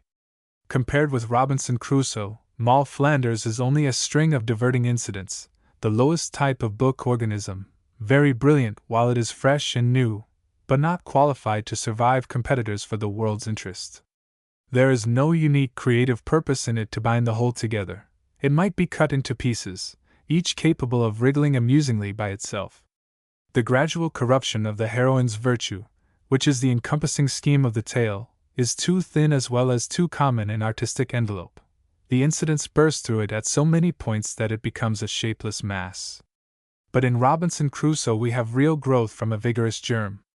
The central idea round which the tale is organized, the position of a man cast ashore on a desert island, abandoned to his own resources, suddenly shot beyond help or counsel from his fellow creatures, is one that must live as long as the uncertainty of human life. The germ of Robinson Crusoe, the actual experience of Alexander Selkirk, went floating about for several years, and more than one artist dallied with it, till it finally settled and took root in the mind of the one man of his generation most capable of giving it a home and working out its artistic possibilities. Defoe was the only man of letters in his time who might have been thrown on a desert island without finding himself at a loss what to do. The art required for developing the position in imagination was not of a complicated kind, and yet it is one of the rarest of gifts. Something more was wanted than simply conceiving what a man in such a situation would probably feel and probably do.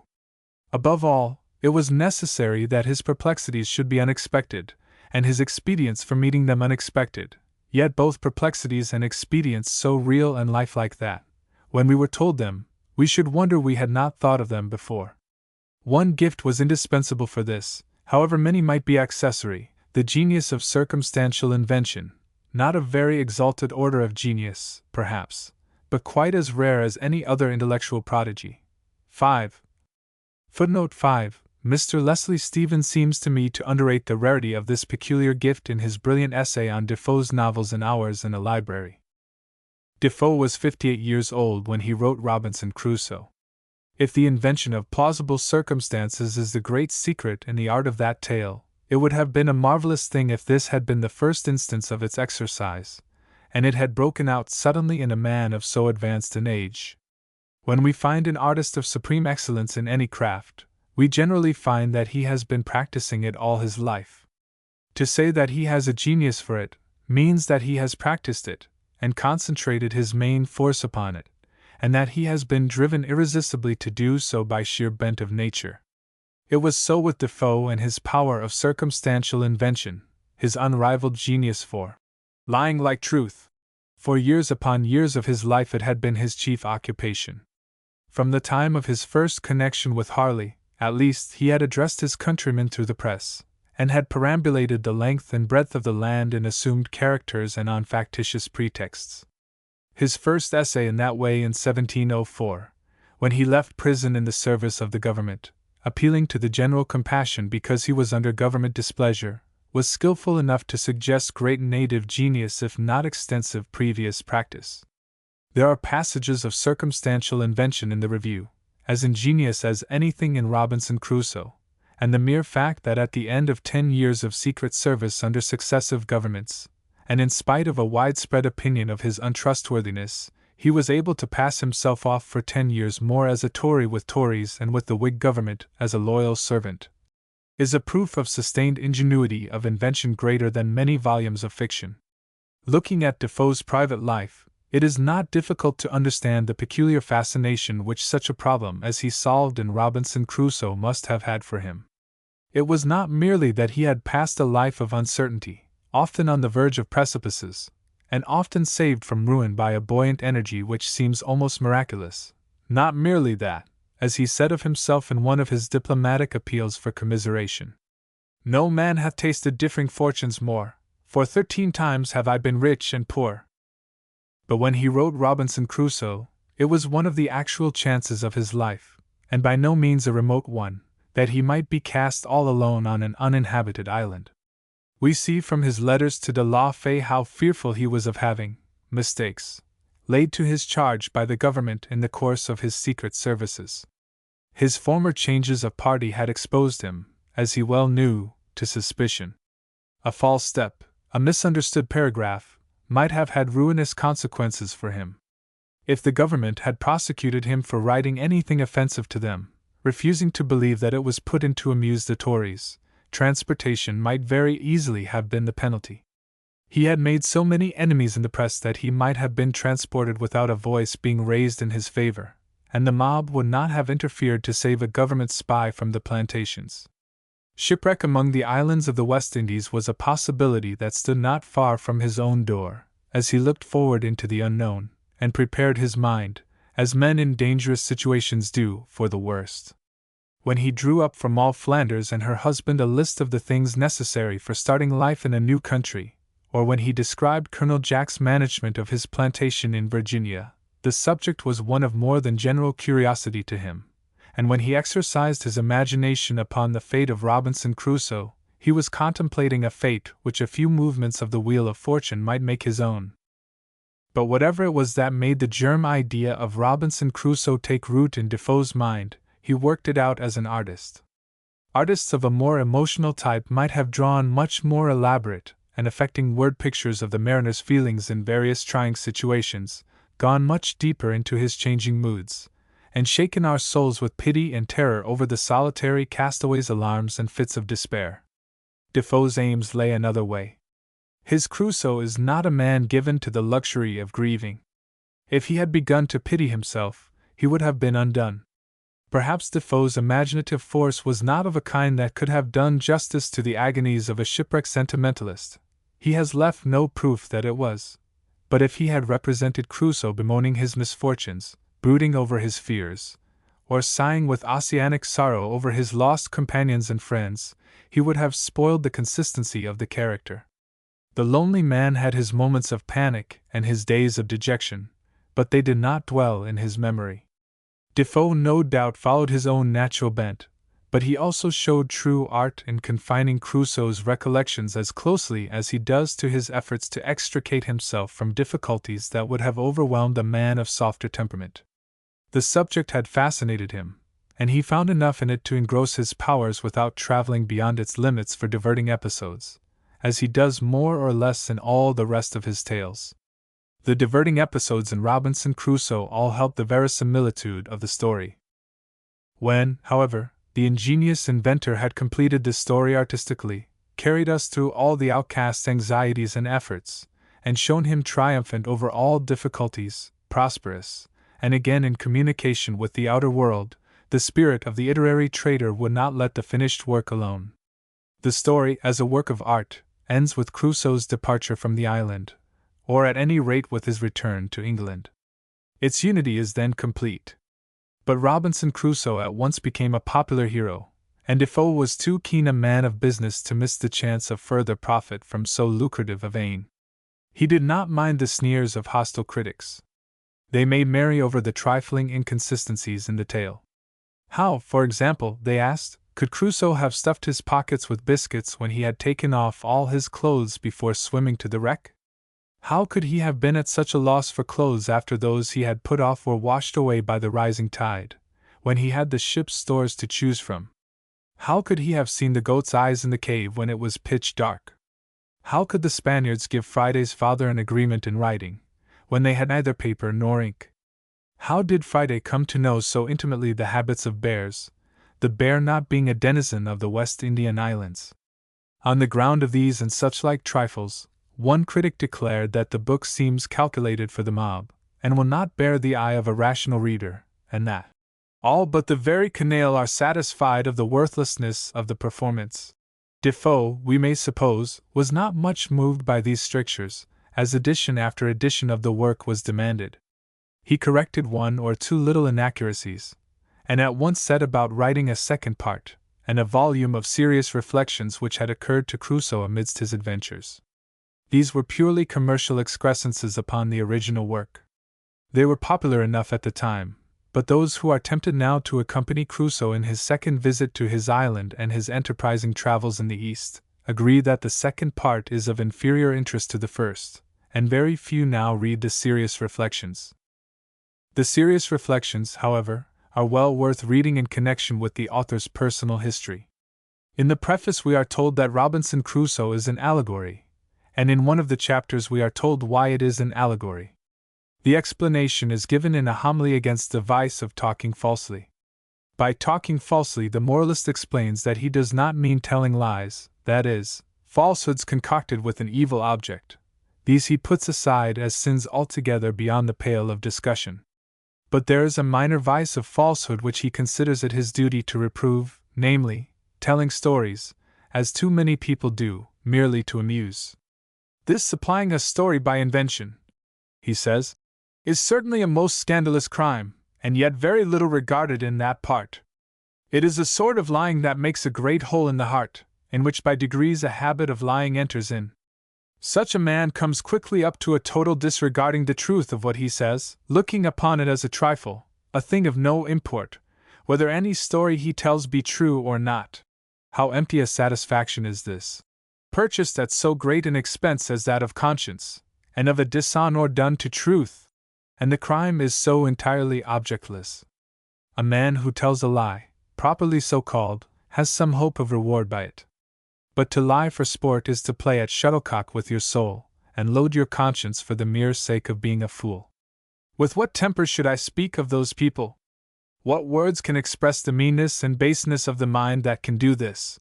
In making this protest against frivolous storytelling, the humor of which must have been greatly enjoyed by his journalistic colleagues, Defoe anticipated that his readers would ask why, if he so disapproved of the supplying a story by invention, he had written Robinson Crusoe. His answer was that Robinson Crusoe was an allegory, and that the telling or writing a parable, or an elusive allegorical history is quite a different case. I, Robinson Crusoe, do affirm that the story, though allegorical, is also historical, and that it is the beautiful representation of a life of unexampled misfortunes, and of a variety not to be met with in this world. This life was his own. He explains at some length the particulars of the allegory. Thus the fright and fancies which succeeded the story of the print of a man's foot, and surprise of the old goat, and the thing rolling on my bed, and my jumping up in a fright, are all histories and real stories, as are likewise the dream of being taken by messengers, being arrested by officers, the manner of being driven on shore by the surge of the sea, the ship on fire, the description of starving, the story of my man Friday, and many more most natural passages observed here, and on which any religious reflections are made, are all historical and true in fact. It is most real that I had a parrot, and taught it to call me by my name, such a servant a savage and afterwards a Christian, and that his name was called Friday, and that he was ravished from me by force, and died in the hands that took him, which I represent by being killed. This is all literally true, and should I enter into discoveries many alive can testify them. His other conduct and assistance to me also have just references in all their parts to the helps I had from that faithful savage in my real solitudes and disasters.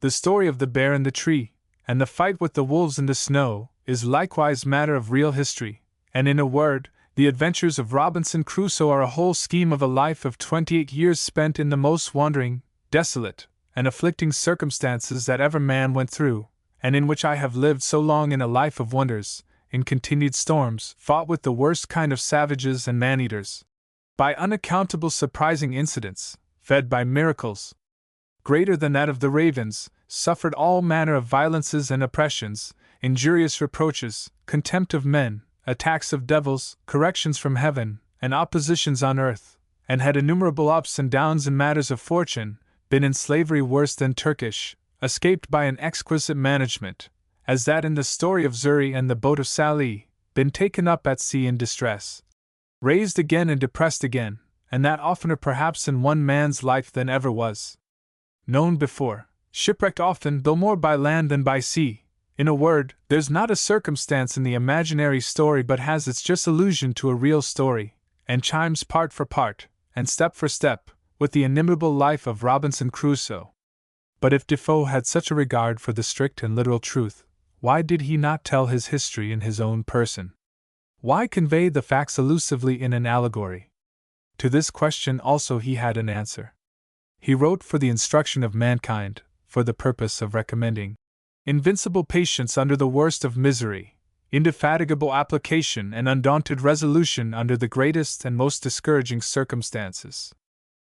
Had the common way of writing a man's private history been taken, and I had given you the conduct or life of a man you knew, and whose misfortunes and infirmities perhaps you had sometimes unjustly triumphed over, all I could have said would have yielded no diversion, and perhaps scarce have obtained a reading, or at best no attention, the teacher, like a grader, having no honor in his own country. For all Defoe's profession that Robinson Crusoe is an allegory of his own life, it would be rash to take what he says too literally. The reader who goes to the tale in search of a close allegory, in minute chronological correspondence with the facts of the alleged original, will find, I expect, like myself, that he has gone on a wild goose chase. There is a certain general correspondence. Defoe's own life is certainly as instructive as Crusoe's in the lesson of invincible patience and undaunted resolution. The shipwreck perhaps corresponds with his first bankruptcy, with which it coincides in point of time, having happened just 20 years before.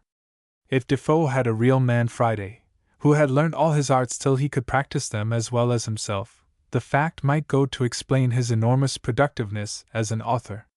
But I doubt whether the allegory can be pushed into such details. Defoe's fancy was quick enough to give an allegorical meaning to any tale. He might have found in Moll Flanders, with her 5 marriages and ultimate prostitution, corresponding to his own 5 political marriages and the dubious conduct of his later years, a closer allegory in some respects than in the life of the shipwrecked sailor. The idea of calling Robinson Crusoe an allegory was in all probability an afterthought, perhaps suggested by a derisive parody which had appeared, entitled The Life and Strange Surprising Adventures of Daniel Defoe, of London, Hosier, who lived all alone in the uninhabited island of Great Britain, and so forth. If we study any writing of Defoe's in connection with the circumstances of its production, we find that it is many-sided in its purposes, as full of side aims as a nave is full of spokes. These supplementary moral chapters to Robinson Crusoe, admirable as the reflections are in themselves, and naturally as they are made to arise out of the incidents of the hero's life, contain more than meets the eye till we connect them with the author's position. Calling the tale an allegory served him in 2 ways. In the first place, it added to the interest of the tale itself by presenting it in the light of a riddle, which was left but half revealed, though he declared after such explanation as he gave that the riddle was now expounded, and the intelligent reader might see clearly the end and design of the whole work. In the second place, the allegory was such an image of his life as he wished, for good reasons, to impress on the public mind. He had all along, as we have seen, while in the secret service of successive governments, vehemently protested his independence, and called heaven and earth to witness that he was a poor struggling, unfortunate, calumniated man. It was more than ever necessary now when people believed him to be under the insuperable displeasure of the Whigs, and he was really rendering them such dangerous service in connection with the Tory journals, that he should convince the world of his misfortunes and his honesty. The serious reflections consist mainly of meditations on divine providence in times of trouble, and discourses on the supreme importance of honest dealing. They are put into the mouth of Robinson Crusoe, but the reader is warned that they occurred to the author himself in the midst of real incidents in his own life. Knowing what public repute said of him, he does not profess never to have strayed from the paths of virtue, but he implies that he is sincerely repentant, and is now a reformed character. Wild, wicked Robinson Crusoe does not pretend to honesty himself. He acknowledges his early errors. Not to do so would be a mistaken piece of false bravery. All shame is cowardice. The bravest spirit is the best qualified for a penitent. He, then, that will be honest, must dare to confess that he has been a knave. But the man that has been sick is half a physician, and therefore he is both well fitted to counsel others, and being convinced of the sin and folly of his former errors, is of all men the least likely to repeat them. Want of courage was not a feature in Defoe's diplomacy. He thus boldly described the particular form of dishonesty with which, when he wrote the description, he was practicing upon the unconscious Mr. Mist. There is an ugly word called cunning, which is very pernicious to it, honesty, and which particularly injures it by hiding it from our discovery and making it hard to find. This is so like honesty that many a man has been deceived with it, and have taken one for t'other in the markets. Nay, I have heard of some who have planted this wild honesty, as we may call it, in their own ground, have made use of it in their friendship and dealings, and thought it had been the true plant. But they always lost credit by it, and that was not the worse either, for they had the loss who dealt with them, and who chaffered for a counterfeit commodity, and we find many deceived so still, which is the occasion there is such an outcry about false friends, and about sharping and tricking in men's ordinary dealings with the world. A mastermind in the art of working a man, as Bacon calls it, is surely apparent here. Who could have suspected the moralist of concealing the sins he was inclined to, by exposing and lamenting those very sins? There are other passages in the serious reflections which seem to have been particularly intended for Mist's edification. In reflecting what a fine thing honesty is, Crusoe expresses an opinion that it is much more common than is generally supposed, and gratefully recalls how often he has met with it in his own experience. He asks the reader to note how faithfully he was served by the English sailor's widow, the Portuguese captain, the boy Xury, and his man Friday. From these allegoric types, Mist might select a model for his own behavior. When we consider the tone of these serious reflections, so eminently pious, moral, and unpretending, so obviously the outcome of a wise, simple, ingenuous nature, we can better understand the fury with which Mist turned upon Defoe when at last he discovered his treachery. They are of use also in throwing light upon the prodigious versatility which could dash off a masterpiece in fiction, and before the printer's ink was dry, be already at work making it a subordinate instrument in a much wider and more wonderful scheme of activity, his own restless life. It is curious to find among the serious reflections a passage which may be taken as an apology for the practices into which Defoe, gradually, we may reasonably believe, allowed himself to fall. The substance of the apology has been crystallized into an aphorism by the author of Becky Sharp, but it has been, no doubt, the consoling philosophy of dishonest persons not altogether devoid of conscience in all ages. Necessity makes an honest man a knave, and if the world was to be the judge, according to the common received notion, there would not be an honest poor man alive. A rich man is an honest man, no thanks to him, for he would be a double knave to cheat mankind when he had no need of it. He has no occasion to prey upon his integrity, nor so much as to touch upon the borders of dishonesty. Tell me of a man that is a very honest man, for he pays everybody punctually, runs into nobody's debt, does no man any wrong. Very well, what circumstances is he in? Why, he has a good estate, a fine yearly income, and no business to do. The devil must have full possession of this man, if he should be a knave, for no man commits evil for the sake of it. Even the devil himself has some farther design in sinning than barely the wicked part of it. No man is so hardened in crimes as to commit them for the mere pleasure of the fact. There is always some vice gratified. Ambition, pride, or avarice makes rich men knaves, and necessity the poor. This is Defoe's excuse for his backslidings put into the mouth of Robinson Crusoe. It might be inscribed also on the threshold of each of his fictitious biographies. Colonel Jack, Moll Flanders, Roxana, are not criminals from malice. They do not commit crimes for the mere pleasure of the fact. They all believe that but for the force of circumstances they might have been orderly, contented, virtuous members of society. A colonel, a London Arab, a child of the criminal regiment, began to steal before he knew that it was not the approved way of making a livelihood. Moll and Roxana were overreached by acts against which they were too weak to cope. Even after they were tempted into taking the wrong turning, they did not pursue the downward road without compunction. Many good people might say of them, "There, but for the grace of God, goes myself." But it was not from the point of view of a Baxter or a Bunyan that Defoe regarded them, though he credited them with many edifying reflections. He was careful to say that he would never have written the stories of their lives, if he had not thought that they would be useful as awful examples of the effects of bad education and the indulgence of restlessness and vanity. But he enters into their ingenious shifts and successes with a joyous sympathy that would have been impossible if their reckless, adventurous living by their wits had not had a strong charm for him. We often find peeping out in Defoe's writings that roguish cynicism which we should expect in a man whose own life was so far from being straightforward. He was too much dependent upon the public acceptance of honest professions to be eager in depreciating the value of the article, but when he found other people protesting disinterested motives, he could not always resist reminding them that they were no more disinterested than the jack-pudding who avowed that he cured diseases from mere love of his kind. Having yielded to circumstances himself, and finding life enjoyable in dubious paths, he had a certain animosity against those who had maintained their integrity and kept to the high road, and a corresponding pleasure in showing that the motives of the sinner were not after all so very different from the motives of the saint. The aims in life of Defoe's thieves and pirates are at bottom very little different from the ambition which he undertakes to direct in the Complete English Tradesman, and their maxims of conduct have much in common with this ideal. Self-interest is on the lookout, and self-reliance at the helm. A tradesman behind his counter must have no flesh and blood about him, no passions, no resentment. He must never be angry, no, not so much as seem to be so, if a customer tumbles him £500 worth of goods, and scarce bids money for anything, nay, though they really come to his shop with no intent to buy, as many do, only to see what is to be sold.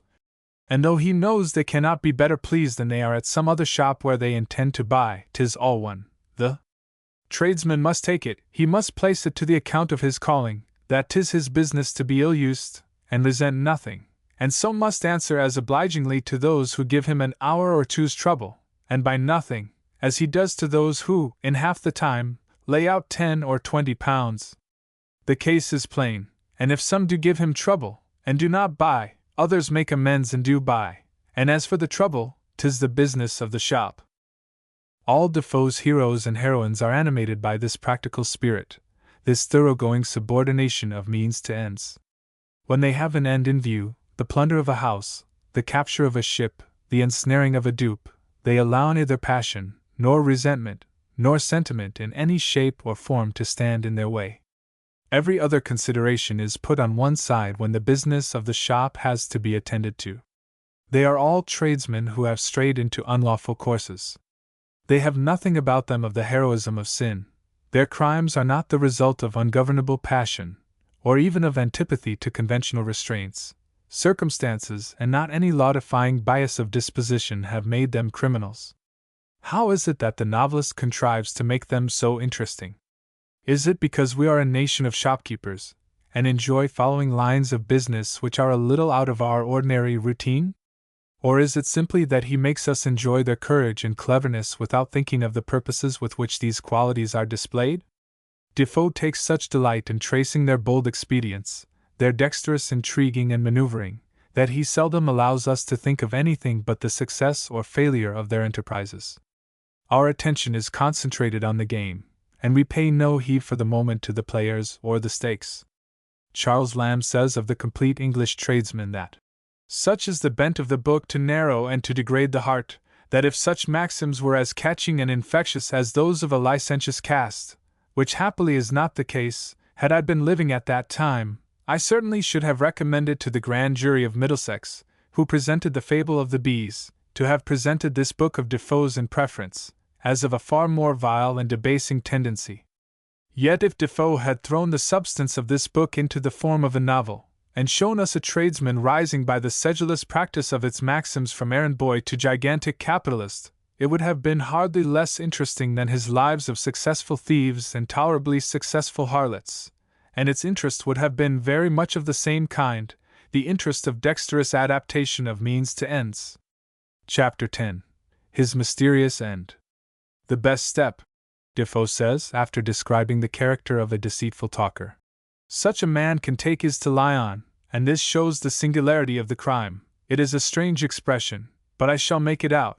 Their way is, I say, to lie on till their character is completely known, and then they can lie no longer, for he whom nobody deceives can deceive nobody, and the essence of lying is removed, for the description of a lie is that it is spoken to deceive, or the design is to deceive. Now he that nobody believes can never lie any more, because nobody can be deceived by him. Something like this seems to have happened to Defoe himself. He touched the summit of his worldly prosperity about the time of the publication of Robinson Crusoe, 1719. He was probably richer then than he had been when he enjoyed the confidence of King William, and was busy with projects of manufacture and trade. He was no longer solitary in journalism. Like his hero, he had several plantations, and companions to help him in working them. He was connected with 4 journals, and from this source alone his income must have been considerable. Besides this, he was producing separate works at the rate, on an average, of 6 a year, some of them pamphlets, some of them considerable volumes, all of them calculated to the wants of the time, and several of them extremely popular, running through 3 or 4 editions in as many months. Then he had his salary from the government, which he delicately hints at in one of his extant letters as being overdue. Further, the advertisement of a lost pocket book in 1726, containing a list of notes and bills in which Defoe's name twice appears, seems to show that he still found time for commercial transactions outside literature. 6. Altogether Defoe was exceedingly prosperous, dropped all pretense of poverty, built a large house at Stoke Newington, with stables and pleasure grounds, and kept a coach. Footnote 6. Lee's Life, Volume 1, pages 406-7. We get a pleasant glimpse of Defoe's life at this period from the notes of Henry Baker, the naturalist, who married one of his daughters and received his assistance, as we have seen, in starting the Universal Spectator. Baker, original a bookseller, in 1724 set up a school for the deaf and dumb at Newington. There, according to the notes which he left of his courtship, he made the acquaintance of Mr. Defoe, a gentleman well known by his writings, who had newly built there a very handsome house, as a retirement from London, and amused his time either in the cultivation of a large and pleasant garden, or in the pursuit of his studies, which he found means of making very profitable. Defoe was now at least 60 years of age, afflicted with the gout and stone, but retained all his mental faculties entire. The diarist goes on to say that he met usually at the tea-table his 3 lovely daughters, who were admired for their beauty, their education, and their prudent conduct, and if sometimes Mr. Defoe's disorders made company inconvenient, Mr. Baker was entertained by them either singly or together, and that commonly in the garden when the weather was favorable. Mr. Baker fixed his choice on Sophia, the youngest daughter, and being a prudent lover, began negotiations about the marriage portion, Defoe's part in which is also characteristic. He knew nothing of Mr. Defoe's circumstances, only imagined, from his very genteel way of living, that he must be able to give his daughter a decent portion. He did not suppose a large one. On speaking to Mr. Defoe, he sanctioned his proposals, and said he hoped he should be able to give her a certain sum specified, but when urged to the point some time afterwards, His answer was that formal articles he thought unnecessary, that he could confide in the honor of Mr. Baker, that when they talked before, he did not know the true state of his own affairs, that he found he could not part with any money at present, but at his death his daughter's portion would be more than he had promised, and he offered his own bond as security. The prudent Mr. Baker would not take his bond, and the marriage was not arranged till 2 years afterwards, when Defoe gave a bond for £500 payable at his death, engaging his house at Newington as security. Very little more is known about Defoe's family, except that his eldest daughter married a person of the name of Langley, and that he speculated successfully in South Sea stock in the name of his second daughter, and afterwards settled upon her an estate at Colchester worth £1,020. His second son, named Benjamin, became a journalist, was the editor of the London Journal, and got into temporary trouble for writing a scandalous and seditious libel in that newspaper in 1721. A writer in Appleby's Journal, whom Mr. Lee identifies with Defoe himself, commenting upon this circumstance, denied the rumor of its being the well-known Daniel Defoe that was committed for the offense. The same writer declared that it was known that the young Defoe was but a stalking horse and a tool, to bear the lash and the pillory in their stead for his wages, that he was the author of the most scandalous part, but was only made sham proprietor of the whole, to screen the true proprietors from justice. This son does not appear in a favorable light in the troubles which soon after fell upon Defoe, when Miss discovered his connection with the government. Foiled in his assault upon him, Miss seems to have taken revenge by spreading the fact abroad, and all Defoe's indignant denials and outcries against Miss' ingratitude do not seem to have cleared him from suspicion.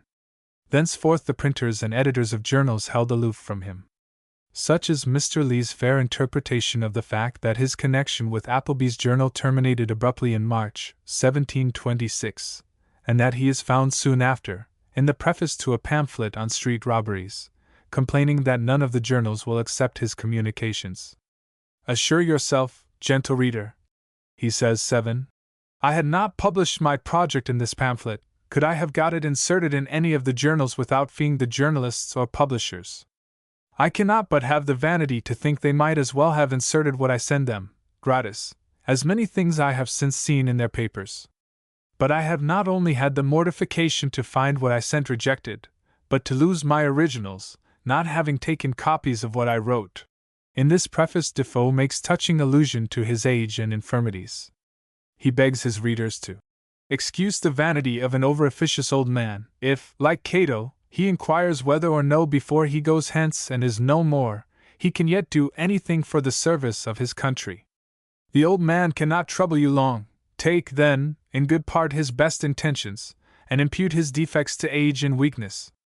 Footnote 7, Lee's Life, Volume 1, page 418. This preface was written in 1728. What happened to Defoe in the following year is much more difficult to understand, and is greatly complicated by a long letter of his own which has been preserved. Something had occurred, or was imagined by him to have occurred, which compelled him to fly from his home and go into hiding. He was at work on a book to be entitled The Complete English Gentleman.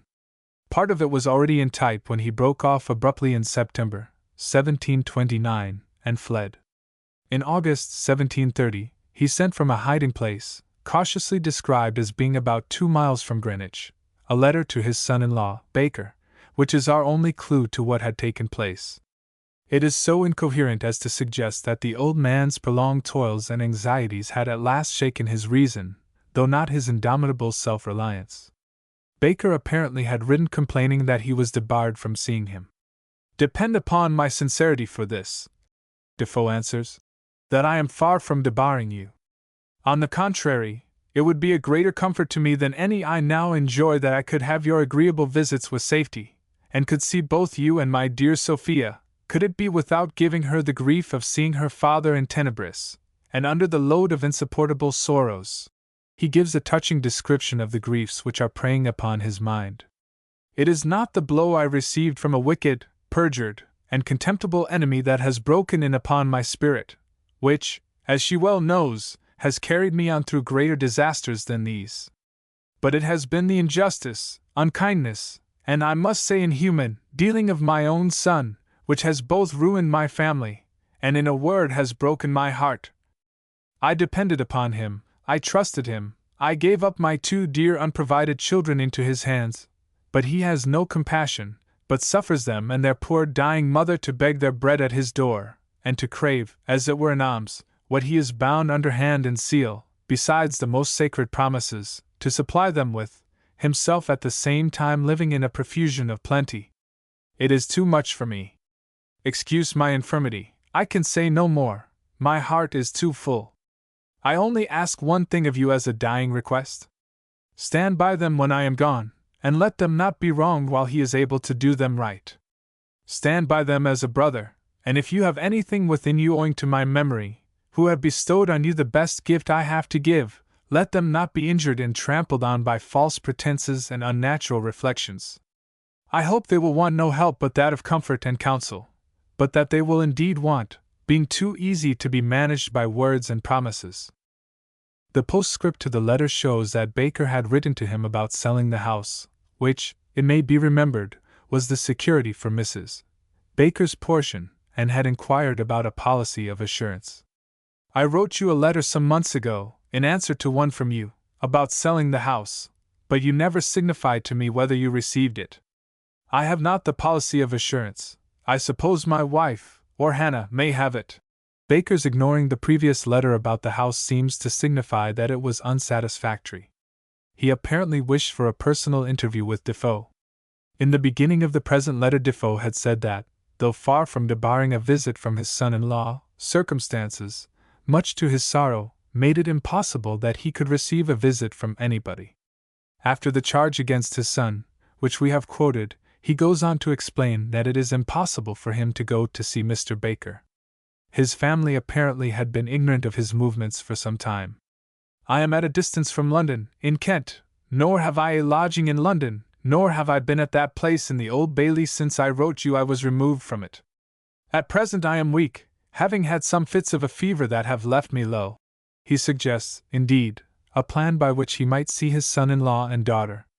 He could not bear to make them a single flying visit. Just to come and look at you and retire immediately, 'tis a burden too heavy. The parting will be a price beyond the enjoyment.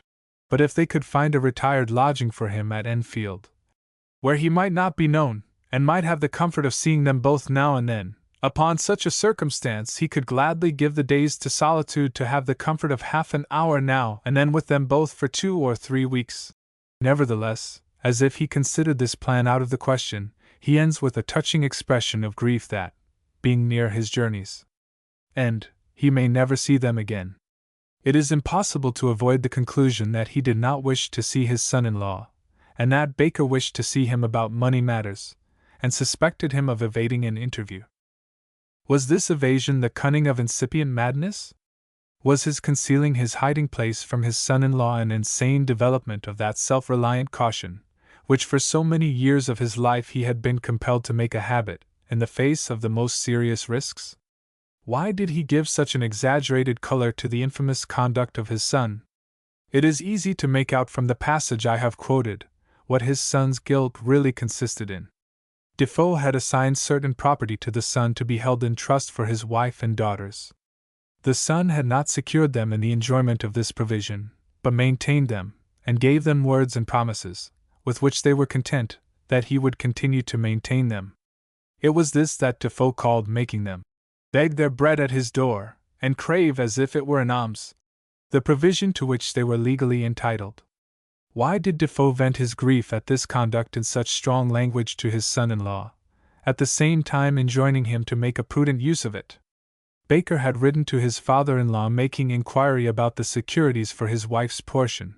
Defoe answers with profuse expressions of affection, a touching picture of his old age and feebleness, and the imminent ruin of his family through the possible treachery of the son to whom he has entrusted their means of support, and an adjuration to his son-in-law to stand by them with comfort and counsel when he is gone.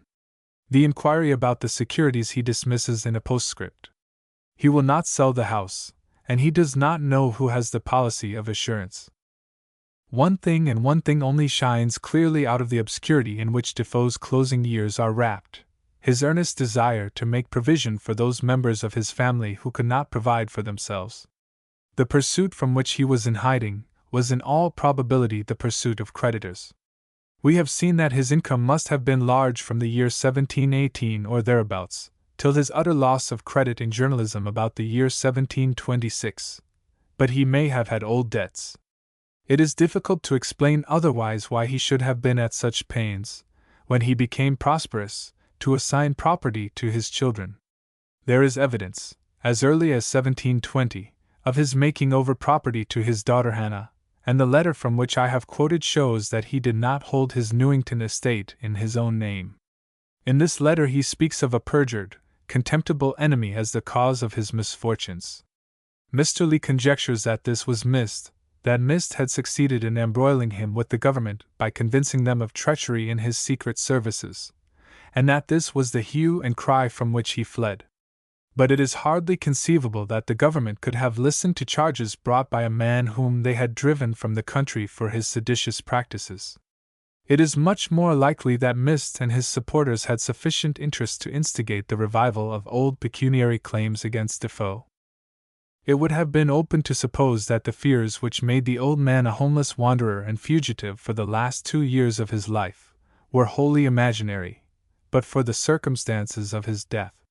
He died of a lethargy on the 26th of April, 1731, at a lodging in Ropemaker's Alley, Moorfields.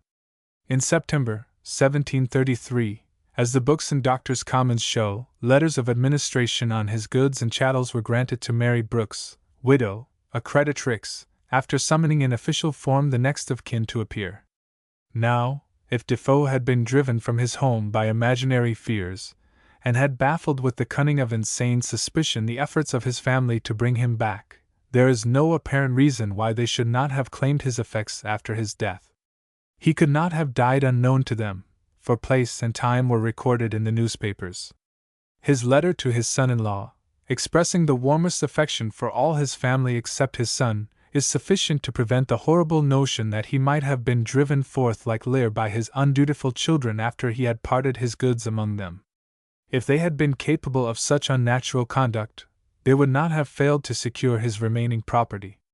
Why, then, were his goods and chattels left to a creditrix?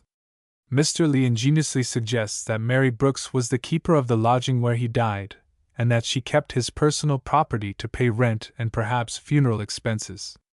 A much simpler explanation, which covers most of the known facts without casting any unwarranted reflections upon Defoe's children, is that when his last illness overtook him he was still keeping out of the way of his creditors, and that everything belonging to him in his own name was legally seized. But there are doubts and difficulties attending any explanation. Mr. Lee has given satisfactory reasons for believing that Defoe did not, as some of his biographers have supposed, die in actual distress. Ropemaker's Alley in Moorfields was a highly respectable street at the beginning of last century. A lodging there was far from squalid. The probability is that Defoe subsisted on his pension from the government during his last 2 years of wandering, and suffering though he was from the infirmities of age, yet wandering was less of a hardship than it would have been to other men, to one who had been a wanderer for the greater part of his life. At the best it was a painful and dreary ending for so vigorous a life, and unless we pitilessly regard it as a retribution for his moral defects, it is some comfort to think that the old man's infirmities and anxieties were not aggravated by the pressure of hopeless and helpless poverty. Nor do I think that he was as distressed as he represented to his son-in-law by apprehensions of ruin to his family after his death, and suspicions of the honesty of his son's intentions. There is a half-insane tone about his letter to Mr. Baker, but a certain method may be discerned in its incoherencies. My own reading of it is that it was a clever evasion of his son-in-law's attempts to make sure of his share of the inheritance. We have seen how shifty Defoe was in the original bargaining about his daughter's portion, and we know from his novels what his views were about fortune hunters, and with what delight he dwelt upon the arts of outwitting them. He probably considered that his youngest daughter was sufficiently provided for by her marriage, and he had set his heart upon making provision for her unmarried sisters. The letter seems to me to be evidence, not so much of fears for their future welfare, as of a resolution to leave them as much as he could. Too little circumstances seem to show that, in spite of his professions of affection, there was a coolness between Defoe and his son-in-law. He wrote only the prospectus and the first article for Baker's paper, the Universal Spectator, and when he died, Baker contented himself with a simple intimation of the fact. If my reading of this letter is right, it might stand as a type of the most strongly marked characteristic in Defoe's political writings. It was a masterly and utterly unscrupulous piece of diplomacy for the attainment of a just and benevolent end. This may appear strange after what I have said about Defoe's want of honesty, yet one cannot help coming to this conclusion and looking back at his political career before his character underwent its final degradation. He was a truly great liar, perhaps the greatest liar that ever lived. His dishonesty went too deep to be called superficial, yet, if we go deeper still in his rich and strangely mixed nature, we come upon stubborn foundations of conscience. Among contemporary comments on the occasion of his death, there was one which gave perfect expression to his political position. His knowledge of men, especially those in high life, with whom he was formerly very conversant, had weakened his attachment to any political party, but, in the main, he was in the interest of civil and religious liberty, in behalf of which he appeared on several remarkable occasions. The men of the time with whom Defoe was brought into contact were not good examples to him. The standard of political morality was probably never so low in England as during his lifetime. Places were dependent on the favor of the sovereign, and the sovereign's own seat on the throne was insecure. There was no party cohesion to keep politicians consistent, and every man fought for his own hand. Defoe had been behind the scenes, witnessed many curious changes of service, and heard many authentic tales of jealousy, intrigue, and treachery. He had seen Jacobites take office under William, join zealously in the scramble for his favors, and enter into negotiations with the emissaries of James either upon some fancied slight, or from no other motive than a desire to be safe, if by any chance the scepter should again change hands. And he had seen Whig turn Tory and Tory turn Whig, and had seen statesmen of the highest rank hold out one hand to Hanover and another to St. Germain's. The most single-minded man he had met had been King William himself, and of his memory he always spoke with the most affectionate honor. Shifty as Defoe was, and admirably as he used his genius for circumstantial invention to cover his designs, there was no other statesman of his generation who remained more true to the principles of the Revolution, and to the cause of civil and religious freedom. No other public man saw more clearly what was for the good of the country, or pursued it more steadily. Even when he was the active servant of Harley, and turned round upon men who regarded him as their own, the part which he played was to pave the way for his patron's accession to office under the House of Hanover. Defoe did as much as any one man, partly by secret intrigue, partly through the public press, perhaps as much as any 10 men outside those in the immediate direction of affairs, to accomplish the two great objects which William bequeathed to English statesmanship: the union of England and Scotland, and the succession to the United Kingdom of a Protestant dynasty. Apart from the field of high politics, his powerful advocacy was enlisted in favor of almost every practicable scheme of social improvement that came to the front in his time. Defoe cannot be held up as an exemplar of moral conduct, yet if he is judged by the measures that he labored for and not by the means that he employed, few Englishmen have lived more deserving than he of their country's gratitude.